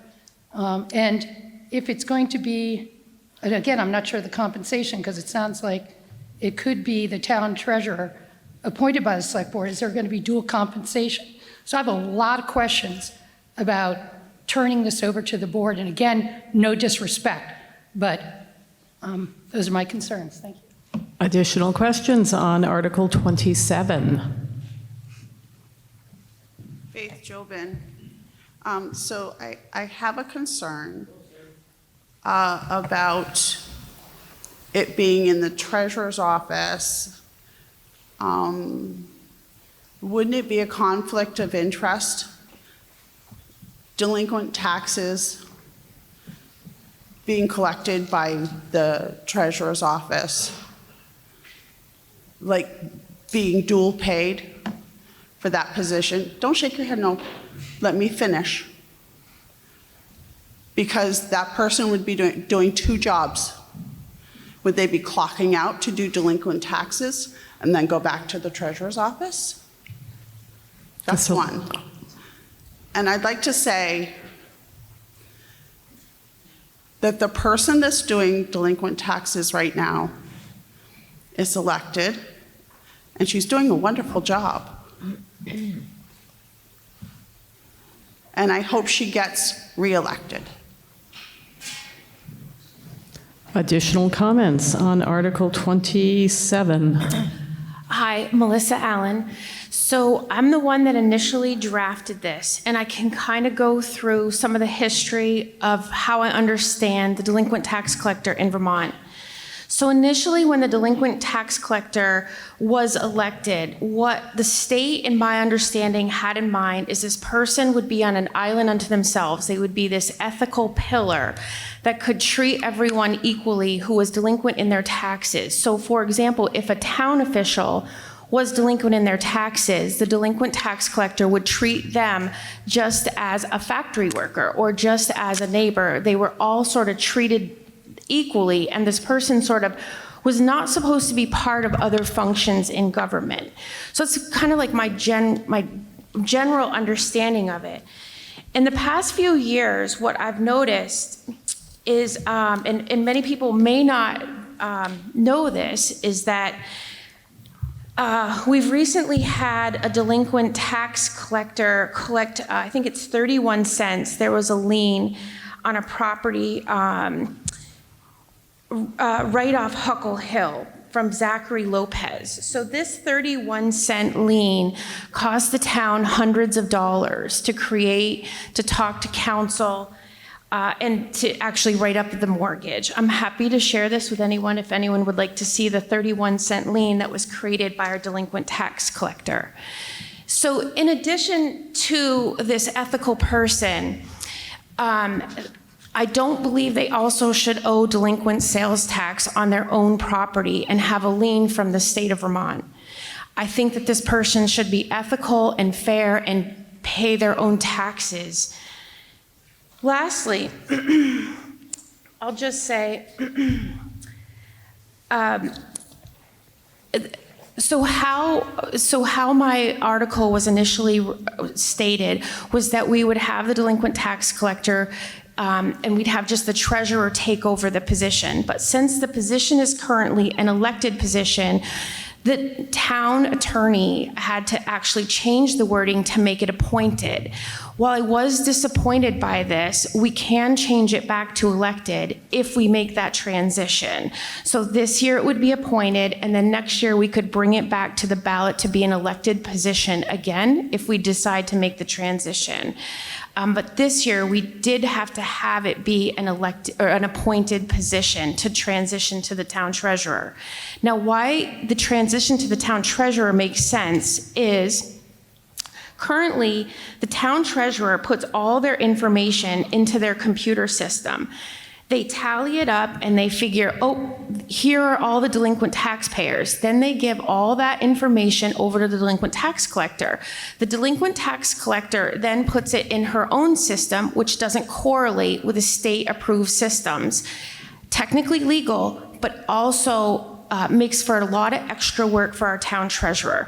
Sometimes when they have to then re-enter that information back into our state-accepted systems, they have to override their own systems, and it takes hours sometimes. Sometimes it can go smoothly, in my understanding of it, and sometimes it doesn't. The delinquent tax collector doesn't really want to work with the town treasurer, so we have this toggle. So what the treasurer, including Cindy Turnley, and now acting treasurer or finance advisor Kathy Walker has stated is that it would actually make a lot more sense for it to remain in the town treasurer's office. It would be easier for their systems, and they think that it would actually, it would only benefit us because we would keep the commission. In addition, they could treat everyone equally.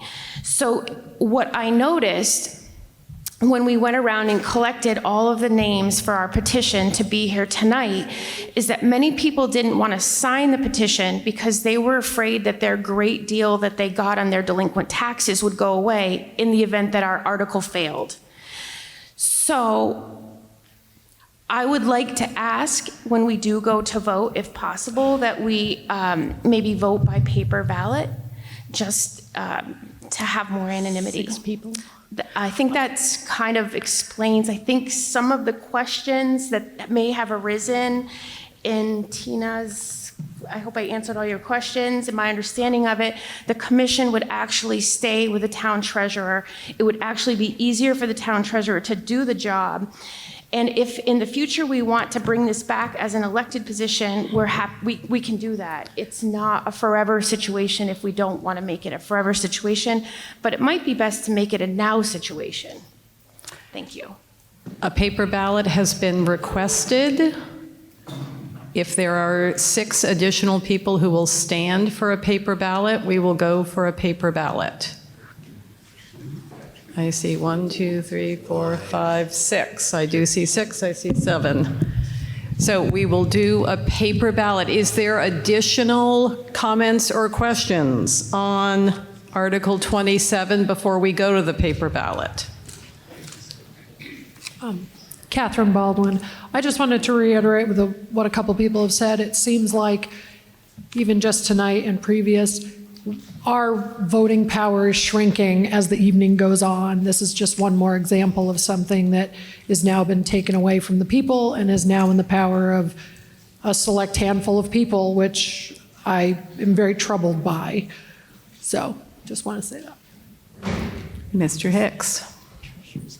Munson Hicks, I think we all know that a right or a privilege given away is never, ever coming back.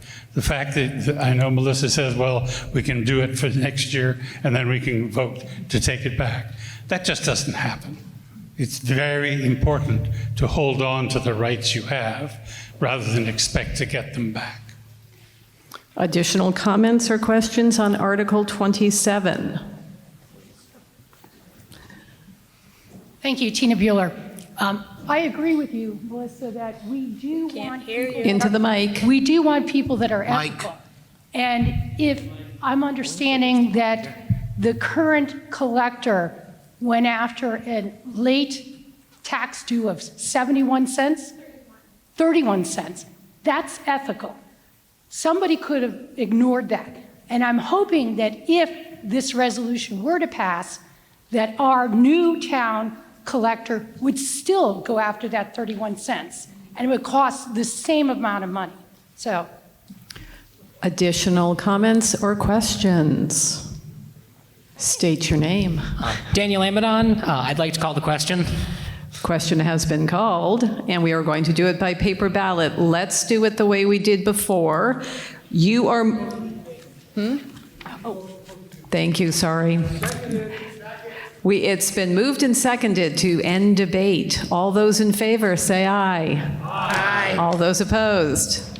All right, the question has been called. We're going to do a paper ballot. You are voting to authorize the Select Board to appoint a collector of delinquent taxes who may be the town treasurer appointed by the Select Board.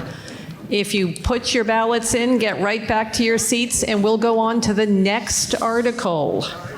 That's all right.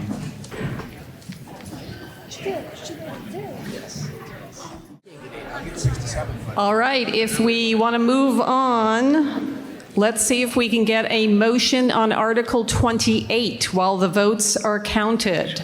Is there a motion on Article 28? Gene, you're up. Gene Carr, you're up. Article 28, Jean. Okay. Sorry about that. All right. I move to substitute the following motion in place of the main. Yeah. Wait a second.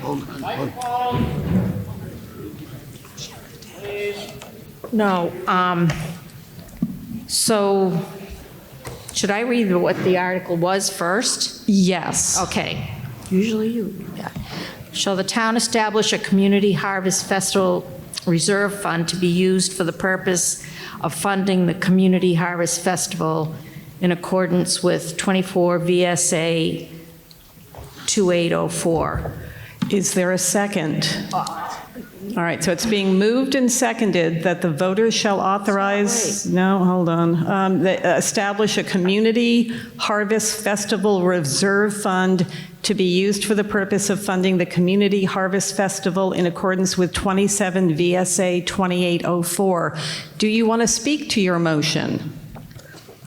Yes. I move to substitute the following motion in place of the main motion. Shall the town establish a community event reserve fund to be used to fund the Community Harvest Festival and Old Home Days and other community events in accordance with 24 VSA 2804. Is there a second on the amendment? Second. Okay, it's been moved and seconded that we amend Article 28 to read, shall the town establish a community event reserve fund to be used to fund the Community Harvest Festival and Old Home Days and other community events in accordance with 24 VSA 2804. Would you like to speak to your motion? I can try to answer questions. Are there questions on the amendment to Article 28? Georgia Boyce. I'm just curious because in Article 30 you say you're going to dissolve the town picnic reserve fund because you don't have any interested volunteers. So who's going to volunteer to do this harvest event fund? So currently, the community center has been holding a harvest festival every year. In that case, I would ask the voting body here tonight to vote no on this article. The Select Board's comment under Article 30 states there have not been any volunteers interested in continuing the traditional town picnic. If the community house has enough volunteers to do a harvest festival, it would be nice had they stepped up to carry on the tradition of many years of the town picnic and carry on the expectations and visions of people like Josephine Class, Irma Puffer, Ruth Atwater, Hazel Johnson, Vivian Graham Amato, Eleanor Allen, and a few other leaders. That being said, I would ask that you vote no on Articles 29 and 32. So we are on the amendment to Article 28. Are there questions or comments on the amendment? Yes, Munson Hicks. Just to clarify, the way your amendment read seemed to me that you were adding an Old Home Day event as not as an example, but as something that this would fund. Potentially. But it doesn't say, can you read that back? Because the way it's written, it says a harvest day, Old Home Day, and other things. And other community events, Right. yes. So that says to me, you are already funding an Old Home Day, which doesn't exist. It could. Additional comments There's on the potential. amendment? Ms. Rosinski. Hannah Rosinski. So I'm a little confused by this because I think anyone that knows me knows that I volunteer for a lot of things, and I'd never been asked to do the town picnic. And I am the orchestrator of the community market in town, as are a few of the volunteers that are here tonight. We work very hard to execute that every year, and we don't get paid, and we don't spend any. The money that we spend is sent back to the rec department, and it is pretty much a flatline event. And so I guess that my concern about this is I would love to see the town picnic come back, and I know that I have lots of peers that would like to see the town picnic come back, and I know that I've asked folks when I received this if they were interested in continuing to pursue the town picnic instead of the community market. The reason being that the community market was founded after COVID in response to our agricultural richness in this community and a need for outside connectedness between the community members. And so we started it on that basis. And since then, the Governor Hunt House has started the Food Truck Fridays, which is great, and it's off and running, and it's successful. So we're feeling that the community market needs to be sort of peeled back and dissolved at this point. And so the team of volunteers that has been running the community market would like to move forward with a town picnic and something celebratory for the town of Vernon that continues the legacy that was founded years ago. So I would question, and I'm confused by the articles and how they're laid out in the order that they're laid out. And I don't know necessarily if I'm asking to modify this, but I would like there to be more specifics around allocating money that still stays in the richness of the vested in the town picnic. So I don't know if maybe that looks like making a motion to split it and give some to the Harvest Festival and some to a town picnic, but I'm open to suggestion, and I feel that at this point, maybe not totally post-COVID era, thanks, Mr. Emery, but that we could get back to doing some of the things that we used to do that made us unique. So we are on the motion to amend. Additional discussion on the motion to amend. Seeing none.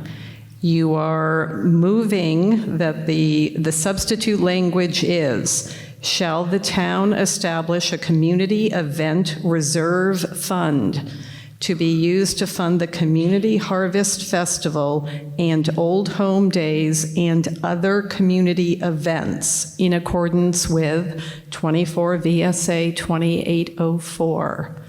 All those in favor of the amendment say aye. Aye. All those opposed say nay. Nay. The nays appear to have it. The nays do have it. You have defeated the amendment. So we are going back to the original article. Shall the town establish a Community Harvest Festival Reserve Fund to be used for the purpose of funding the Community Harvest Festival in accordance with 24 VSA 2804. Is there discussion on the original Article 28? Comments or questions? Ms. Rosinski. So I would just like to suggest that maybe we consider, on one hand, I'd love to say that I could do this for free, and I know I could do this for free, and I will do this for free. And at the same time, it would be really great to be able to, for once, have supplies for the kids to decorate their bikes and do all the things that we used to do. So I'm open to suggestion, but I would maybe suggest splitting the money in half and putting, making a motion to modify it, that the remaining town picnic reserve fund is split in half. So I think you're looking at Article 29. So I feel like we should let's stick to finishing, if you agree. Let's finish Article 28, if you're okay with establishing the fund. Ms. Carr? So can I just ask to clarify that real quick before you continue? So I guess my question is, if we split that, though, that we'd have to vote to have a reserve fund, correct? Because we would need something to put the money into. So that's my question. Correct. We would still need Article 30. Oh, no, I'm sorry. Yeah. You would want to, when we got to Article 30, if your intent is to split the money, I believe what you're saying is we should defeat Article 30 so that that reserve fund still admits. And I think you're going to have to make an amendment to Article 29. All right, this is too much for my brain. No, we can do this. It's okay. We got this. The Select Board, Ms. Carr? Okay, so the substituted language that I said also said other community events. And she's not listening, so she's not getting this. Which would, so the language that I had proposed said, and other community events.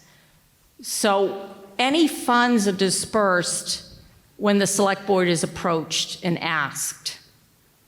So that leaves the door open for to help fund other events besides a harvest festival or old home days, or that is my interpretation. Okay, so I guess what I guess I'm looking to clarify, and I'm so sorry because it's so late, but it says this would authorize the community center to host and facilitate a town community event. So I guess I'm looking, is it the community center that then's gonna? So that is actually, that was the article that was warned, but that's been changed. That's the language we don't have. I'm asking to substitute it to have a community event reserve fund to be used to fund community harvest festival, old home days, and other community events. That lives with the select board, not the community center? Is that right? The select board makes decision on how the money would be spent when we were asked. Okay. So at this point, we have defeated the amendment. We are back to Article 28 as originally proposed. Mr. Bukasi. Yeah, so I think from my perspective, the whole purpose of doing this is we didn't have anyone to step forward for the town picnic, and the money was just kind of sitting there, and we said, hey, what is kind of a similar event that we could fund, but if we have someone who has proven that they can, pull off these kind of events, and they're standing up and volunteering to do this, I don't see any reason why we should split money that has been earmarked for a town picnic. Our whole basis of that was, hey, there was no one to do this. So I think we should just keep the complete $5,416.29 in the town picnic reserve fund and move forward with the volunteers who are willing to do that. All right. State your name. Hi, everybody. I'm Andre Miller. I'm only going to take 6 hours. I'm just kidding. Anyways, I think Hannah, she does a fantastic job when it comes down to putting on different activities and stuff like that. I know she will do stuff for free because I've seen her done it before. So if she wants to step up and do this, I'd vote for her. So we are back on Article 28 as originally proposed. Shall the town establish a community harvest festival reserve fund to be used for the purpose of funding the community harvest festival in accordance with 27 VSA 2804? Are you ready for that question? All those in favor of Article 28, say aye. All those opposed to Article 28, say nay. Nay. All right. The nays appear to have it. The nays do have it. You have defeated Article 28, and now we're going to go back to listen to the results of Article 27, which is on the appointment of a collector of delinquent taxes. Those in favor, 36. Those opposed, 51. You have defeated Article 27. Now we're going to move on to Article 29. Is there a motion? Madam Moderator, I move we pass over Article 29 and 30. I just want to allow it, but I want to make sure it's okay on Robert's rules. Sorry, Jane. She wants to pass over, but you're technically it hasn't been made. Object to consideration. Withdraw from... No. Where are you? Pass over. After motion is stated and seconded by moderator, so that would be right here. No debate, Well, it hasn't even been, okay, so do we want to? Two-thirds, it's a suspension of the rules, basically. But do we want to second it? Yeah.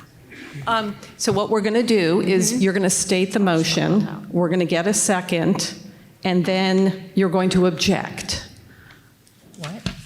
So unfortunately, they changed the laws on Passover a few years ago, and you can't pass over anymore. There are now 4 new parliamentary procedures that you have to do. Sorry about that. If I hadn't gone to the training, we would have just passed it over, but I know it.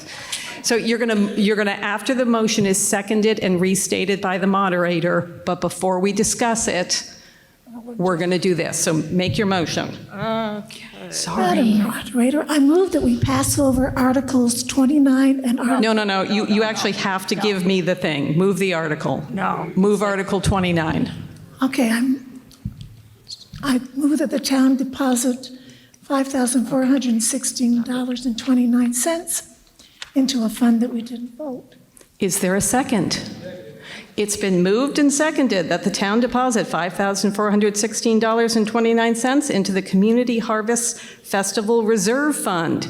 I object. Very good. Okay. So, does not require a second. It is not debatable. We just need a 2/3 vote. All of those in favor of supporting the objection, say aye. Aye. All those opposed, say nay. The ayes appear to have it. The ayes do have it, and we are moving past Article 29, which brings us to Article 30. I'm assuming we're doing the same thing. Yes, ma'am. Madam Moderator, I move the voters dissolve the Town Picnic Reserve Fund. Is there a second? Second. It has been moved and seconded that the voters dissolve the Town Picnic Reserve Fund. I object. All right, it is not debatable. It's seconded. It is not debatable. If you want to move past this, you want to sustain her objection, all those in favor say aye. Aye. All those opposed say nay. The ayes appear to have it. The ayes do have it, and we are moving past Article 30. Is there a motion for Article 31? Madam Moderator, I move that the voters establish a Fire Dredging Reserve Fund to be used for payment of dredging expenses on Vernon's fire ponds, as authorized by 24 VSA 2804. Is there a second? It's been moved and seconded that the voters establish a Fire Dredging Reserve Fund to be used for payment of dredging expenses of Vernon's fire ponds, as authorized by 24 VSA 2804. Would you like to speak to your motion? Yes, I think I just mentioned, we're just creating a fund to fund the dredging of the fire department. So it wouldn't be a line item in the budget in following years. It would be a motion here to fund that. Are there comments or questions on Article 31? Mr. Pond. So would the dredging fund, would that go to the capital plan where that would be built on a gradual year by year? No. Why not? So we're establishing its own fund, and it's not really a capital item. So a capital plan is to build up towards the purchase of a capital intense item for town. Right, but I understand. And this is more a service versus a capital intense item. But it's better to build a little bit at a time instead of trying to chunk it off all at once. Yeah, so I could see this being a revolving article every year, similar to other funds. But it wouldn't it be better to be put into the capital planning? Just say yes. No, because it's not a capital expense. It's not a. Okay. It's not like an asset. Additional comments or questions on Article 31? This is the establishment of a Fire Dredging Reserve Fund. No more comments? All right, all those in favor say, come to the microphone.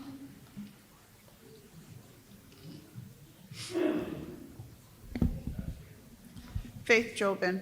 So if we do the dredging fund, how much money would you put aside in the fund, and would it be done yearly? That's my question. The Select Board is interrogated. So, Oh, okay. Never mind. I see the next Okay. one. Never mind. any additional questions on Article 31? All right, all those in favor of Article 31, say aye. Aye. All those opposed, say nay. The ayes appear to have it. The ayes do have it. You have passed Article 31. Is there a motion for Article 32? Madam Moderator, I move that the voters raise and appropriate $10,000 for the Fire Dredging Reserve Fund. Is there a second? It's been moved and seconded that the voters raise and appropriate $10,000 for the Fire Dredging Reserve Fund. Are there comments or questions on Article 32? Seeing none. All those in favor of passing Article 32 say aye. Aye. All those opposed say nay. The ayes appear to have it. The ayes do have it, and you have passed Article 32. Article 33, is there a motion? Madam Moderator, I move that the voters authorize payment of real and personal property taxes to the town treasurer in 3 installments with due dates being September 10th, 2026, January 7th, 2027, and May 6th, 2027. Is there a second? It's been moved and seconded that the voters authorize payment of real and personal property taxes to the town treasurer in 3 installments, with due dates being September 10th, 2026, January 7th, 2027, and May 6th, 2027. Would you like to speak to your motion? Yes, I move to amend the article to read that the voters authorize payment of real and personal property taxes to the town treasurer in hand by 5 p.m.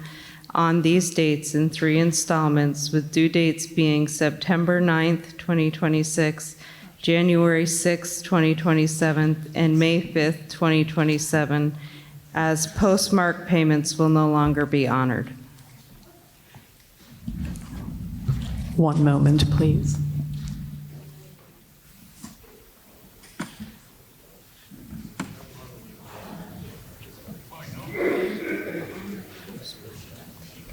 Just checking. Is there a second? Second. It has been moved and seconded to amend the article to read, voters authorize payment of real and personal property taxes to the town treasurer in hand by 5 p.m. on these dates in 3 installments, with due dates being September 9th, 2026, January 6, 2027, and May 5th, 2027, as postmark payments will no longer be honored. Are there questions on the amendment? Madam Moderator, why will postmarks no longer be accepted? The Select Board is interrogated.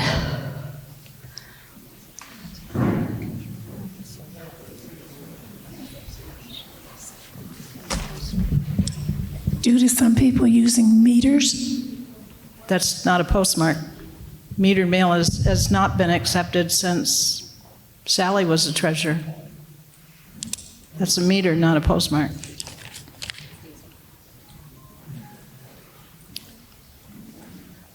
Additional comments or questions on the amendment?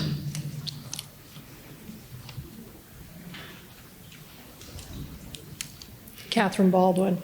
So am I to understand that if the post office is late, I'm going to get penalized?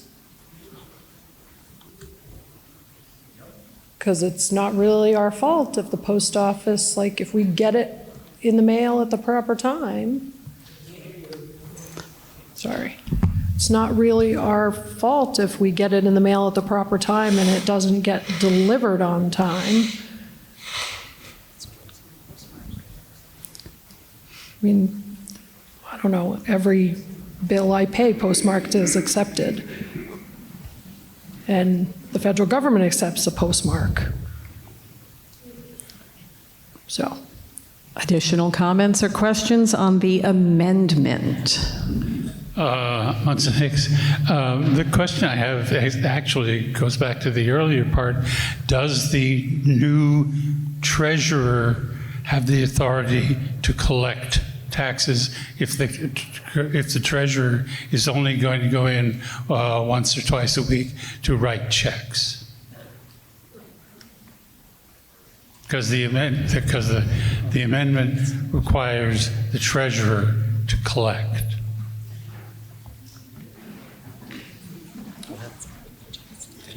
Select Board is queried. I'm not sure, but I think that's part of their statutory duty. We'd have to check that. Thank you. Additional comments or questions on the amendment to Article 33?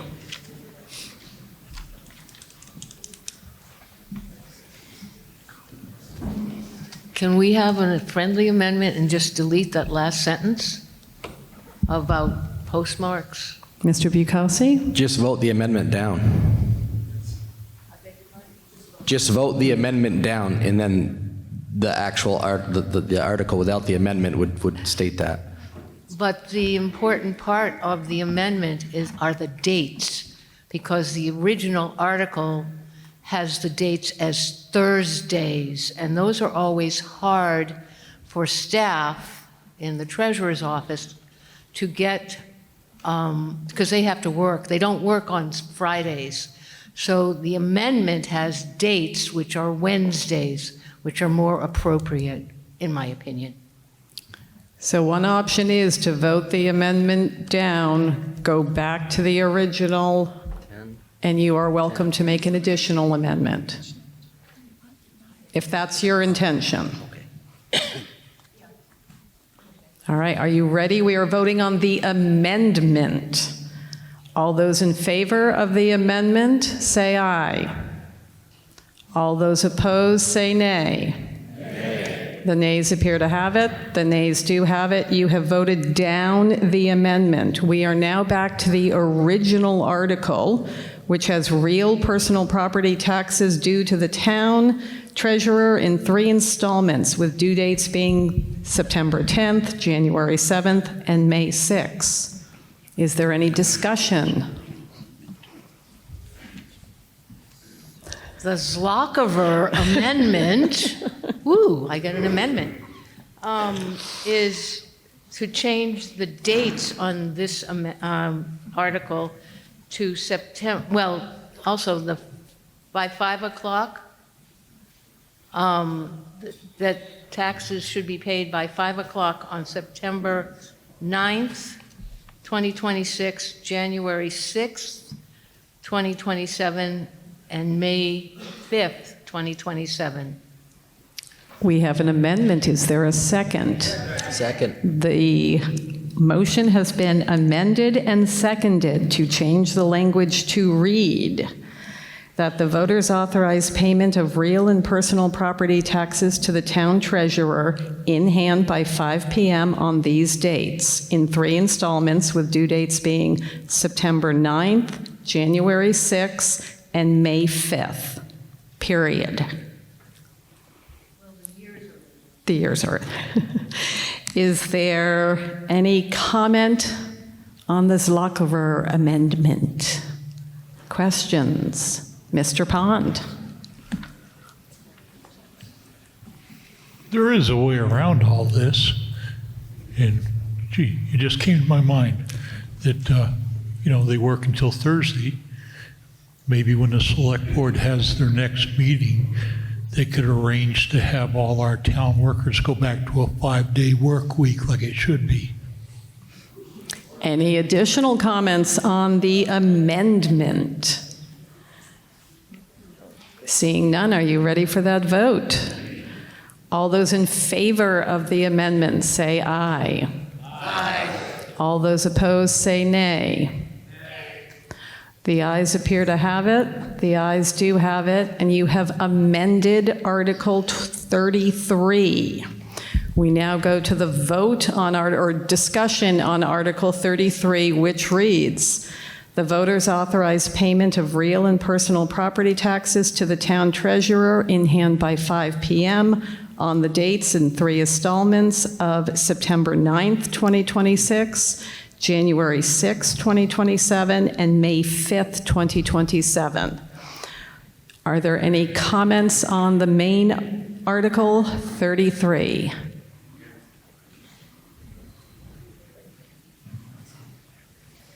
Yes, Munson Hicks. I still don't have an answer clearly whether this new treasurer is able to receive funds. It's only been talked about writing checks.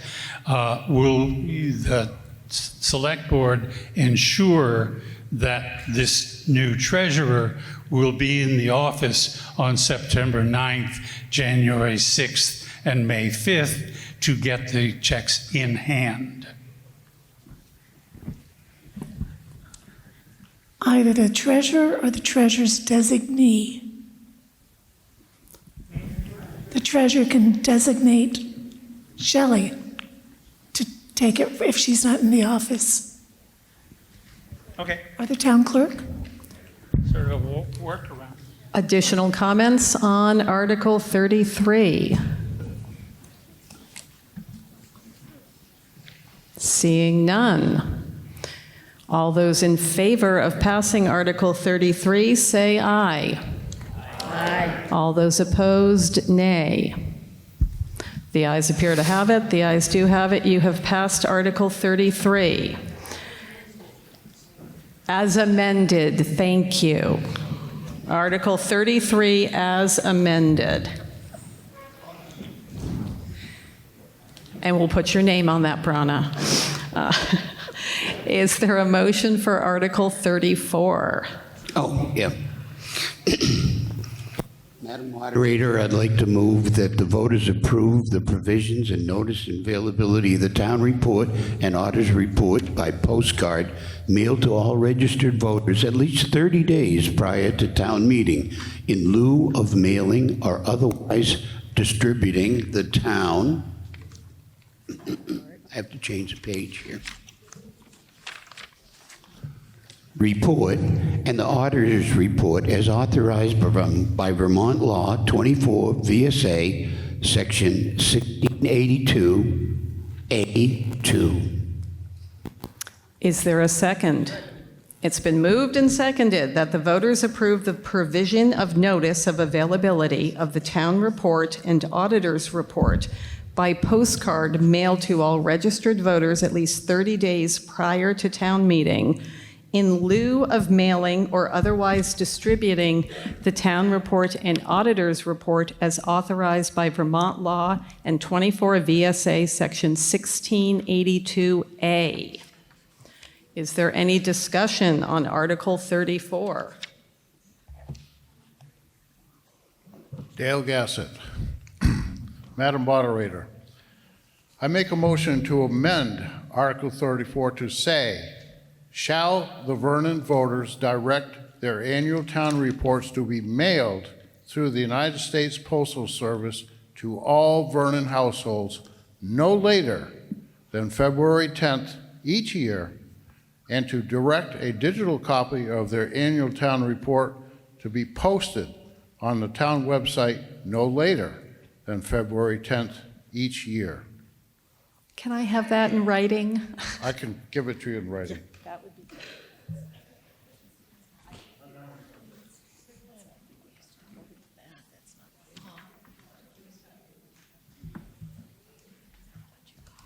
There is a motion to amend Article 34, and it has been seconded, to read, shall the Vernon voters direct their annual town reports to be mailed through the USPS to all Vernon households no later than February 10th each year, and to direct a digital copy of their annual town report to be posted on the town website no later than February 10th of each year. Is there discussion on the Gassett amendment? Don't laugh at me. I was wondering if I could make a friendly amendment to that so that of course you have it in front of you and I don't,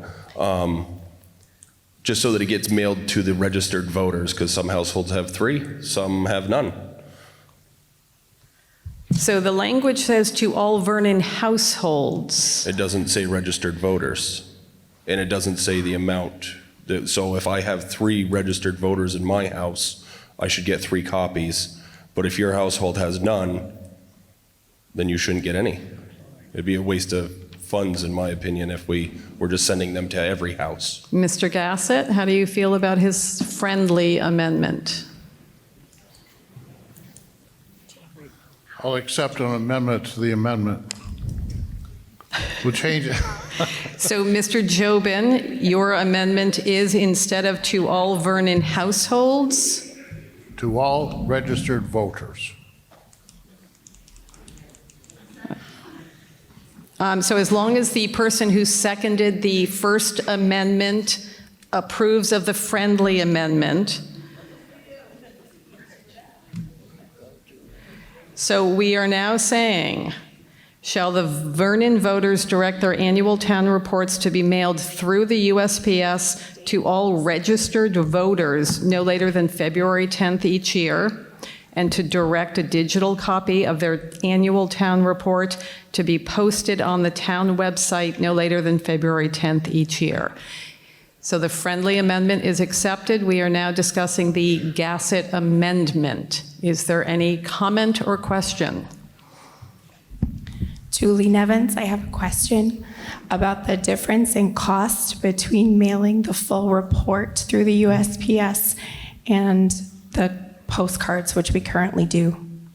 And as a follow-on, where that funding will come from. The select board is interrogated if they so wish. So I don't think we have, yeah, Jean. Is this on? Yeah. It is not funded.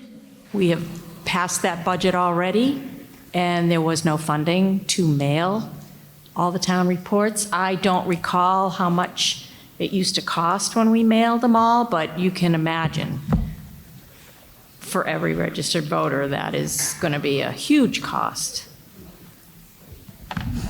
Additional comments? I agree with Eugene. And I remember when the select board and town meeting voted to send out the sheets of paper and tell people they could come to the office and pick the town office building. They're in the lobby, they're in the library, they're available. It was really an exorbitant fee, and there is a postage line in the budget for the either the select board, but it's not that much. It would never cover it. Additional comments on the amendment to Article 34? Faith Jobin. Can you get closer? Sorry, Faith Jobin. So this is the report. This is the fix of the report. Somebody's not doing their job. So I think whoever proofreads this or makes sure that it gets done before it goes to print needs to make sure it's done right. And if this goes through and we get these in the mail on the 10th, that means your job's going to be a little harder. And I hope you do your job. Thank you. Additional comments on the Gassett amendment to Article 34. Mr. Bukowski? No, I want to, I think Faith brought up a good point, and I think some of the decisions that we made tonight in some of these earlier articles will help us, as a board, be able to provide better in the future. Hi, I'm Brian Armington. I just have one practical question. If there's 3 voters in one house, are we going to send 3 copies of the report to that house? Or maybe we should say to every household rather than every voter, because that seems like duplication of expense to mail 3 reports to the same house.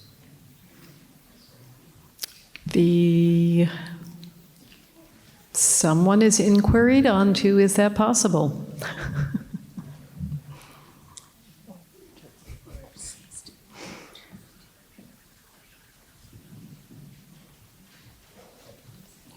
Additional comments or questions? Munson Hicks, if I could offer a friendly amendment so that it would say to the household of every registered voter. Mr. Gassett, and I think you were the second? Okay, so now we have a friendly amendment to the household of every registered voter. Are we good with the friendly amendment? Okay, so the friendly amendment has been accepted. So we are still on the Gassett amendment, which is very friendly at this point. Are there any comments or questions on the Gassett amendment? Can you reread the amendment to the amendment? Shall the Vernon voters direct their annual town reports to be mailed through the USPS to the household of registered voters no later than February 10th each year, and to direct a digital copy of their annual town report to be posted on the town website. So I think the intent here is if there are 5 registered voters in a single household, the household is going to get 1 copy, not 5. Now, I am not saying that this is actually doable, because I'm not the person who has to run those mailing labels, but the intent appears to be a single household regardless of how many registered voters.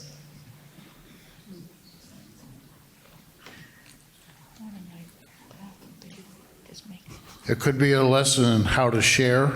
Yes, I would agree with that. Okay. Because it doesn't make, in some sense, and I understand Jesse's complaint, but 1 per household, if they need additional copies, the town clerk. Mm-hmm.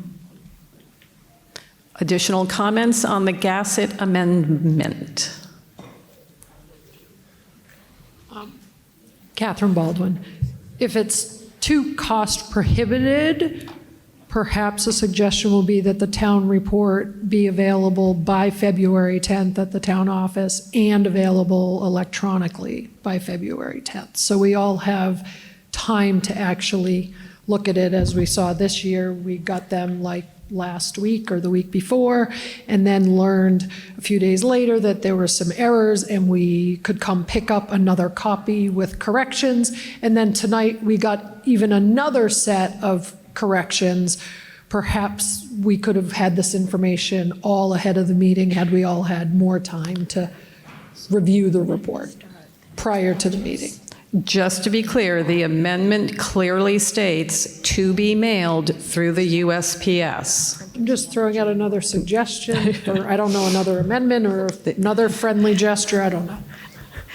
I say let's focus on this the Gassett amendment.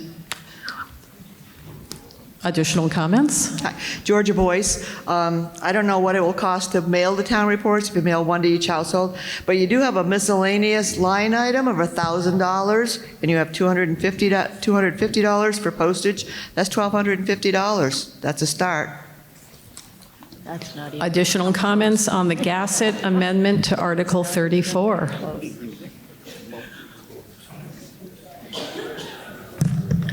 Am I allowed to comment? Yes. Vernon has a bulk mail rate, which should be, the consequences of the cost should not be overwhelming. The onus and burden of, or the purpose of this is to make sure that these get to the households on time so that the households and the taxpayers can view the town report in time to look at them and dissect them before the town meeting. Additional comments on the Gassett amendment, which I will read one more time. shall the Vernon voters direct their annual town reports to be mailed through the USPS to the household of registered voters no later than February 10th each year, and to direct a digital copy of their annual town report to be posted on the town website no later than February 10th of each year. Any questions or comments on the Gassett amendment? Tom Patuto, several years ago, we voted to go to the mailing of the postcard because it was drastically cheaper. At the current moment, the rate at US Postal is the first pound is $2.80. Well, let's keep to one person. Does the bulk rate apply to this? Okay. What is that rate? Is it more or less? It is less. Okay. Additional comments? We got to do. You have the floor. We have to do 800 of these, though, right? How many registered voters are there in Vernon? I do believe there are 900 households in Vernon. I can't tell you the number of registered voters. I think. So we're talking about potentially just under $2,000 to mail these, where we could mail a little postcard and everyone could pick these up on February 10th. Just a thought.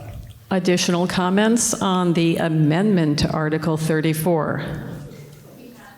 Oh, can you come to a microphone? Sorry.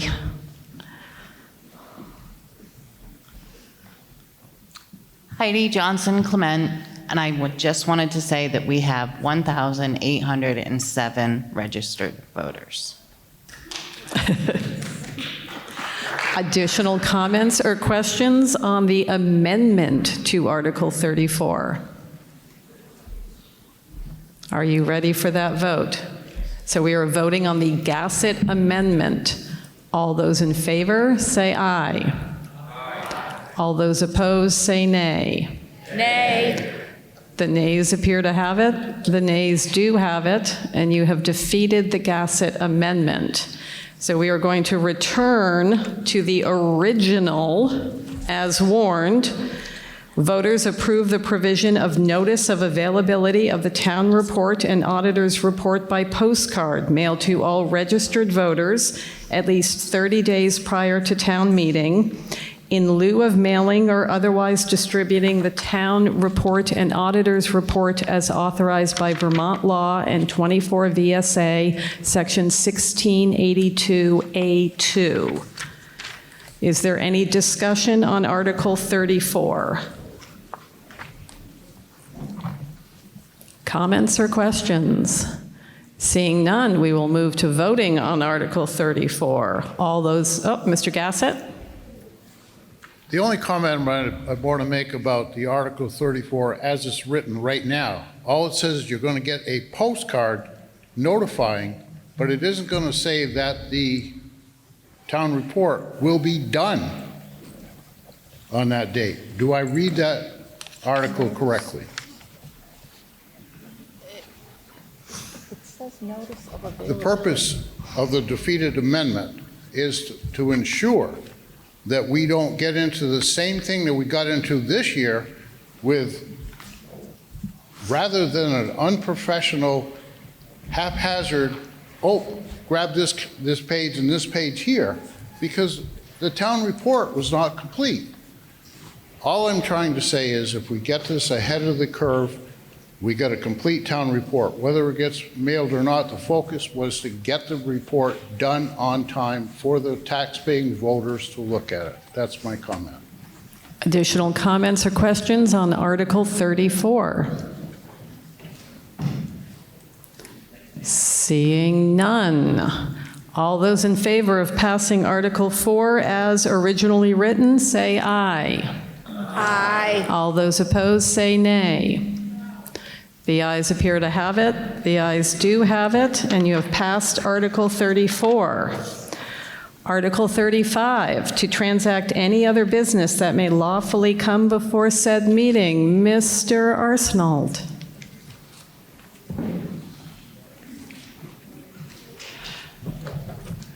Madam Moderator, members of our community, it needs to be said that in a world where people are more and more contentious, where we worry in some cases about our safety, in some cases about our sanity, we're all going to walk out of here after midnight, still speak to each other, even though we may disagree on a wide range of things. Remember that when you walk out this door and when you see your neighbors tomorrow, we still are a small community. Thank you all, and with that, I move to adjourn. Is there a second? All those in favor? Any opposed? Thank you all. Have a good night. Or morning.